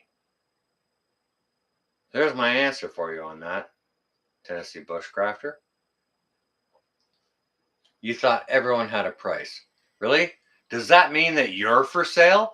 Does that mean that you're so shallow that you're for sale? Ask yourself that question. I'm not accusing you of that. It's a question.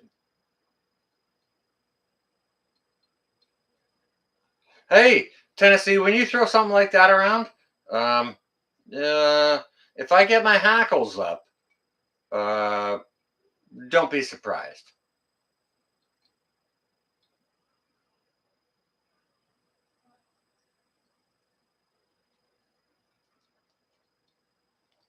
I do get defensive about my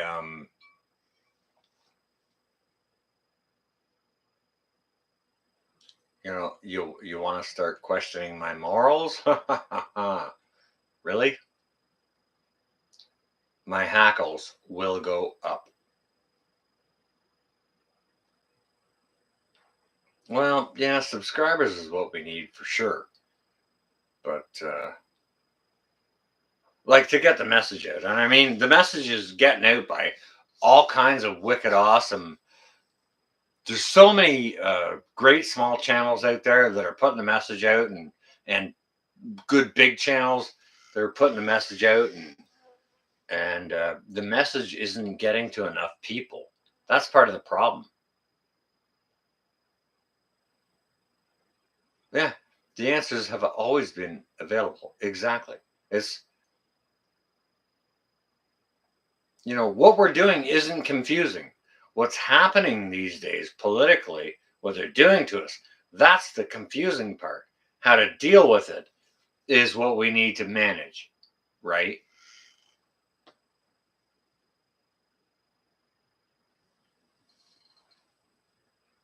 Uh, uh, no, sparkle socks for to go on the board, so we can throw axes at him for his misgivings. Yeah, no, I have no sparkle socks to sell. I'm not fancy.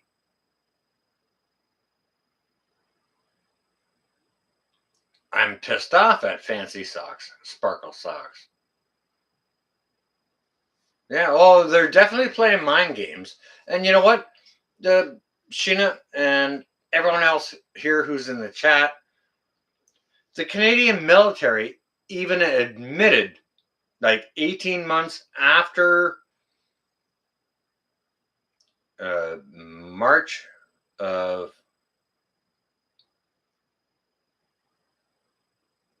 21, they admitted that they were doing uh, propaganda psyops on their own people. They thought it would be a good time to do psyops on their own people. The Canadian military admitted it. It's in printed newspaper articles. You can find it on freaking YouTube. I'm not shitting you. This is not a.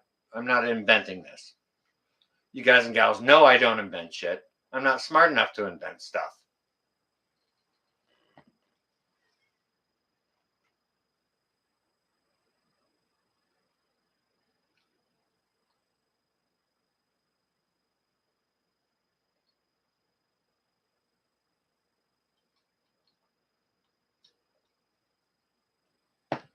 Guys and gals, I'll tell you what.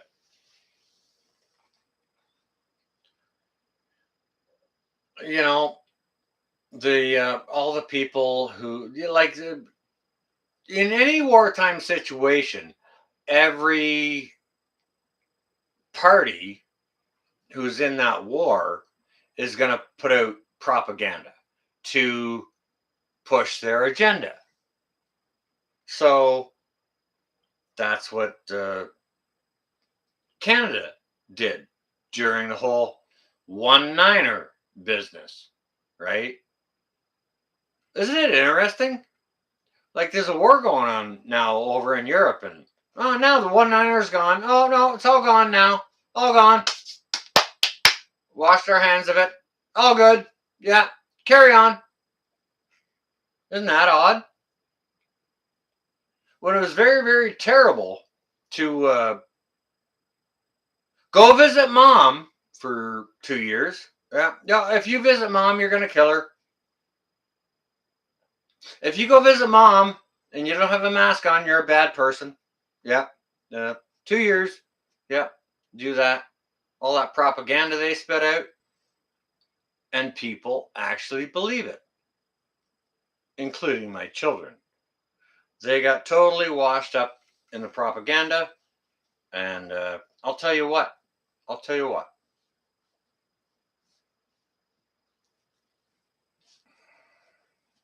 Mother's Day, when my children and myself went up to mom and pop's place, or in the case of my kids, G-ma and G-pa's place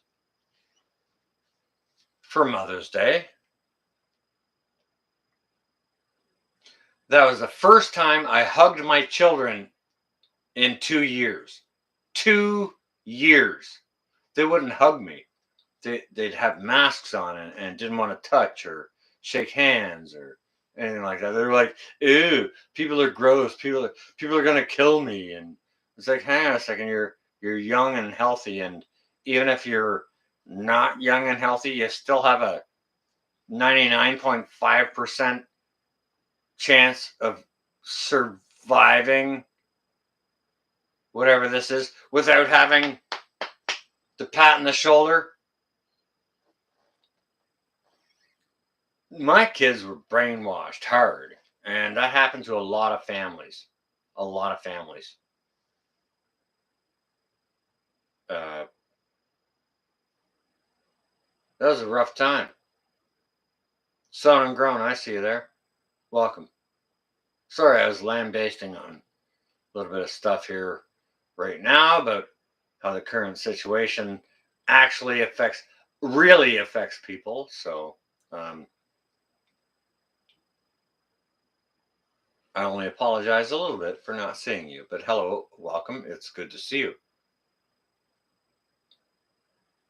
So that's what it does in freaking real time. I hugged my kids for the first time in 2 years last weekend.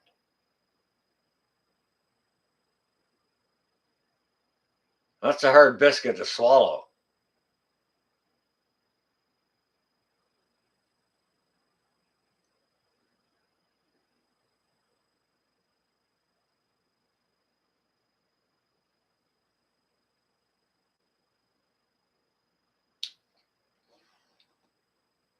National match. You stay well and safe. Good to see you. Thank you. Hope you come back and see us again.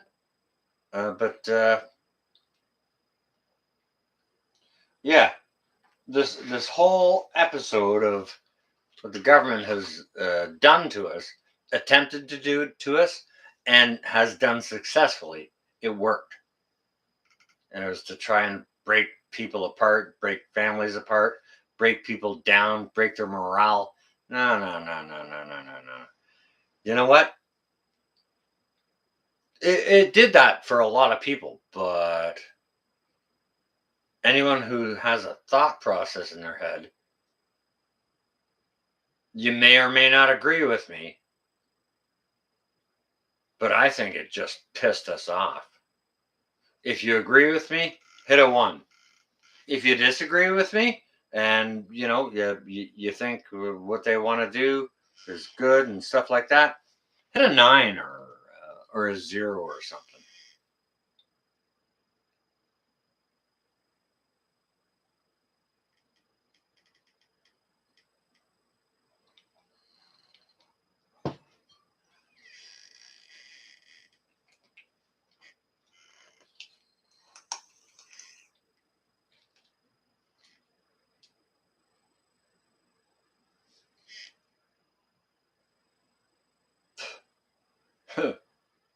I Pennsylvania MT. All right, I'm gonna come down and hang out with you for a while. That's an interesting answer. That's okay.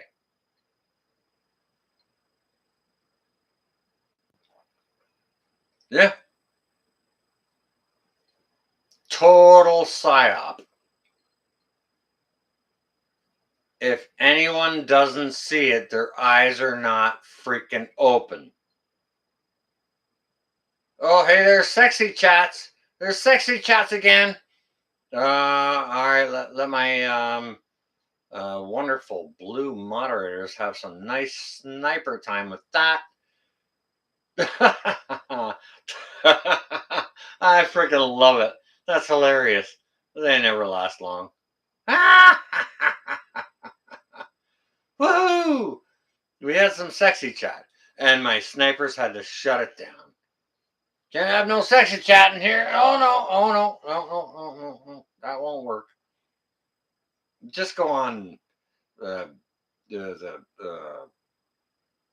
Googler there and get whatever it is. What is it called? Sex porn or whatever it's called? I don't know.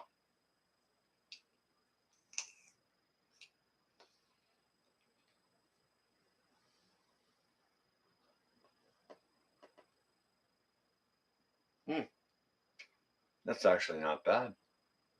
I kind of like it. Oh, I like it. I'm trying to make the transition between cigarettes and what do you call this? E-cigarettes or juicing or I don't even know what how to call it. Yeah, Pennsylvania. That is what she said. I don't even know what to call it. I don't know what that is. I don't know what to call that. But I was still like, well, surprise, surprise, surprise. Oh, vaping. Thanks, Billy. Oh, so it's not vaping, it's vaping? Okay. Thanks, Billy. Thanks, Billy. Appreciate that. Thank you, Billy. Yeah, you're yelling at me. Stop yelling, Billy. One metric finger wagging for you.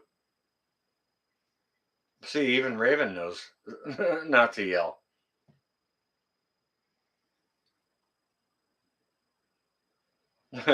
Billy, unlock your caps.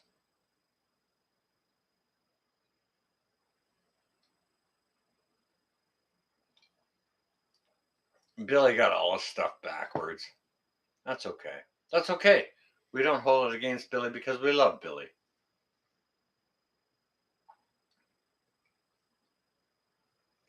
Hey, if you want sexy porn, like guaranteed, this is not the channel for sexy porn. Like, I mean, look at me. I'm not your sexy porn guy. Like, if you go and watch sexy porn, do you want to see me in there? Probably not. Do you want to show? Do you want to see me in a video showing you how to start a campfire? Maybe. Yeah, maybe.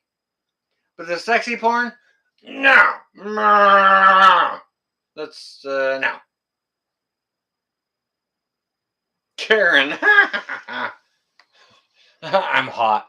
You should see me when I'm like normally as a normal standing up and walking around human being throughout my whole life. I have had no whiskers and no hair. I've been a bald, clean shaven man. And like I'm not tooting or nothing like that, but I'm don't look bad. Handsome. I clean up pretty well. I'll just say that. But since COVID, I was like, all right, really? The government's doing that. This is my protest. My beard and my hair is my freaking one niner protest. It's like, really? Okay, double digits. Not to you guys and gals, but like it's to the government and their whole one niner program. It's really like, really? Okay, I'm gonna rebel too. Yeah, and this my beard is the beginning of my rebellion. And you know what? This is the first beard I've ever had, and I friggin' love it. I love it. I've been growing it and I've always grown a shitty beard in my life. I could never grow a good beard. It takes me well 2 years to grow a decent set of whiskers. Now that I've got it, I really like it, and people are saying, "Oh, you should shave your beard, or trim it, or shave it live," or it's like, well, yeah, no, no. It's I might do that, Regina, if it was for like a good cause to I might do that if it would raise money so that I could give it to Bear Independent so that he could pay that money to people to go kill pedophiles.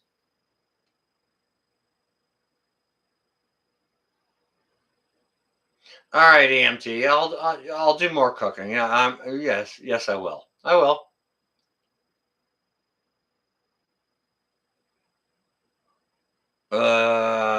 Great Lakes. No, I have not. Nope, nope. I am remiss. I have. Uh, I am remiss. It is on the list. It is on the long, long list, and it's not near the bottom of the list. Okay, so I will get to it. There's no. Good Lord, I've got so much to do. It's and I'm only one, so that makes it three times more to do. So just please be patient. Yeah, I mean, I'm not running a marathon of prepping here. I'm not making it a video or two or three videos every day of showing you guys how to prep and how to do this and how to do that. It's I'm basically basically showing you what I do, how I prep, and documenting and sharing my life with you guys and gals. My purpose here is not to uh, tell you anything. If I can help teach somebody something, that's a freaking bonus. If I can get one person to start preparing, that's great. Um, but especially with my current medical condition, I got to take stuff slow. I'm doing stuff to prep other things, and just hang out for the journey. Don't feel too hard pressed. Like if you get bored, then I get it. Go watch another channel, or if I don't have the information, and trust me, I don't have all the information on how to prep for solar generators and this and that. I don't have the money to do that. I don't have the money to go out and buy all those things and do all this and do all that. Uh, I don't have the time in the day to hardly even respond to emails. You know what I mean? It's so just please bear with me, and if you want to watch, keep watching, and we'll get to it. For me, it's not a race; it's a journey. It's there is no destination. Like somebody who makes $100,000 a year will be able to prep way better and way harder and way faster than I will. I don't make $100,000 a year. I don't even have a job. Okay. So, with that in mind, that's kind of how slow it's going to happen as far as my budget and income allows, right? One of my biggest preps might be one week, might be a deal on mushrooms. Holy crap, I saw mushrooms on sale for 99 cents a can. I got 10. And you know what? For some people, spending $10 on canned mushrooms is a big deal. It's a big deal. And it's a big prep, right?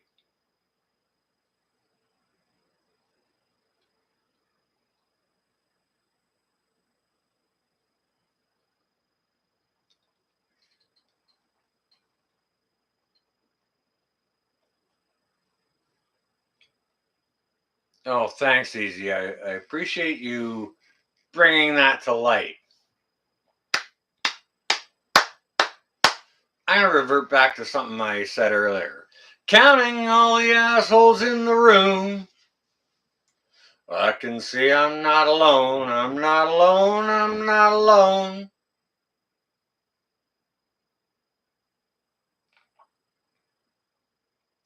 Um, EMT, you know what?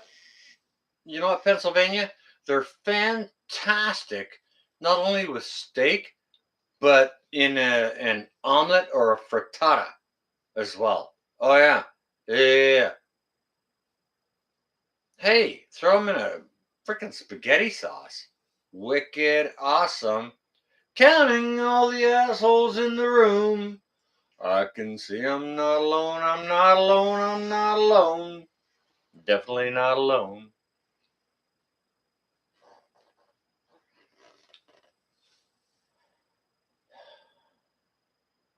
You declined, of course, Rod. You declined? Of course, Rod going to do that. Not sure what you're talking about. Olive oil and veggies and mushrooms, then wrapped in aluminum foil and put on the grill. Yep, that's the thing. Yep. Yeah, and super simple. Super simple. Fungus among us. Love your fungi. Cause he's wicked fun. Yeah. Get some mushrooms down you. Shrooms. Eat some shrooms. And behave yourselves. Be careful. Go see our Wild Man Survival for knowing the safe ones. He'll tell you. He'll tell you. If you don't know it's safe, don't eat it.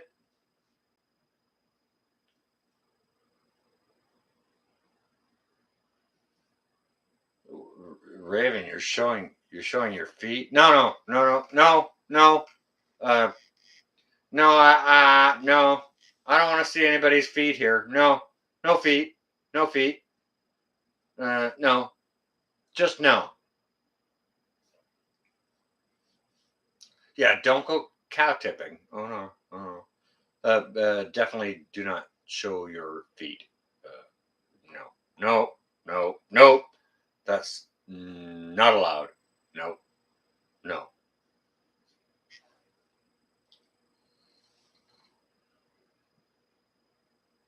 Whew. Goodness gracious. Definitely do not show your feet. That was stressful. Yeah. Don't tell. No. No feet. No feet.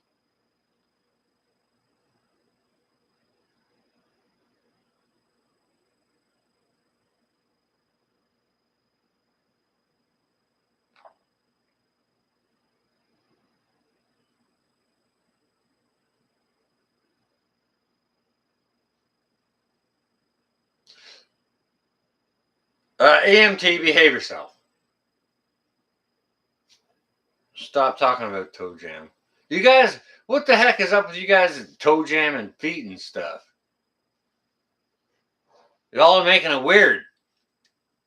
I didn't do it. You guys did it. What the heck is going on? What's wrong with you? Seriously.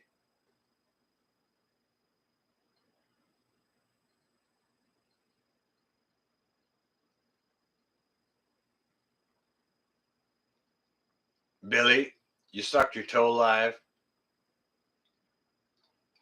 All right, Billy, shut the hell up. Shut up. Stop talking about. Stop talking. If that's what you're going to talk about, stop talking. I don't care about what. Just stop talking. No, don't say you did. Hang on a second. Goodness gracious. You know what? This is going to be fun. Never done this before, but hang on a second for the. No, shit. How do I do this? Yeah. Boom. There you go, Billy. Go stand in the corner for a little while. You're sucking on your toe? Go on in the corner and suck your toe for a little while, Billy. Keep that off my crap. What the hell?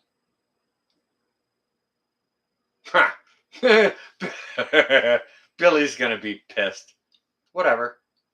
I don't care.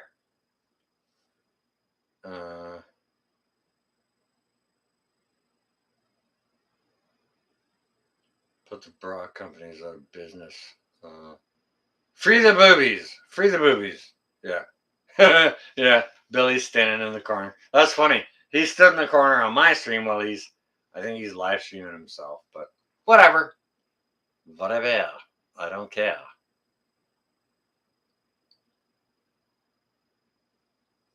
Yeah. Yeah. Keep your shit in your own yard.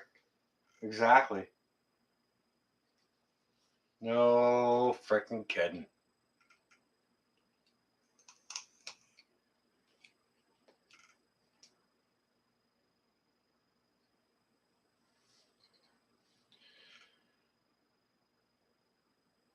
Watering the lily. There you go. No, you got to do what you got to do in Pennsylvania. That's all right. I don't have a lily to water. I gave all mine away. Billy's gonna be he's not gonna be pissed. He'll be like he'll get bored and it's like, oh crap. I can't even comment over there. He'll leave and he'll just hang out in his own stream. That's okay. I don't mind. He'll get the concept, the idea. And now you guys and gals get it too. Really? Really? Really? Go stand in the corner. So, whatever.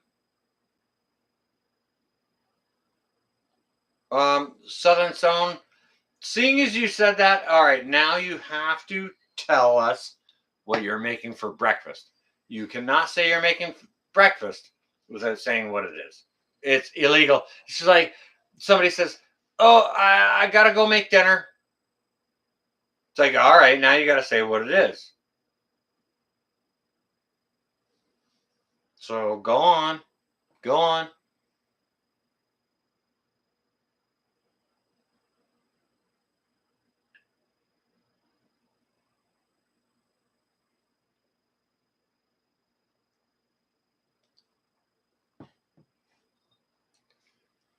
Well, you know what, Mark? When the best thing we have to do in our evening is stand Billy in the corner, it is kind of sad. But we're still talking about prep and stuff, and it's all good. It's okay.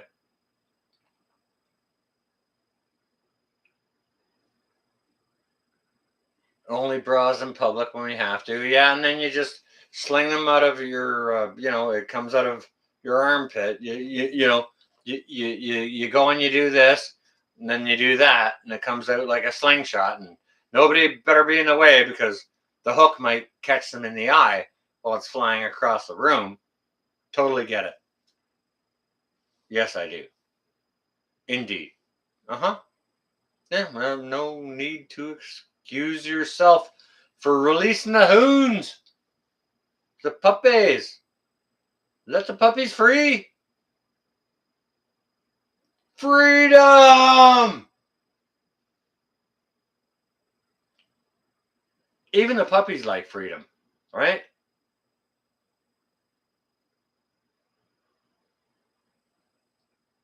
Let's see if Billy even jumps back in. He'll probably have a big bottom lip on him for like a week or maybe 24 hours. I'll see him tomorrow somewhere probably.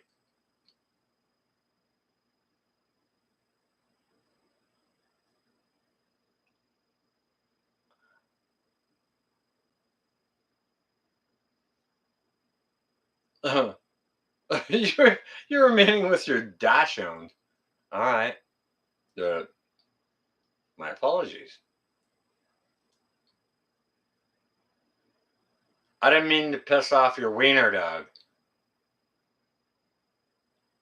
That's a bitchy breed of dogs.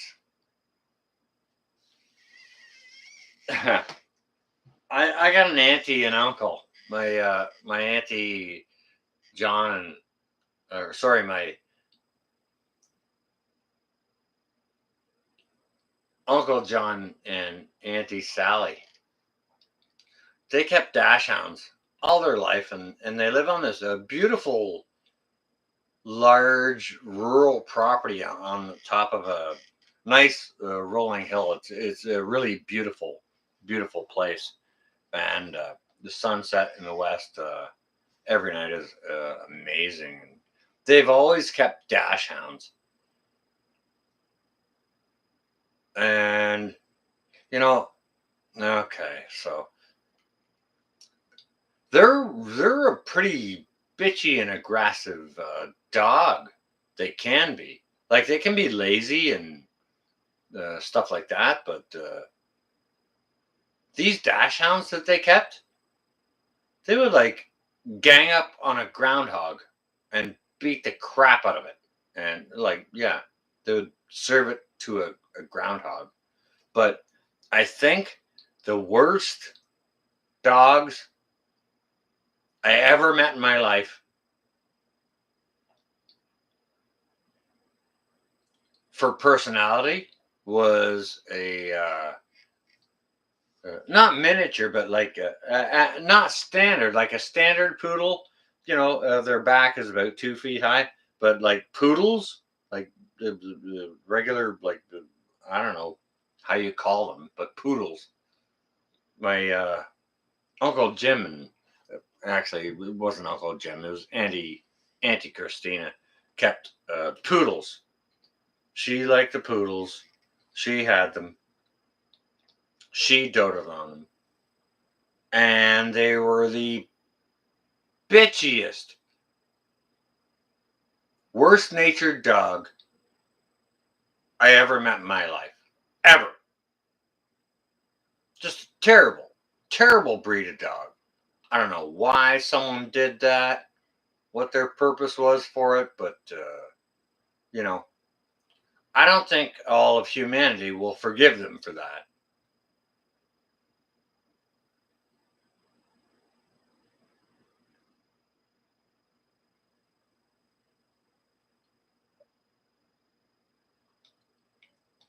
Oh, hey, Sheena, that's just the question. Don't think you can afford one right now. Can you afford a tank of gas? That's the question these days. Can you, if you can afford, all right, you know what? Can you afford a tank of gas and a steak? All right, now let's put this into freaking perspective right now, right quick, right here. And let's make it very freaking basic. All right, I have a gas station that's around the corner. And it's one of those ones where they pump it. And it's funny because those places are usually a penny more. This place isn't a penny more. It's usually a few cents more. And it's right around the corner from my place, like literally uh, a block away. I've got to do that, and I'm there, right? It's a block away. So if my gas tank is empty and I go there and I fill the tank, and then I drive 2 blocks to the grocery store and get a 1 pound steak that they sell for $32 a pound. I like a 1 pound steak. Who doesn't? So for a tank of gas and a steak, it's $182. $182. I can't even believe I'm saying it. $182 for a tank of gas and one steak. One steak. Not two. Not one for your date and you. One steak.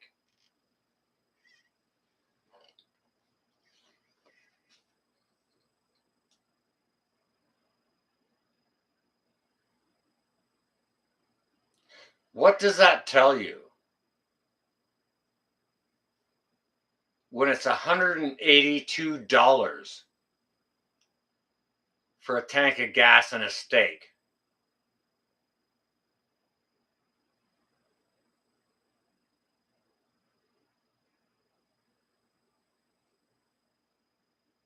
Yeah, crazy times.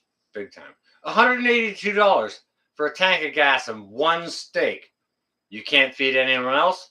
There's no other steaks for any other person or people in your family or your date or whatever. There's no vegetables. There's no potatoes. There's no rice. There's no flowers on the table.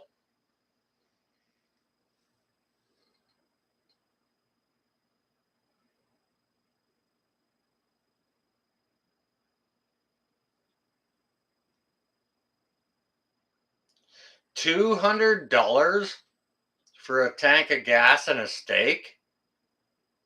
Do you know what? Okay, hang on a second. Shit's really getting real.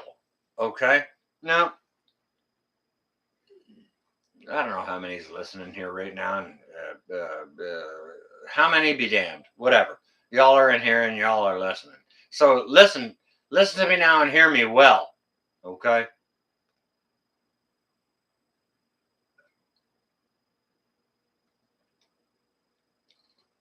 All you guys and gals probably, or 90% of you, will know Danny and Wanda over at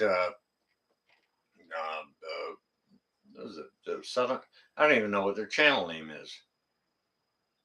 Southern Homestead, or someone remind me in the chat. Pardon, I'm remiss in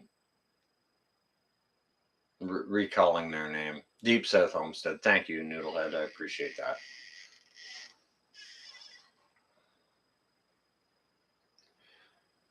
All right, so obviously, Noodlehead, you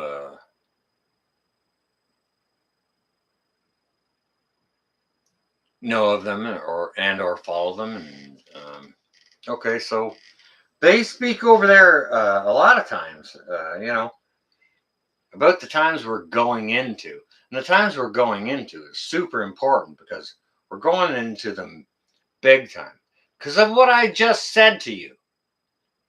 For a tank of gas in an SUV and one steak, not your whole family steak, but one steak,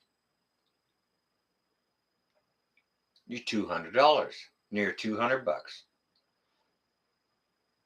And it says it, as Danny says, he shares it out, and he's done a lot of things in his life, and done a lot of studies and research, and he knows the book and all that. He knows it real good, and knows it well, and all the passages. I'm never ever gonna profess to be that guy because I don't lie to people ever about anything. I can't do it. Can't bring myself to do it. I don't know how to. My kids are goofy like that too. If ever they told me a lie when they were a child, their face would go sort of squidgy, and they couldn't hide it.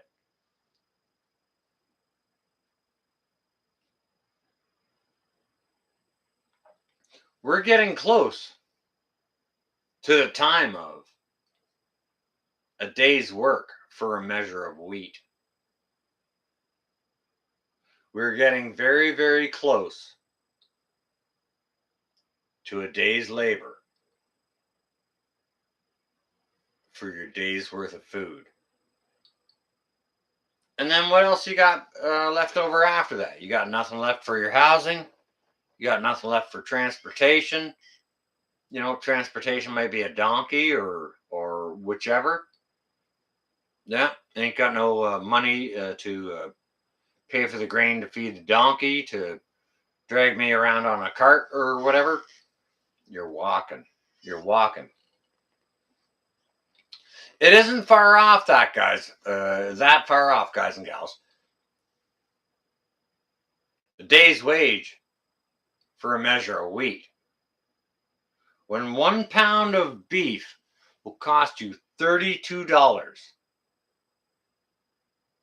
and it's only fixing to go up.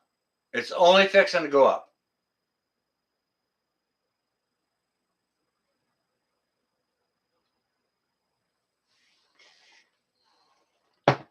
Guys and gals, what do you think is going on here? What do you think is going on? Okay, so diesel up here is $10 a gallon plus. Regular crappy fuel is over $8 a gallon. Do you honestly think that if all this nonsense passes, they're going to drop the prices down? Do you honestly think that? Tell me that right now. If you think they're going to drop the prices, drop a 9. If you don't think they're going to drop the prices, drop a 1. Goodness gracious. And if I'm out of the room, you guys start bidding on my stuff, you best bid hard and bid well. I'm not taking pennies on a dollar, I'll tell you what. Diesel is $10 a gallon. I'm not taking 99 cents for no pillow.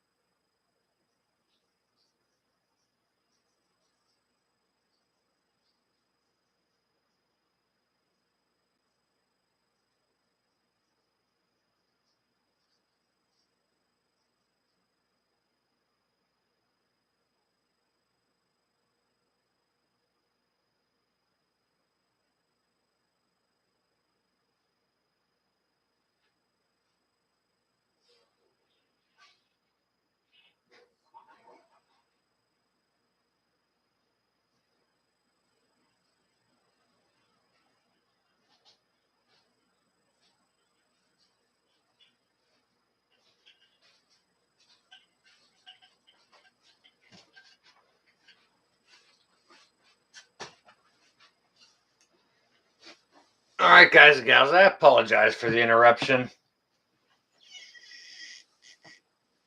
Apologize for that. Only a little bit, not a lot. Not a lot at all.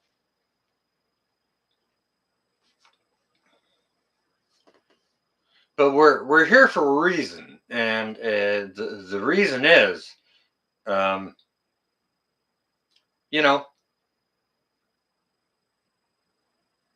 to ask ourselves, This is an introspective chat. Hey, sugar. This is an introspective chat. It's made to ask you something, not me asking you something, for you to ask yourself. What are you prepared to do? I've been prepping hard. You guys will see it. You guys and gals will see it. It's coming up, within the next week or two. Billy the Kid, you will prevail. So, Billy, you're going to be the king? Is that it? Is that what you're saying, bro?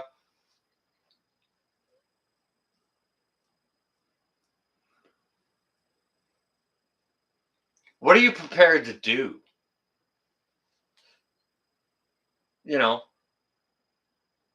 when the crap biscuit really slides sideways, what are you prepared to do? Are you willing to throw a bag over your shoulder and leave where you live and leave all your preps? Do you have that set up so that you can do that and leave all that stuff there and go somewhere else and still be okay? What are you prepared to do? What are you prepared to do? What are you preparing to do? I want to get right back. That's the title of this. And yeah, I get it's freaking 5 hours long now, and I apologize for that. But it circles back to the same question. What are you prepared to do?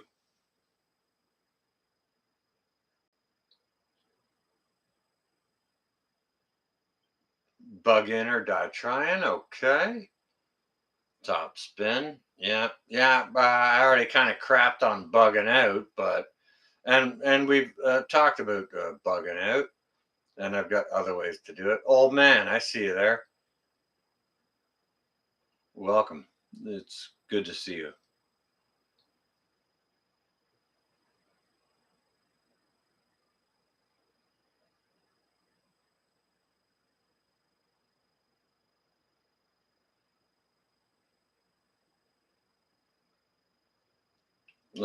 Somebody is going to roam like a scared rat. I'm not sure what you're saying.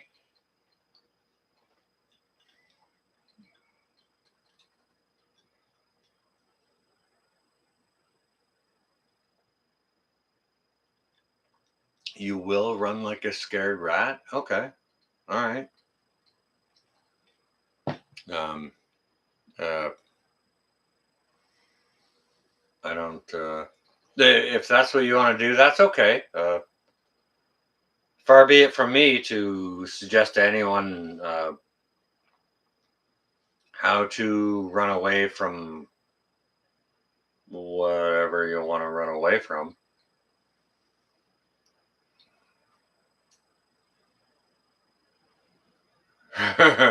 Sheena, no. I don't typically run from anything either. You know, usually I'll protect myself. Like if there's a mushroom cloud going off over there, I'll probably drive in that direction. That's not running away. That's self-preservation. However, if somebody's coming at me with a machete, I'll probably come at them with a bigger machete. Right? Uh, yeah.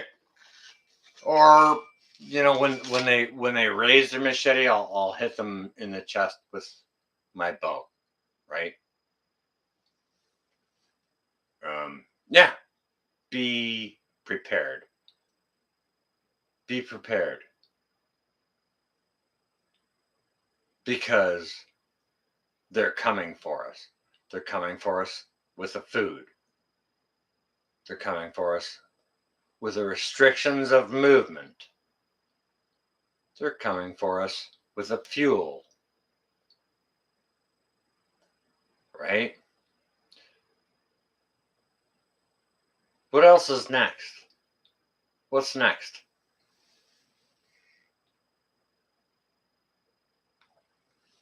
How do we counter it? Who's doing this? There is a culprit. There is a culprit, and what they're doing is wrong.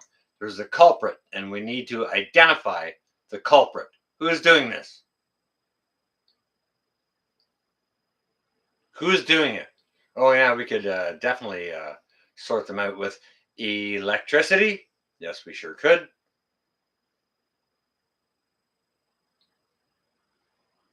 Who can afford to bug out?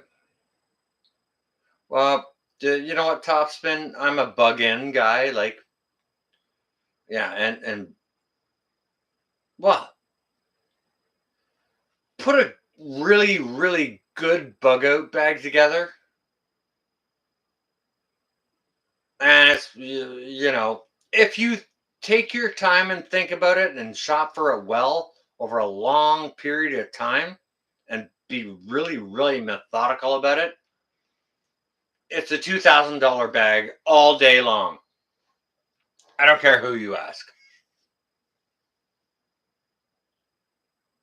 Go ask anyone. Go over to Angry Prepper's channel and ask him, "What's your bug out bag worth?" Oh, if he said 2 grand, I would shit my biscuit. It's probably 3 or 4, right? $20 for the machete. Karen, stop being a Karen.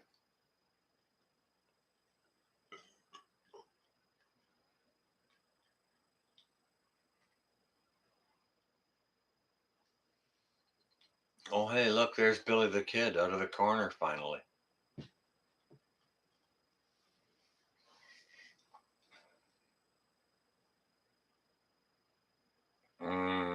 They can. Oh, Karen. Somebody can bite Karen's ass. I think. Yeah, I'll allow it. Yep, sure. Yeah, go on ahead. You can do that. That's okay. I don't mind. I'm not going to bite your ass, but I'd have to be.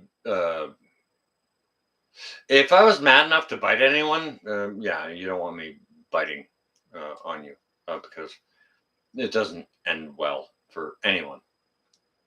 Just saying.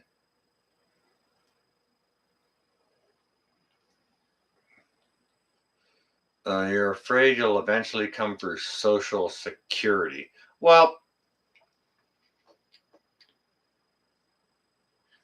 I'm not sure that's a conversation I really want to go into here right now. Not that I'm not prepared to disagree with you at all in any way whatsoever because I agree. I do agree. It's just not a conversation I want to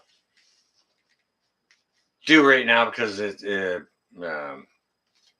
yeah, just not now. We'll do it, but not now.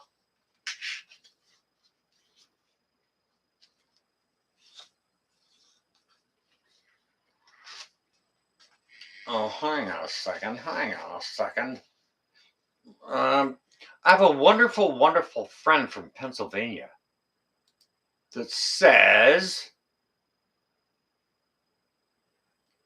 pressure canned ass maters or pressure canned ass matters. I'm not sure exactly what you're saying there. Is it like pressure can ass, pressure can ass maters or pressure canned ass matters? I don't know what you're getting at. EMT, you got to be a little bit more clear. Like, come on. I've told you guys and gals, like EMT, I love the bones of you and all you other guys and gals, and I know you're all really really smart and stuff like that. But when you come in here and start throwing words around and stuff like that, can you at least please speak in full frickin' sentences? Sorry, I apologize. I got a little bit loose there. What is referring to people that are coming for us? Well, the people that are coming for us. Uh, those are the people who are going to land on their back after being gently asked by our porch clearing stick to get off my frickin' porch. That's what that is. Uh, I'm not sure if that makes sense to you, and if it doesn't, read between the lines, go rewatch it, and maybe you'll catch the drift. They can they can bite your ass. I was having a little bit of fun with you, EMT. I was, yeah, I was.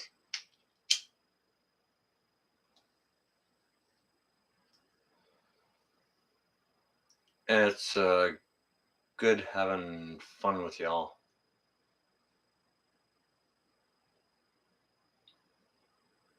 Hey, Keith, I see you there. You can't sneak in just like that. Seriously, Keith? No, no, no, no. Try and sneak in and not say a nice big hello. Come on now. Behave, behave yourself. We're having a nice time here. And we're saying bad things about world leaders and saying all kinds of stuff. And no, we are not conspiracy theorists. We're people who say things that 2 weeks later they come true. You know, I said that to my dad, and he was like, he didn't have a word to say after that. He's like, "Oh, you're a conspiracy. You're one of those conspiracy theorists." I said, "No, no, pops. No, what I do is I just say stuff, and then 2 weeks later it comes true." And he was just like, um um he didn't even say you're right. He just said, um when's dinner ready? A distraction squirrel type deal, right? Good to see you, Keith.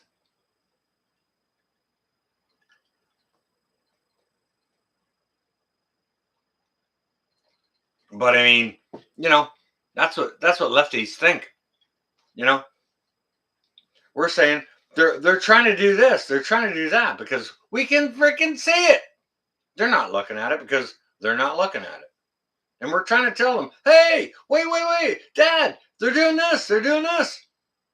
And I don't even shout anymore or wave my hands in a ridiculous manner trying to get his attention anymore. I'm just like, hey, Pops, did you see that? And no, because he watches MSM. I'm like, what are you doing watching that? It's very frustrating. It's frustrating, and I don't hold it against pops or moms. That's what they do. I love them both. They're my folks. I don't begrudge them their inclinations as far as politics goes, but I sure try and encourage them and show them. He calls me names. Oh, you're a conspiracy theorist. No, no, I just said this would happen, and well, hey, what do you call a conspiracy theory when it happens? That's what I asked them. I said, okay, well, I said this was going to happen, and you called me a conspiracy theorist. All right, so once it happens, what do you call it after a conspiracy theory has happened? Do you call it the truth, Dad?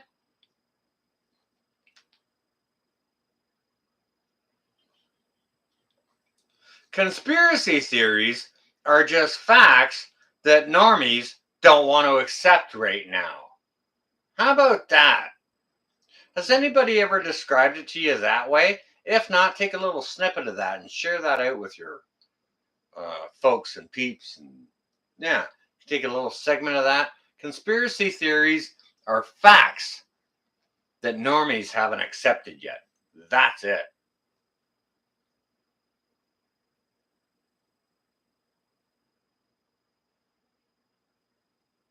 Like, You guys and gals know me. I'm not a conspiracy theorist at all. Do I have thoughts and stuff about UFOs and God and uh, the new world order and the governments and stuff like that? Yeah, I got tons and tons of thoughts on all those subject matters. Do I shove any of those down your throats or try and manifest my concepts regarding uh, the fruition of any of that onto you guys and gals? No, I don't. No. Do I have thoughts on it? Yes, I do. Do I think Trudeau is a commie motherfucker? Yes, I do. Do I tell that to my folks? No, I don't. I I tell them he's a commie, but I don't say those curse words. I You'll never hear me cuss in front of my folks ever, ever, ever. No, I might say hell or damn. I'm not sure that's a cuss, but um,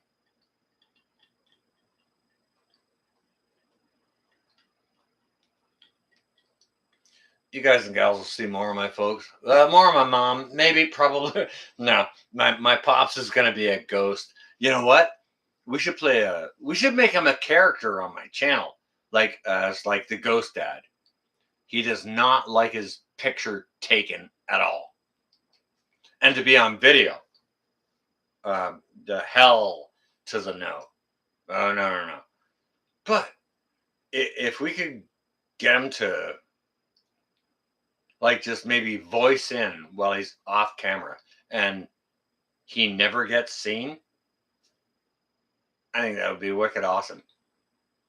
I think that would play a wicked awesome to the humility of his character because he's an extraordinarily humble man, very, very humble man. And he's also very, very private as well.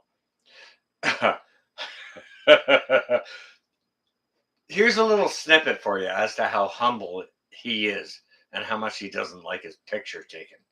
Okay, so in it's funny to me every time I see this picture, and it's it's a picture of mom and dad, and they're sat together, they're side by side, and dad has this wicked grimace on his face. It's like he's not happy, and you can see in his face in the picture he's not happy. And in that picture, him and my mom are sitting together on like a raised curb or a bench or something like that, and they're sitting there eating an ice cream cone. Okay, so how can someone sitting on a bench beside their wife eating an ice cream cone be mad about anything? But yeah, he was getting his picture taken, and he was not happy about it. Not happy. And that was decades ago. Okay, so that's just sharesies. That's personal, family sharesies for you guys and gals. So if you ever see my dad on camera, it'll probably like he wears a pretty good beard, but you know, my beard's got longer legs than his does. He's taller than I am, but he's got longer legs than his beard. Mine does than his. He's a taller guy, but anyways, if you ever see him, it might be from here down, maybe, and it'll probably be in. He may be in overalls or work jeans and rubber boots, or hey, Runes. I'm just gonna call you Runes. Damn it, Runes. Put your name in bold letters in English so I can see them. Runes. Nah, screw it. Don't even bother. I'm just going to furthermore call you Runes. Yeah, Daddy never wants to be on camera ever. Mama doesn't mind. Daddy's worried about it a little bit so I don't shed Mama in a bad light because she's not well mentally. So I got to be careful how I film her to not shed her in a bad light. And I would never post anything that would shed her in a bad light. That's my mama. Not going to happen. You know what? That's part of the problem these days. Kids don't have enough respect for their folks, their elders. Damn it. I'll spend the rest of my life teaching my kids that.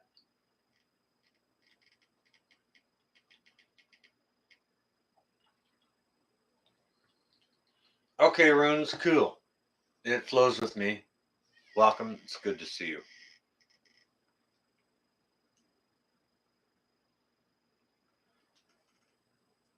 Never disrespect your elders. Runes, am I wrong? Never disrespect your elders. Anyone in the chat, am I wrong?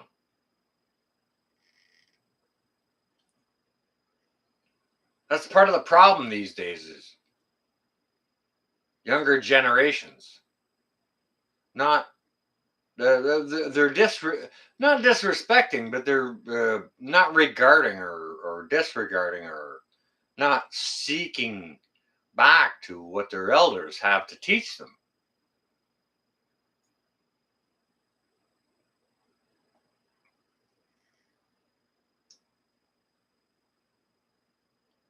I mean,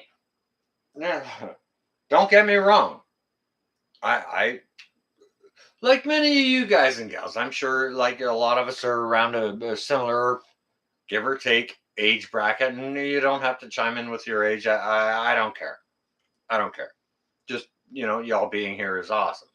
But we're all sort of within a similar mental age bracket and probably physical age bracket as well. But back when I grew up, you sure didn't disrespect your parents and your grandparents. Like you held them in high regard. High regard. Karen, goodness gracious, you don't have to do that.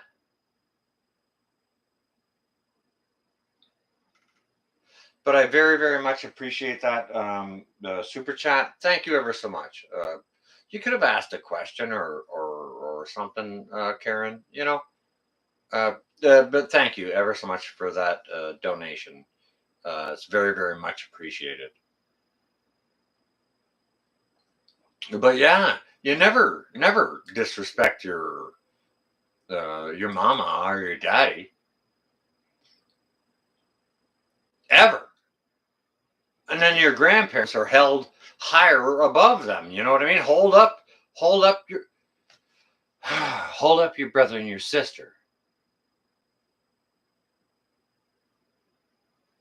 It's it's very basic to me. It's very simple. Hold up your brother and your sister. Hold up your mother and your father. Your grandparents go above that. Hold them up higher. You know what I mean? Care for them more if you can.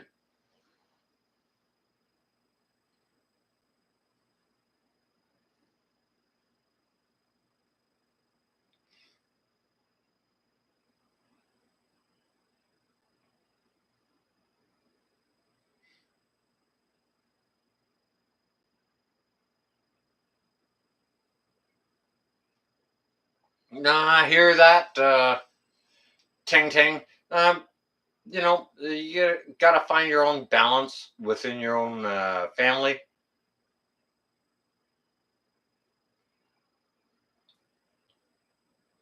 You do.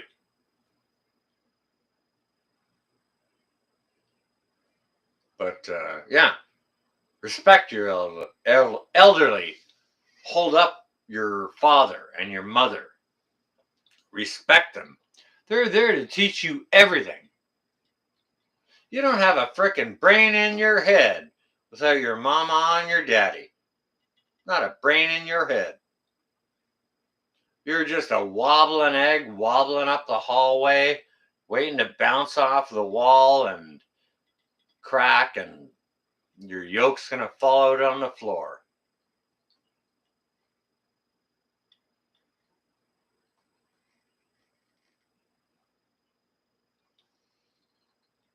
So, you know,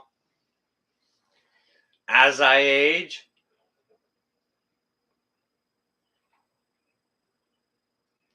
militant. You know, as I age,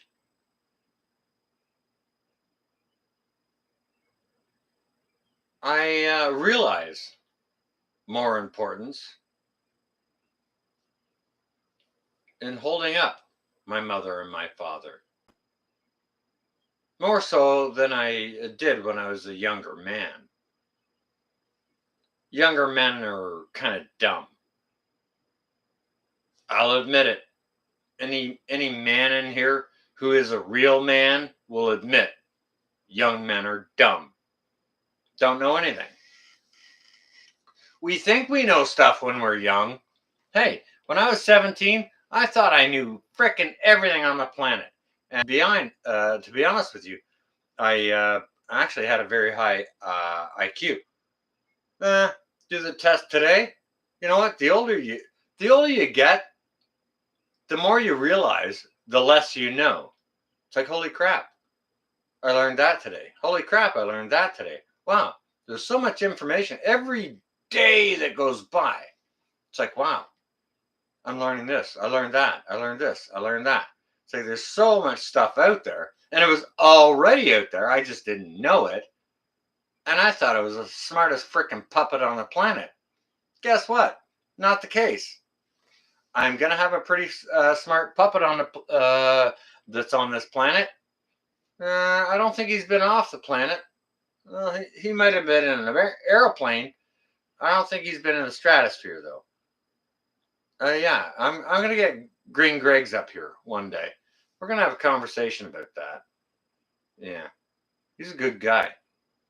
Super freaking smart. But yeah, the longer you live, the more you realize, the less you know, right? Militant, I didn't say you didn't know anything. I did not say that. I'm not proclaiming that. Those are your thoughts. My name is Paul, and that's between y'all. And if you want to do that, go on ahead. You can say that in here. Please. You're welcome. You're more than welcome. It's okay, man. You can kid or not kid. It's quite all right. And I don't take it any way except for how it flows. Mighty Buffoon, look at you.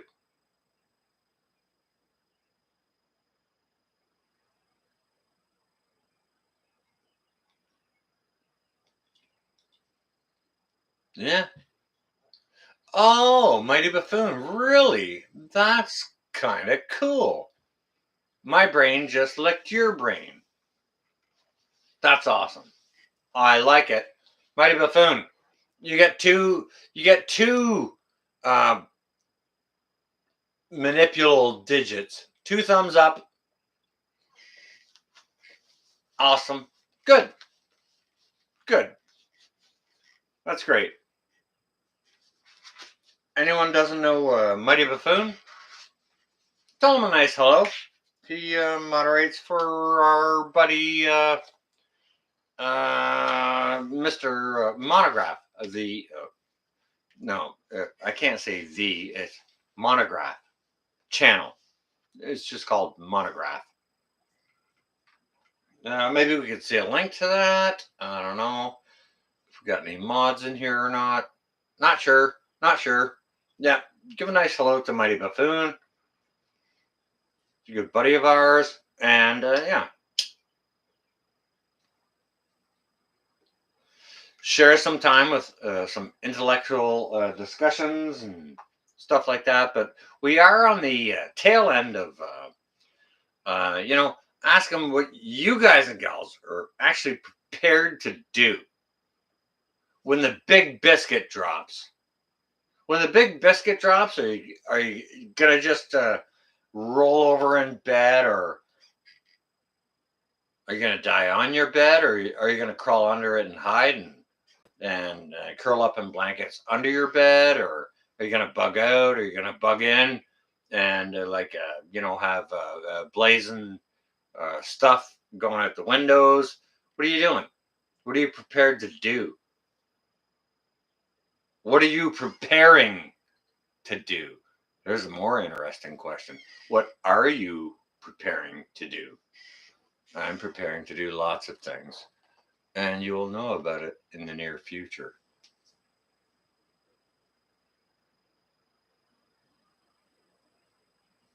Hey, Mighty Buffoon, it's always good to have you. And you know what? There's always a ton of wonderful folks, especially in certain hours. We really get the good people. We sure do.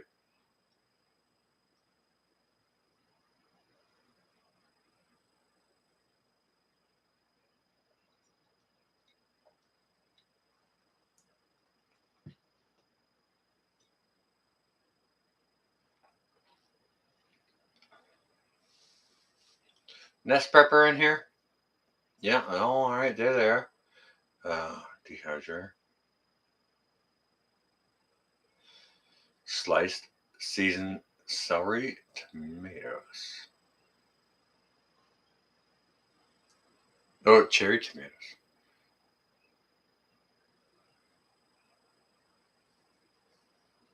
Oh yeah, there's tons of ways of doing that. I had a video last year of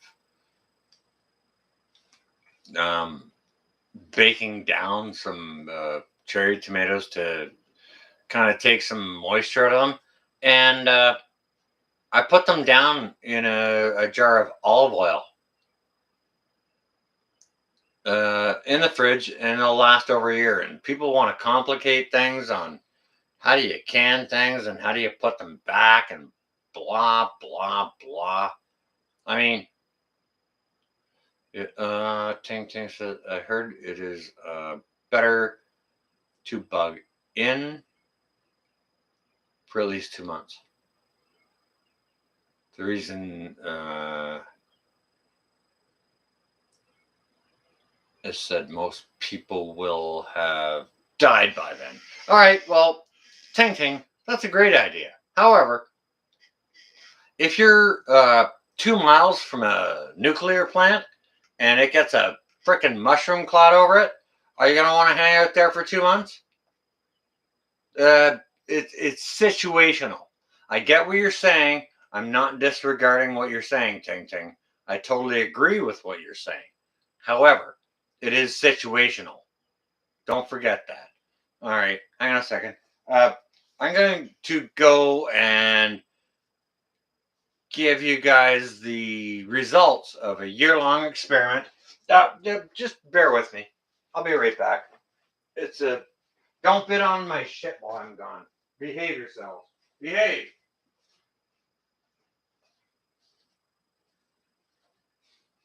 Ah.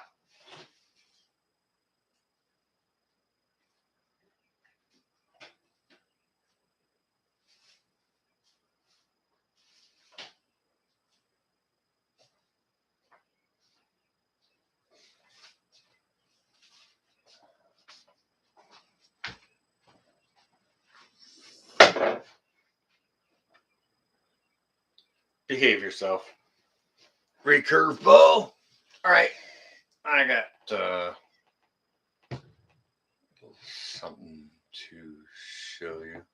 No, no, Roots. It's not past midnight.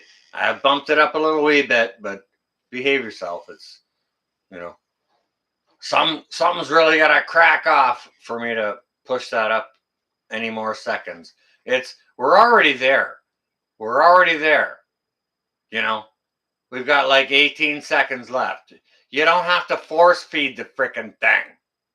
Stop doing that. Stop doing that. Behave yourself. Good Lord.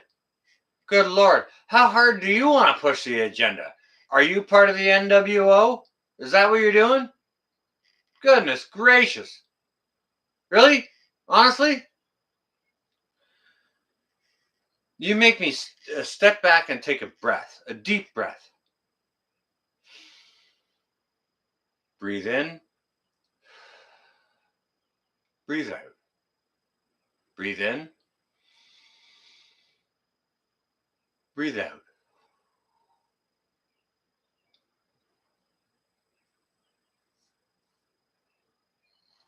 1 metric finger wagging. 1 metric finger wagging. You're behaving, you promise. Yeah, I've never heard that from a lying child before. Not once. Ever. Ever in my life. However, all right, practical experiment, certified and guaranteed by me. All right, yeah, go ahead and halfway throw your cherry tomatoes, season them up however you want with whether it's fresh or dried basil or cracked pepper or salt or whatever you want to do with it. Go ahead and do it. Throw it in a pan in the oven or put it in a window. Let the air go through it and let it dry out halfway, not totally, but halfway. And then just pick them up, take them, stick them in a jar, stick them in a jar, literally, seriously. Throw them in a jar and pour olive oil in it and stick it in the fridge. This is a year old. Well, no, it's not. It's not quite a year old. I guess this is about 8 months old. But yeah, you fish any of those out and you throw them in a salad or on top of a pizza. Yeah. People want to complicate food preservation. Well, if you got a running fridge or a cold space, halfway dehydrate some tomatoes, season them up, put them in olive oil. And if they're in a cool place, they'll stay well for a long while. And fantastic on a pizza. In the wintertime, the taste of fresh tomato and fresh basil out of your own garden, absolutely wonderful. Super fresh, super healthy, absolutely awesome. Yep, do the things, do the stuff. Why wouldn't you?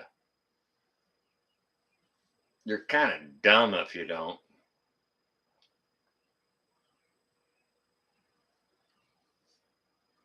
Hey, teach everyone to do the stuff, do the things. Seriously, it'll help your family, your children, your neighbors, whoever will listen to you.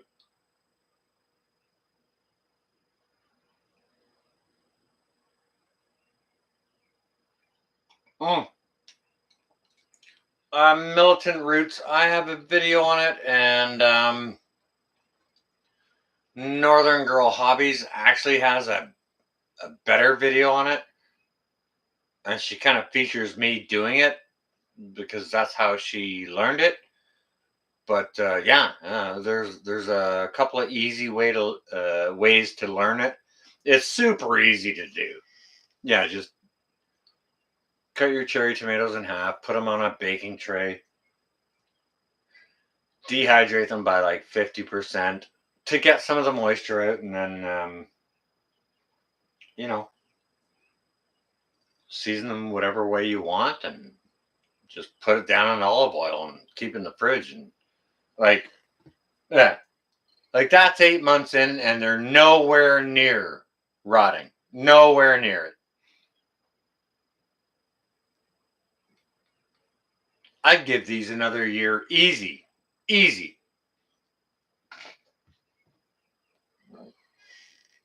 Kept in the right conditions.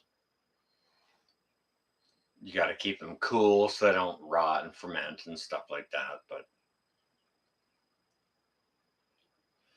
because it's not canned in any way, it's just thrown down into a jar.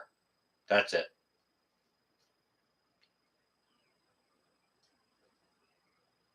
Uh, do you know what, Militant? I'm going to prove a point right now. They look just fine. Well, they may look fine, but they might kill you. But guess what? I'm going to go get a fork and I'm going to prove a point. Okay? I'm going to prove a point right now. Bear with me, guys and gals. I got a point I want to make.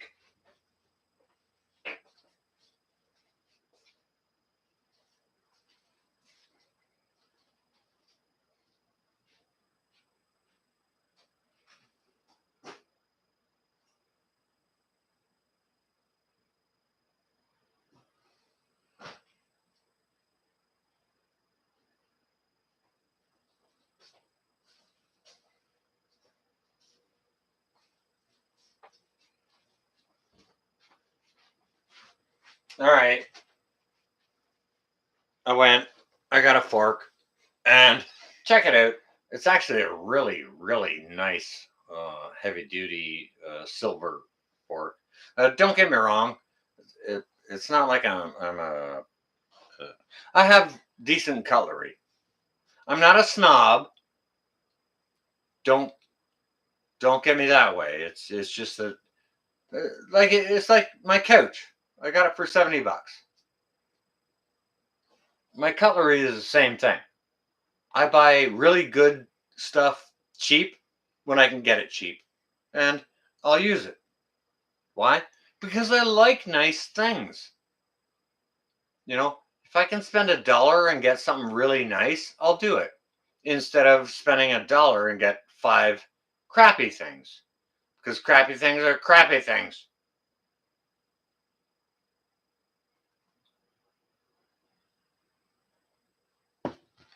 But I want to make a point to you guys and gals about this method of putting vegetables back uh, just in the fridge. You can simply pour olive oil over it and it will stay.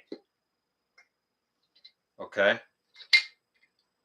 Now, it looks really gross. It's got a hard, you can see it. You can see it. Here, you can see it. It's got a hard layer of oil on the top of it. So I'm going to have to dig through it. I'm going to dig through it and I'm going to pick a tomato out of there.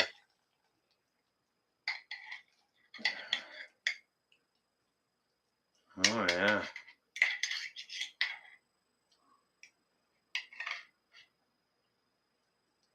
All right. There's a tomato out of there. Guess where that's going?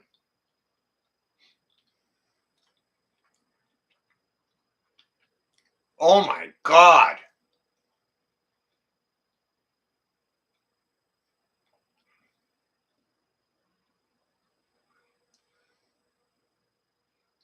Aside from the skin on the tomato,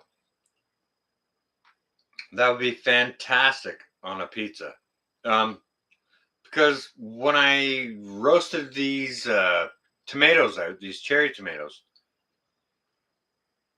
I added a little bit of balsamic vinegar, olive oil, fresh basil, and fresh thyme. And the flavor is like magic. You could just toss them on top of a salad. You could put them on a pizza or whatever.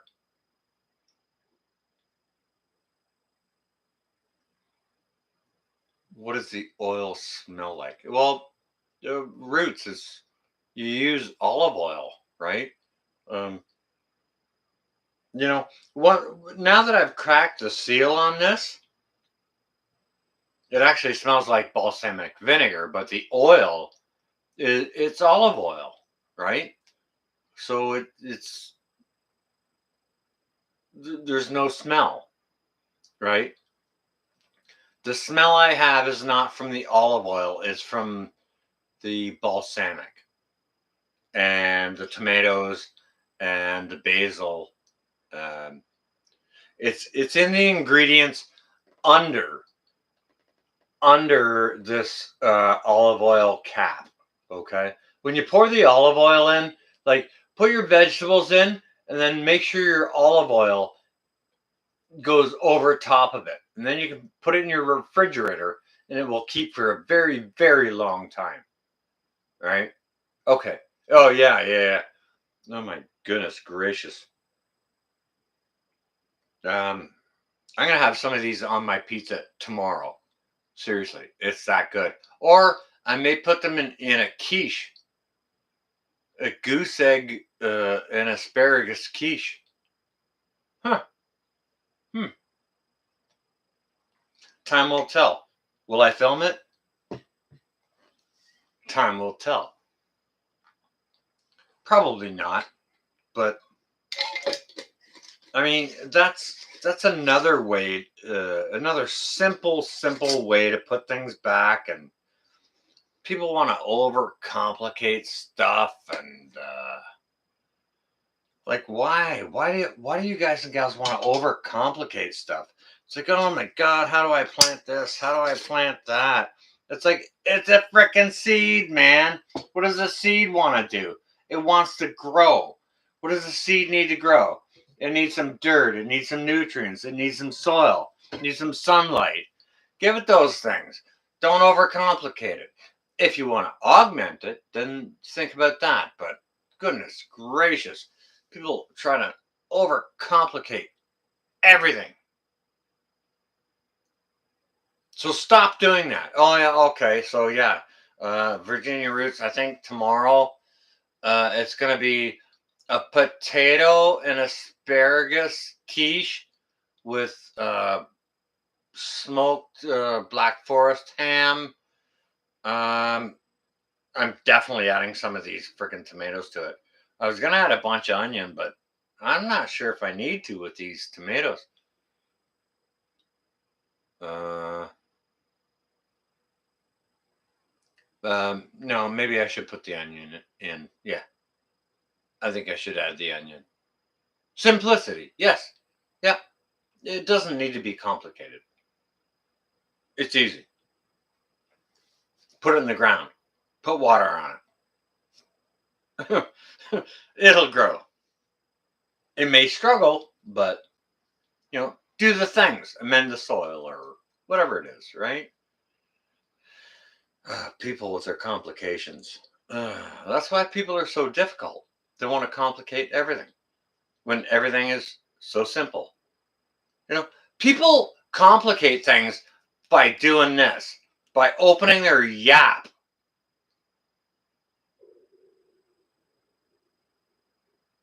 And for a lot of people, my suggestion is just shut your freaking trap and don't say anything. And listen to people. Listen to things. You want to know something? Ask a question and then shut your mouth.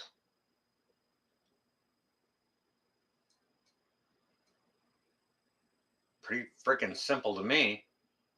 I I learned so much before I was 15, and I didn't even ask a single question.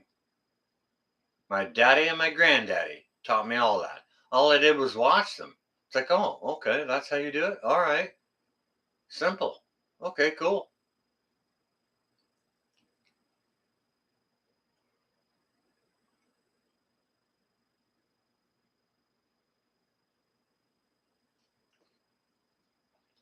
Caroline, got a little bit of ginger ale here.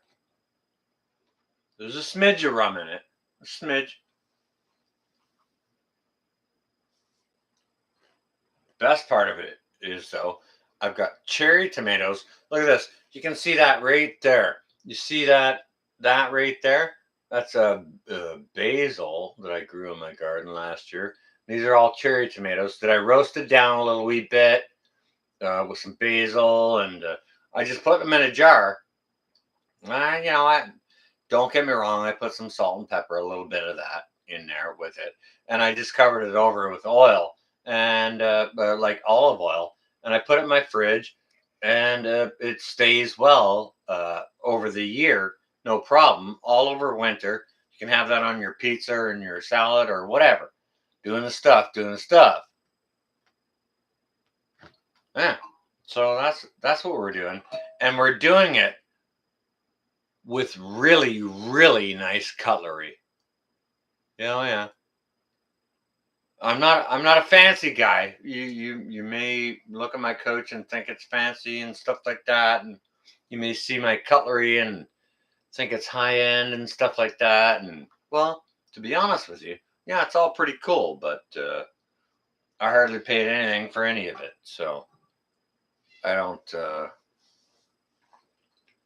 I'm not going to the store and spending $2,800 for this coach. It's not happening. It's not happening. Oh, roots. Yeah, I got some way old forks that are like wooden handled 3-prong ones from probably, oh, they gotta be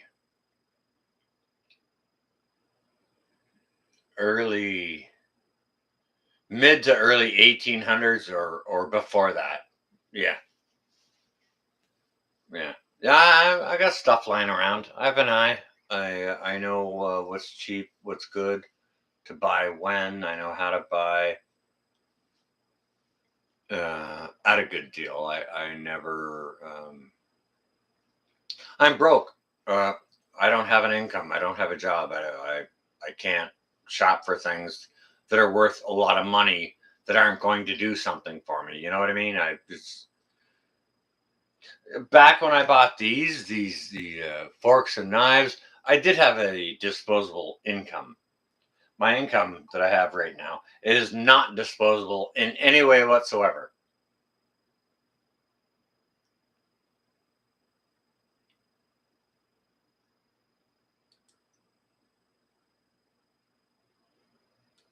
Yeah, for sure there are ruins. Absolutely. You know what, Militant? I do tend to pick up good things, and I don't tend to pick up bad things. Something there's something in me that I just I strongly dislike barcodes. I strongly dislike barcodes. And I mean, even if you go to Home Depot and go buy 4 2x4s and roll them out on the cart, and you know what?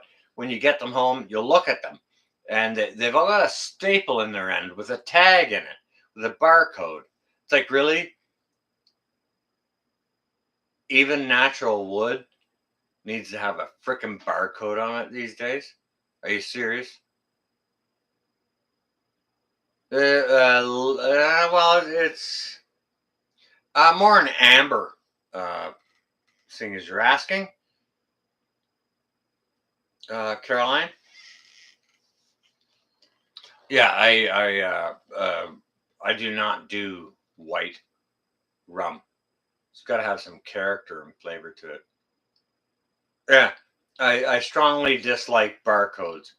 I don't know what it is.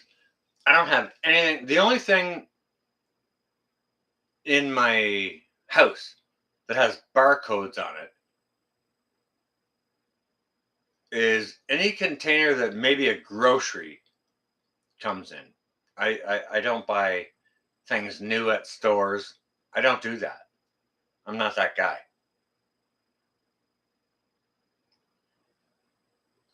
I'll source out something different or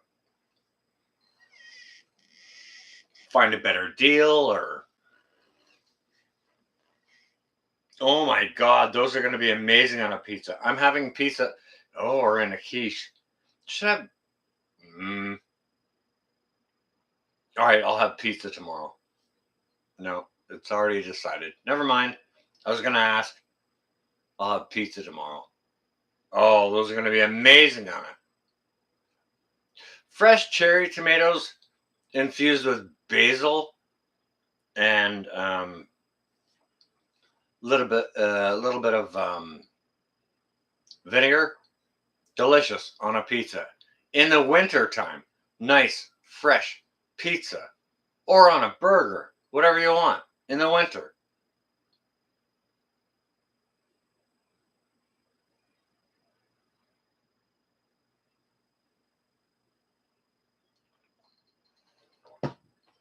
Ah, oh, hang on a second. I'm stretching hard. Mark, I got you covered. Here we go. Gonna talk about your sporky dorky do. Here we go. There's your KFS, knife, fork, and spoon. And I mean, you put that in your pack or in your pocket or whatever, or with your cook kit, or right. And this is a mishmash of a one. It's not a proper set. It's I mean, you can even see. I think there's also a can opener on this. This makes it actually a pretty cool piece, but not all of the pieces actually belong in the same set. So, you know, like if you're a collector and you're really anal retentive about all that stuff, go ahead and trouble yourself that way if you want to.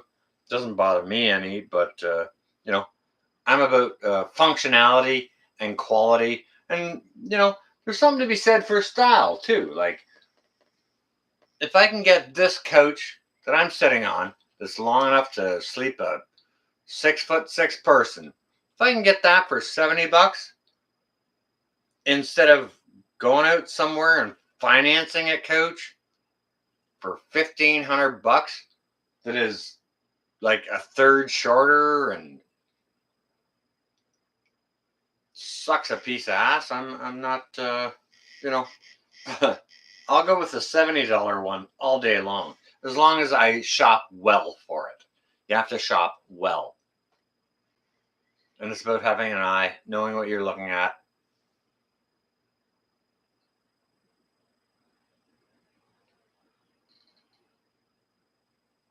A friend was cleaning out the plants from the greenhouse. You get 15 PT parts, pints of them. Uh, we like them dehydrated way better than potato chips for snacking. Okay, gotcha. Uh, pints, pints. Ooh, wow, that's a huge haul. Awesome. Yeah. Hit one wrong letter in text, and it's like, I don't know what you're talking about. Yeah. I apologize, Nest, but I totally get that. That's awesome. Yeah. Yeah. Stuff like this will make your winter or your spring or your pizza or your salad. Uh, doesn't matter what time of year it is. Doesn't matter. Right, Runes? Well, I hit the U instead of the I. I don't know what's going on anymore. Yeah, well, that's kind of me.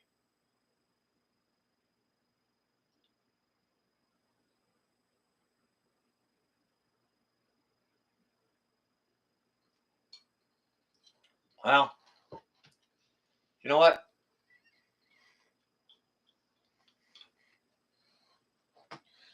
When you're buying and selling things, no, there oftentimes isn't an out of season. And sometimes, if there is an out of season, buy it then. And then sell it when it's in season. Do you understand what I'm saying? It's kind of like the stock market, right? It's like, oh, well, it's fall and everyone's gonna have to put their boats away and store those for the winter and stuff like that. Well, I'll tell you what. For the people who don't want to incur the cost of storing and keeping their boat for another winter, fall is the time to buy a boat, not spring. Why? Because people who want boats buy them in the spring. Why? So they can use them in the summer. Just use your brain. You have to use your head for more than a freaking hat rack.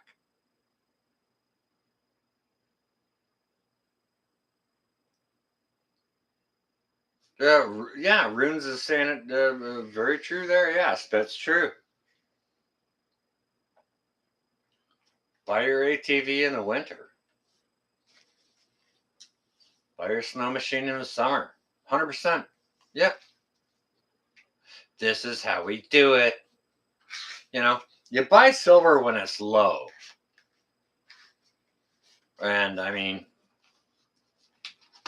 don't sell it if you need to sell it. I mean, I've you know what? I've had really good success throughout my life, buying and selling things, antique things, and bladed things, and all manner of things. And I'll tell you what, I bought things so cheap and then sold them for such a wicked, awesome profit at a time when I needed to. It was a blessing, massive, massive blessing. I bought a really, really big knife, and it was kind of like a knife like this, but it was like this long and had a razor back on the back of it.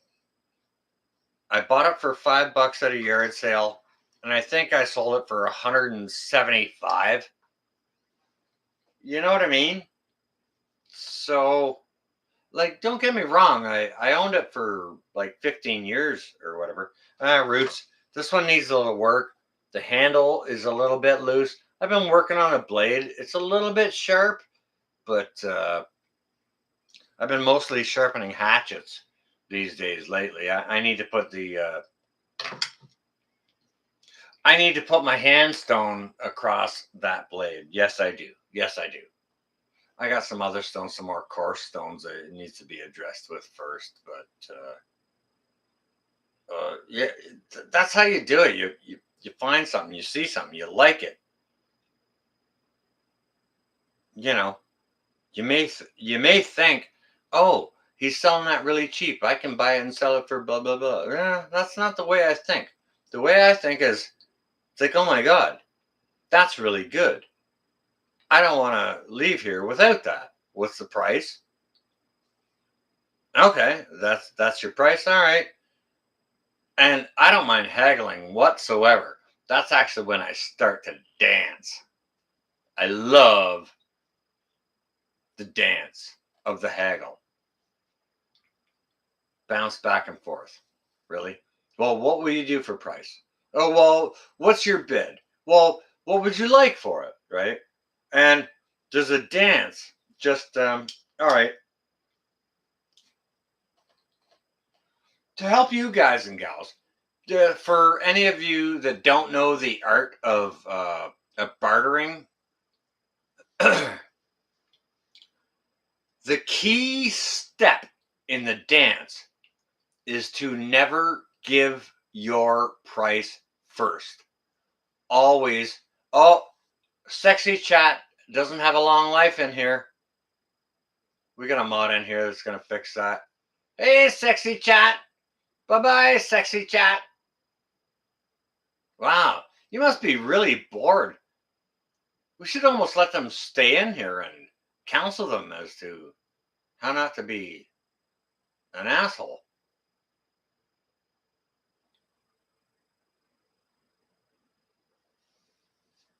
Yeah, it's a spammer hammer. Friends, yeah. Wow, I'm surprised sexy chat still lives. Well, we're not getting a rise out of them. Maybe that's why. I don't know. Maybe I don't have any more moderators in here. Um, oh, hang on a second. You know what? Uh, I just realized something. I'm a moderator on my own channel. So, what I'm gonna do is, I'm just gonna, I'm not gonna kick sexy chat out. I'm just gonna piss them off by timing them out. Wee! So yeah, they've been timed out. That's exactly what I do with uh, you know, those tele people who call you want to sell you shit. They call me up and I'll pick up the phone. And I usually don't pick up the phone unless it's somebody I know. But if I pick up that and it's one of them, I say, okay, just all right. I have to go in the other room and grab my glasses. Can you hang on a second? And I'll set the phone down and I'll just go away and start watching some YouTube videos and stuff like that. And then they never call back. Yeah, put them in timeout or let them wait there on the phone, wasting their time. Screw them. Don't care. Not my business. Not my day. Whatever. Whee! You got to have a bit of fun with life. I mean, come on. Come on. With all the shit with the big shit hammer they're bringing down on us, let's have a little fun. Come on now.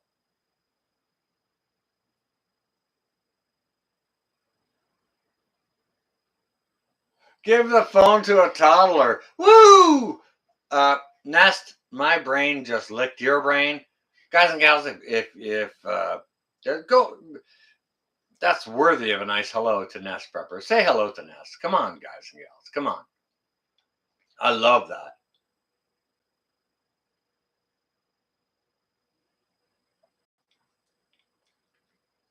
But life is very basic. It's as basic as we want to make it or keep it, and it's also as complicated as we want it to be. Sometimes others will try and complicate it.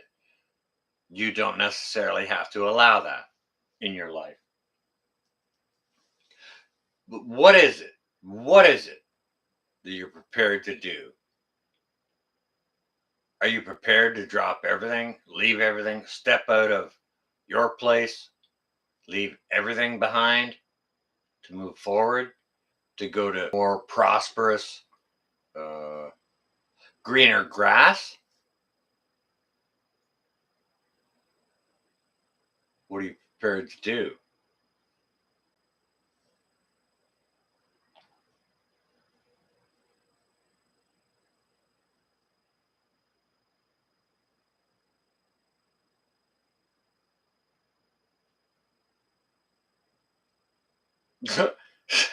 Send the junk mail back with sand.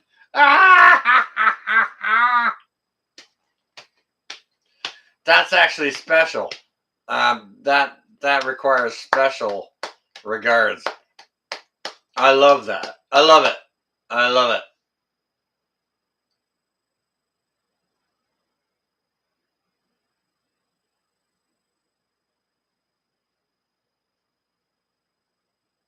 Huh? What? What? Huh? Nice. Yeah, sorry, I didn't hear what you said. Can you speak up? I'm not. Yeah, I can't hear you. What did you say? Can you talk a little more loudly? Yeah. Oh yeah, mess with them. Wee. That's like a little bit of sport in your day. That's a little sport in your day. Same as if a Jehovah shows up on your porch and knocks on your door, tries to sell you God. They don't know what they're in for. They're gonna get thrown off my porch. They just don't know how. And I'm not gonna grab them and physically do it. You know, I'm not that guy. If I reach out and touch it, you'll never know I've been there, right? But yeah, yeah. When I got something to say to someone, they're gonna know it. They might not know it immediately, but they'll soon realize. It's like, hey, damn, wait a second, I just got manhandled here.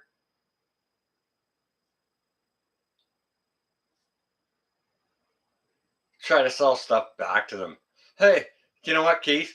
It was funny. I got a call a few months ago from my cell phone slash internet provider because it's all kind of bunched into one. So I got a call from my provider one day, and I don't know why. Like my bill was kind of coming due. It wasn't really due, and it wasn't overdue, and I didn't have any arrears or uh, anything like that. And they called me up and they said, and it wasn't the first time. It was like the third call they'd made, and I finally picked up the phone. I saw them calling. I'm like, yeah, hell, why not? What the hell? It's the afternoon. I'm not doing nothing. Let's have a little bit of fun.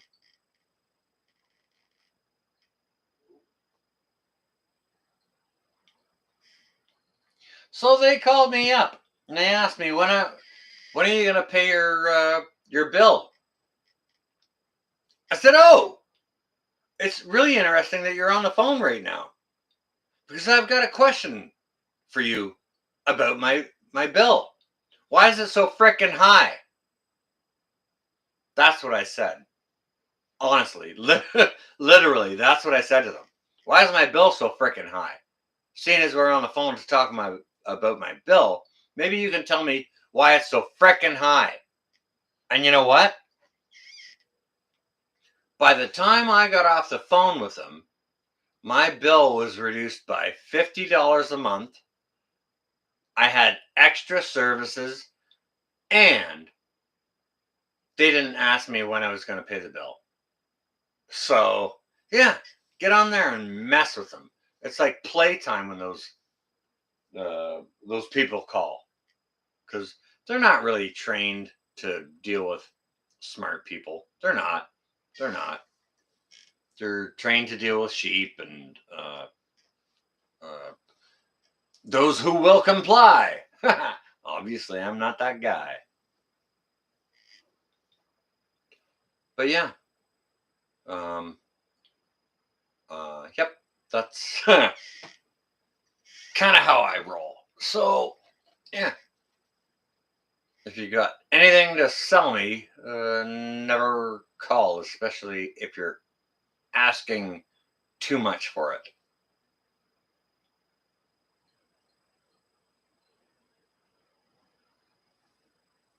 Interesting snippets of life.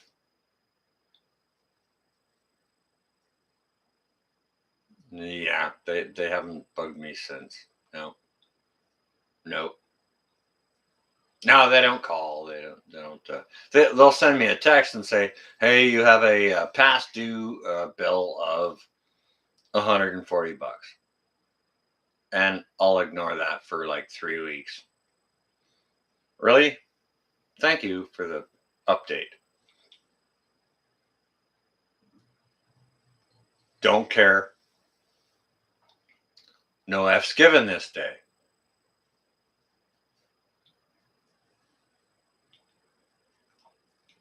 Yeah.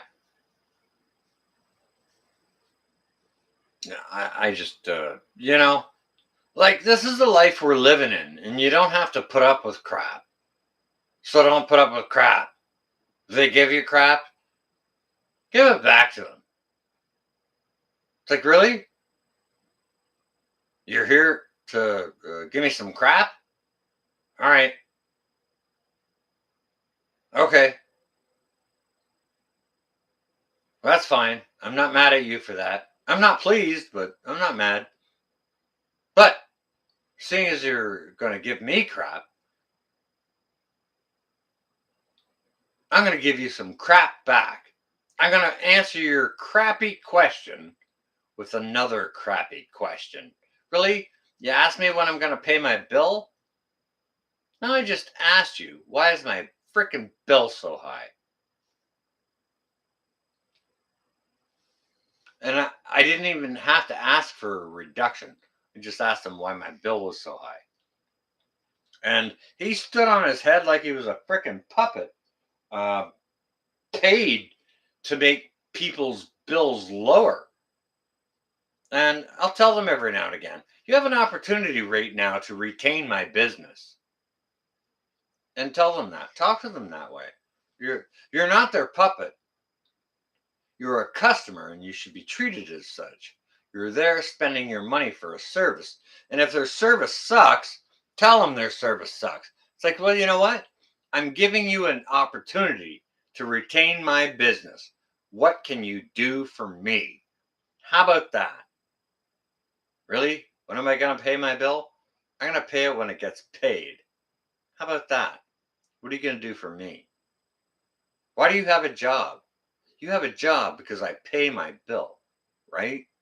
So, what are you going to do to make it easier for me to pay your wages. Just do a little mental psyop on them while you're on the phone. It's great fun.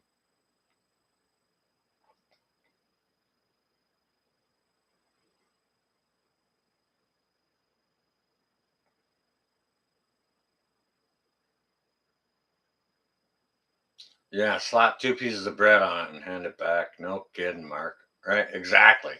Yeah. There's your zero sandwich for you. Yeah, it's pretty basic.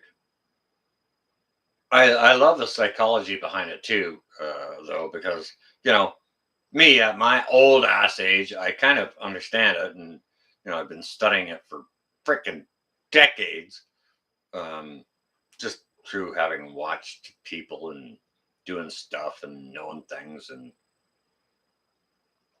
and then you get a 25-year-old from a call center calling you to ask you questions. It's like, all right, let's have a little fun. Let's see how much our bill can go down today. And there's probably a note in their system. It's like, oh, we called this guy and asked him when's he going to pay his bill. And then we had to lower his fee by 30%.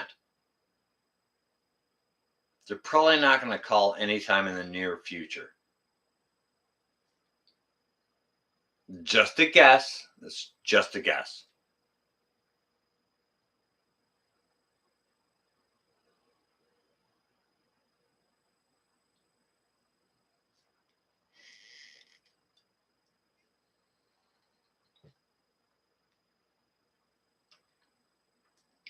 All right.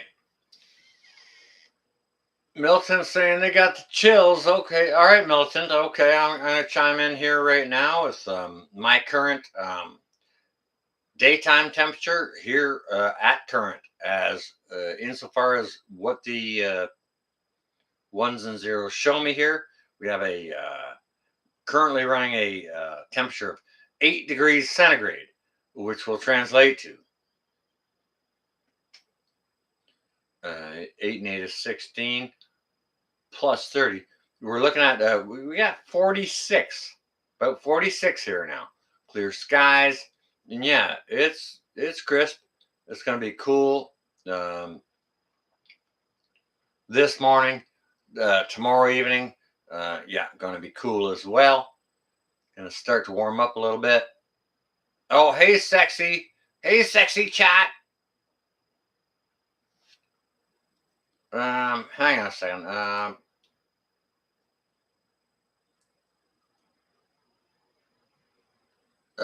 Maybe I'll leave it there. Hey, sexy chat. Well, yeah, we'll let you roll. How you doing, sexy chat? Why don't you chime in on, you know, are you really bored, or do you not have any friends? Do you suck as a human being, or like what's going on?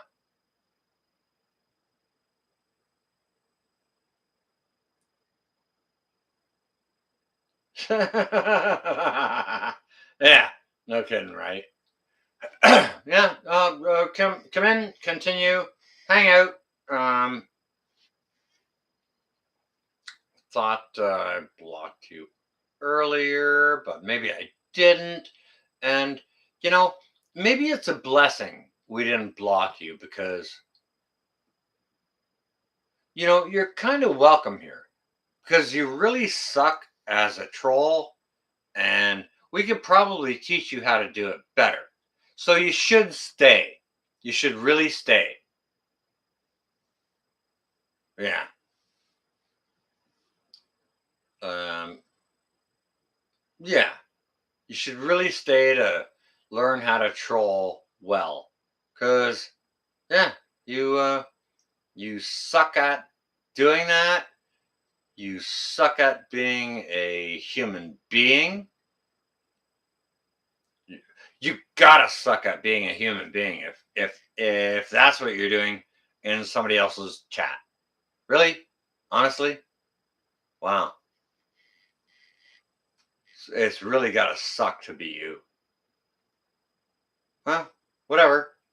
take that sexy chat and suck my whole entire face. How about that?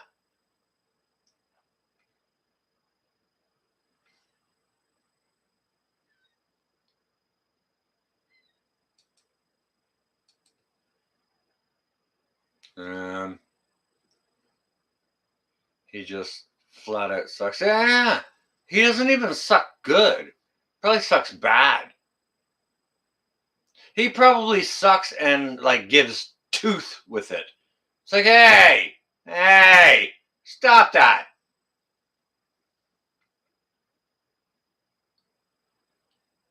Like, goodness gracious. Paid good money? Really? That guy? Worst troll ever. Well, not the worst, but just saddest or um, like limp, like a limp uh, troll. Just he's got no moxie. There's no flavor there or spice or there's nothing good about it. If there was something, you know, cognitive and recognizable, um, I might give him some props, but in his or there, it's got to be a guy or a bot. In his, I'm not even going to use pronouns. I'll just say his. In his current condition, yeah, yeah, I wouldn't leave him a quarter as a tip. No way. Nope. Nobody. Nope. Nope. Yes. Screw the bots. We don't have to kick them out. We can just shit talk them and make them feel like assholes because they're assholes. No, stay. If you really want to know how to troll, we'll teach you. Honestly, we will. I've had trolls in my chat before, and I invited them to stay. And at one point, one guy said, "Well, I don't even really know if I'm a troll or not." I said, "Well, if you don't know that, just give us a quick quiz here. We'll do it." He did the quiz. Turned out, nah, he's not really a troll. He just wanted to have some attention or stir some stuff up or whatever. It's like, you know, we can actually really teach you how to troll if you want to. And we tried to, and he didn't. He didn't hang around for more than 2 or 3 streams, but it was funny. We kind of got a troll on board.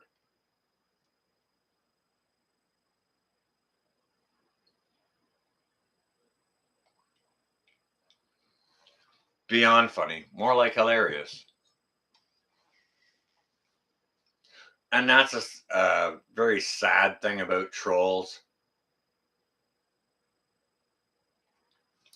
They must be doing it because they've got nowhere else to go or no one else to see to, or I don't know. It's just, to me, it's very sad. Very sad. I don't like to be melancholy or anything like that.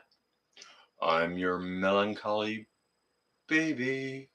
No, I'm not your melancholy baby. But yeah, poor those guys. Who wants to be a frickin' troll? Like, especially one like that, bot style.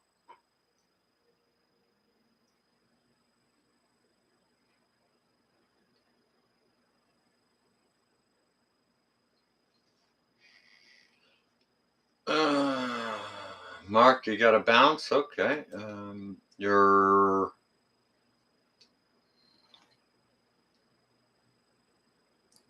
There's something wants out. All right. Very.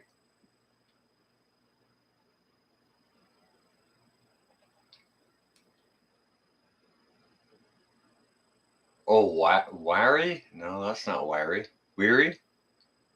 Your weary wants out. All right. All right.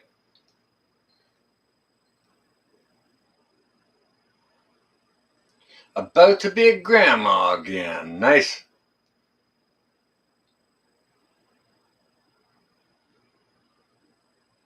Nice, Chrysla.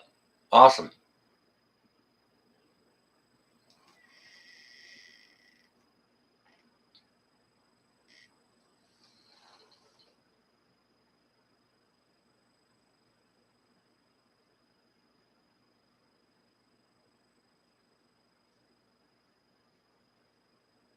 Yeah, some of the troll bots make a ton of money. Yeah, if they can completely dominate or ruin someone's chat. But I think they're probably all working in like a station block in India, and they're all sitting there punching in this shit, and just like hoping to get the big reaction out of everybody. And like for me, it doesn't work, and I just tell them back. It's like, you know what? I understand you have a job to do. Make your point. Your job isn't going to happen here. It's okay.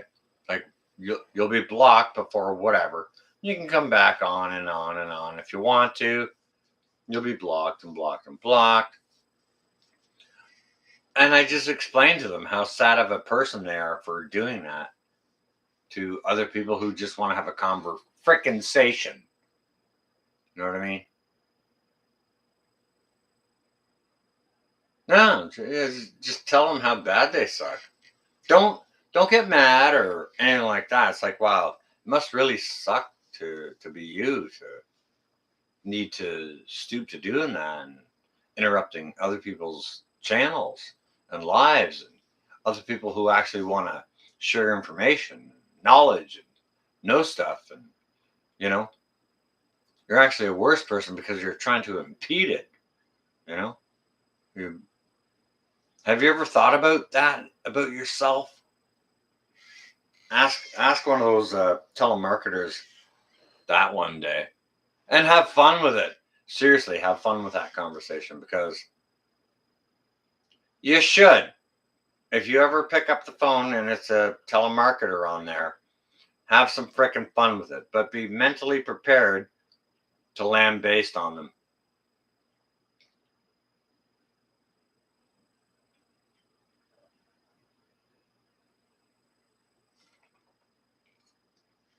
They'll probably hang up the phone before you do, to be honest. It's the same as, okay, hang on a second. Um, let me just go get a pen and a piece of paper. Set the phone down and like go watch a movie. I'll never hear from that telemarketer again. They'll just block your number or whatever, right? Mess with them. Mess with them. Do it in a creative way. And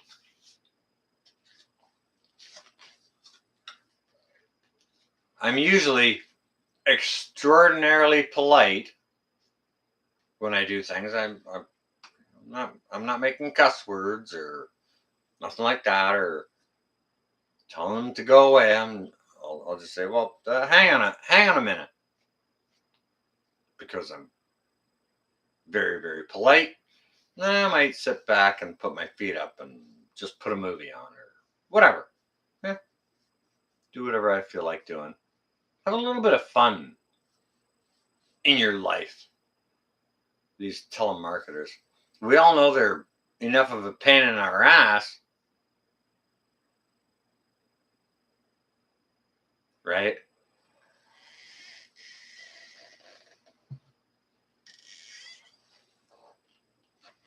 All right. Okay. Well, think about this.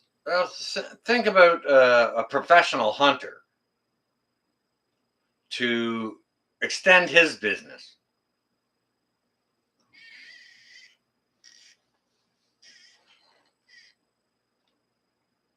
Can you imagine getting a phone call from someone and they say, "Hey, I shoot stuff. Y'all want my services? When can I come over and what am I shooting at?" Can you imagine that? That's basically what these telemarketers are doing. They're calling up, they're trying to sell you something. Whether it's, hey, it might be a cell phone they're trying to sell.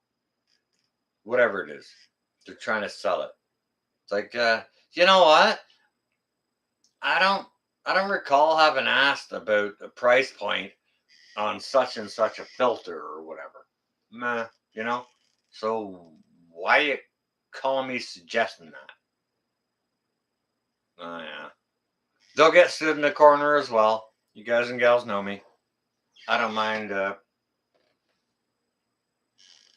standing a doctor to, or lawyer, or whoever they think they might be. Yeah. They think there's something. I'll kick the back leg out from behind them, and I'll teach them what they are not.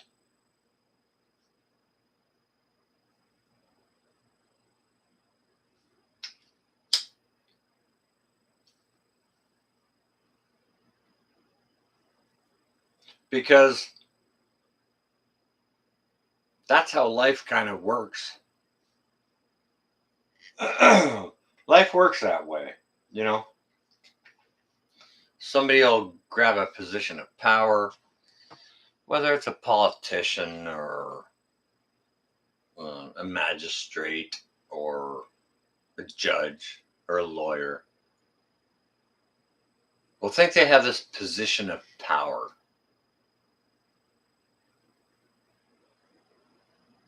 They'll think that.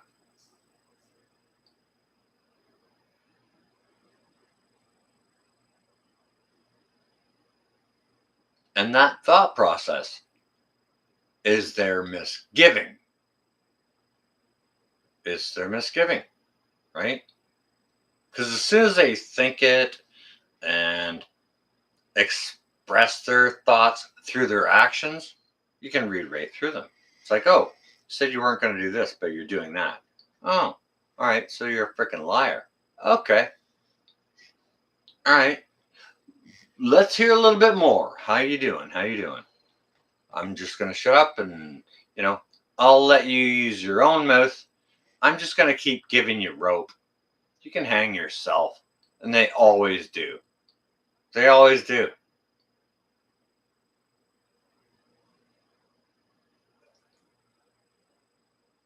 Mm. And then, toward the end of their days, you'll see them flailing about on a stage or something like that, like flopping around, like they're on a dock, like a freaking cod that has been caught out of the water and thrown on the dock. They'll be flopping around on there saying, oh, hey, but we've been really good, and we've done good stuff, and vote for us and stuff like that. And I mean, just take the fish bonker and put the fish out of its misery, would you? And that's a metaphor. That's a metaphor. But they're all confused as to, well, why does nobody want to vote for me? And why am I out of favor? It's like, because you're a fucking asshole.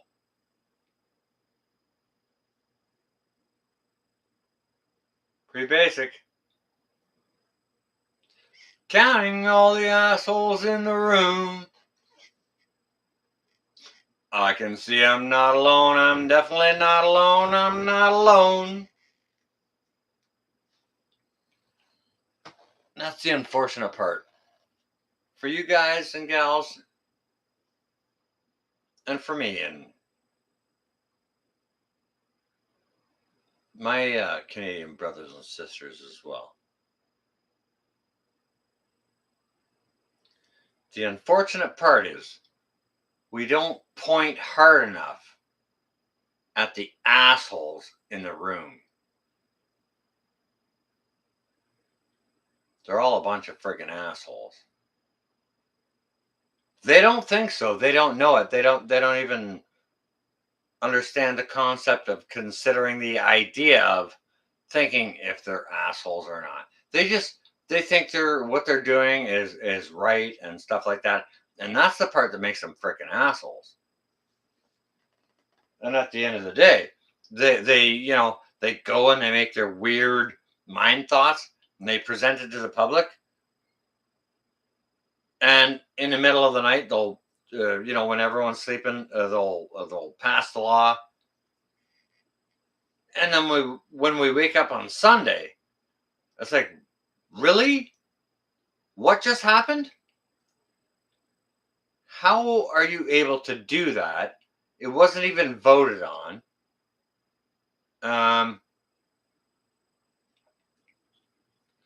it seems there's a lot of work here for lawyers in Canada to do things to correct the government and re-educate them in what the laws are. Just like cops.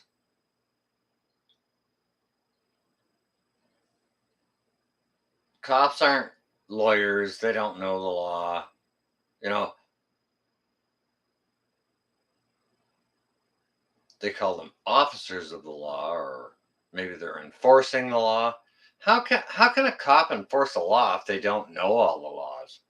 And if they go to a some shitty place and get 6 months training,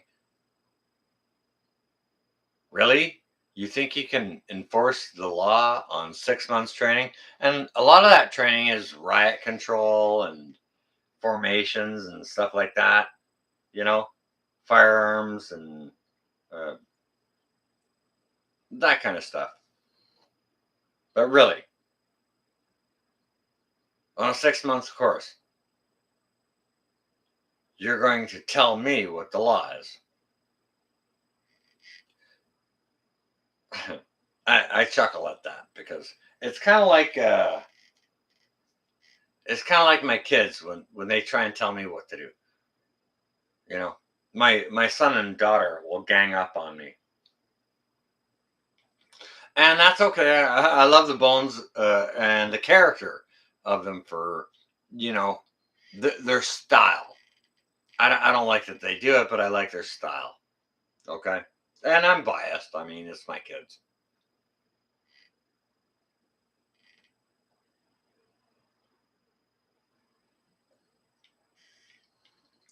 The two of them will come at me and say, "Oh, you're doing this wrong. You're doing that wrong. You should do this. You should do that."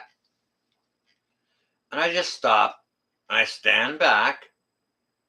I fold my arms, and I don't say any words.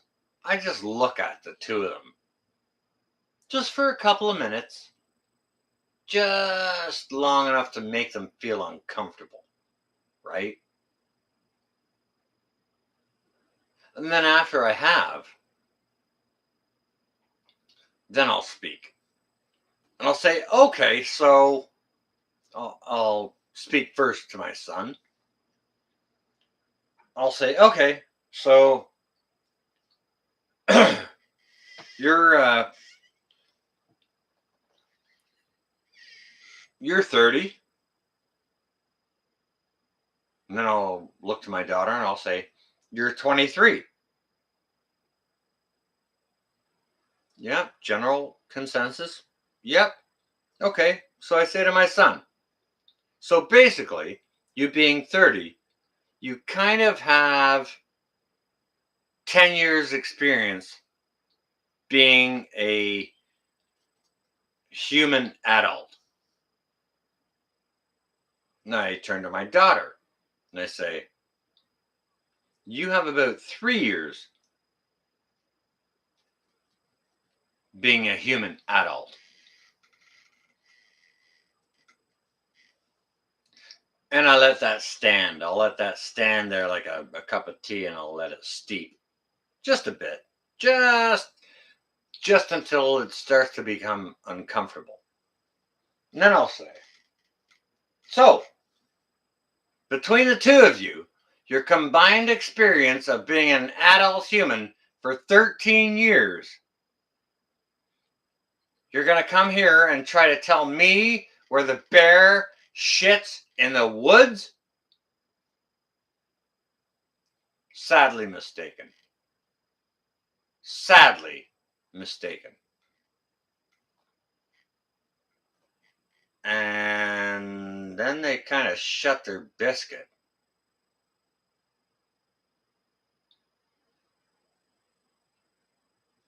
Don't get me wrong. It's not like I don't like interacting with my children, but they sure need to know where their place is. And they haven't found it yet because they're young, liberal, brainwashed, entitled children. They're children, really, you know. They're starting to have a bit of taste of life, and they don't like it. Oh, rent is too expensive. Oh, gas is too expensive. Oh, work is too hard to go and do for 40 hours a week. Really? Really, pal?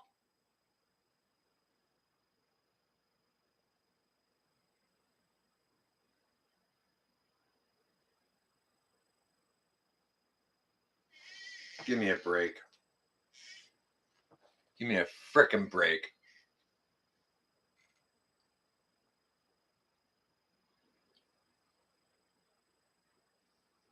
And don't get me wrong, my son is a smart boy. So is my daughter. She's a smart girl. And I don't blame him for wanting to quit his job and kind of retiring. You know what I mean? Because his eyes are starting to open. He sees the BS. He sees what it is. Finally. But he's too proud to admit it. And that's okay. That's okay. I get it. I'm a proud person as well. And, you know, uh, pride is not necessarily a good thing, of course. It won't do any good unless you use it for your own good. Can't use it against others, right? So, got to be real careful how you use your pride.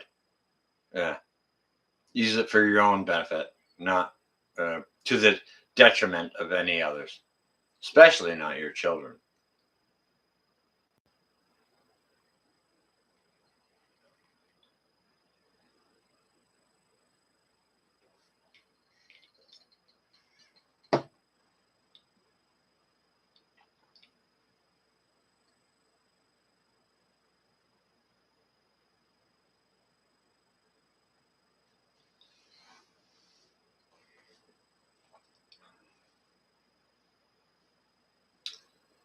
You know what, Sheena? I love that you said that because people want to overcomplicate gardening and stuff like that. And I always say to people, a seed is a seed. What does a seed want to do? It wants to grow. Another question. What does a seed need to grow? It needs some nutrients. It needs some moisture, some uh, oxygen, daylight. Yeah, that's it. It's very basic, very simple.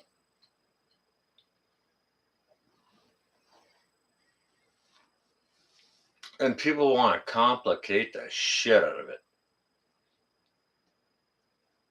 It's a seed. Put it in the dirt. Stick some water in it.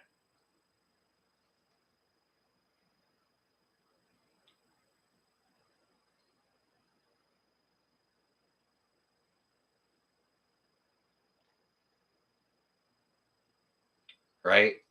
Don't don't complicate something that is as simple as it's been since forever.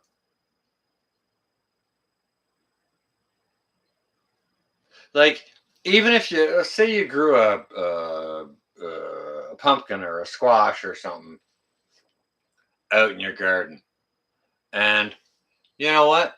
Heck, I've been way too busy. I just didn't get to harvest it in the fall, and then it overwintered over there, and it rotted out, and you know, pumpkin's going to be full of seeds, right? Or a squash or whatever. It's going to be full of seeds, and you didn't do anything. You didn't have time to get to it till spring or whatever. You know what? You could leave it there for 2 years. And all those seeds it dropped will replenish itself. And you don't have to do a damn thing. It'll do it when the seasons are ready. If you got a drought, maybe certain things won't do as good. Right? But when anything else is ready, boom, It'll pop up. No problem. And people are worried about on the pH of this and on about that and the other. Goodness gracious. I'm not saying it's wrong. I'm just saying it's a thing that people overcomplicate.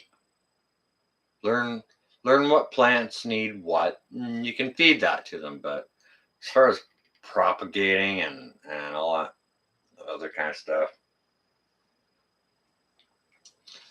it's pretty simple, you know. When you have just work the ones and zeros on it. Just don't make it a freaking haiku when it doesn't need to be. You know what I mean?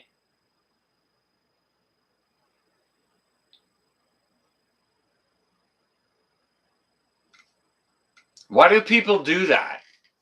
Make a freaking haiku out of a soliloquy. Why do people overcomplicate things? Especially things like growing food. Like, really?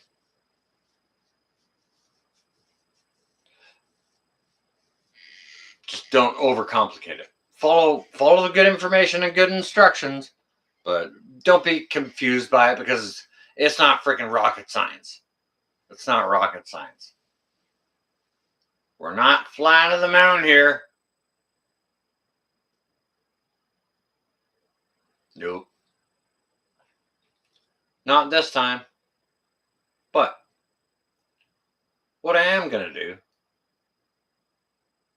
is I'm going to go ahead and I'm going to fly on to bed. I've been on here for 7 freaking hours. 7. I can't even believe that myself. I need to get some rest under my bones. I got some stuff to do today. Here. Goodness gracious. Why didn't y'all tell me it was so late or early? Dang. Dang. That's all right. It's all good. All good. Y'all stay well and safe. Hold up your brother and your sister. Don't hold anybody down. Don't ever look anyone down unless you're about to help them up.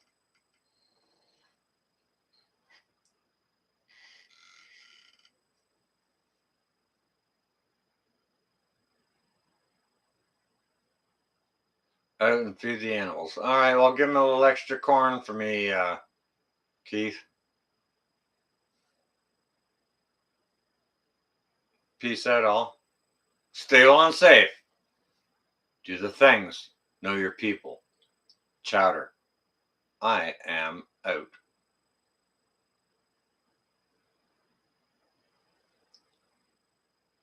All right, where's the freaking button? Oh, that's this one here. Yeah, I think I got it. Yeah, there we are.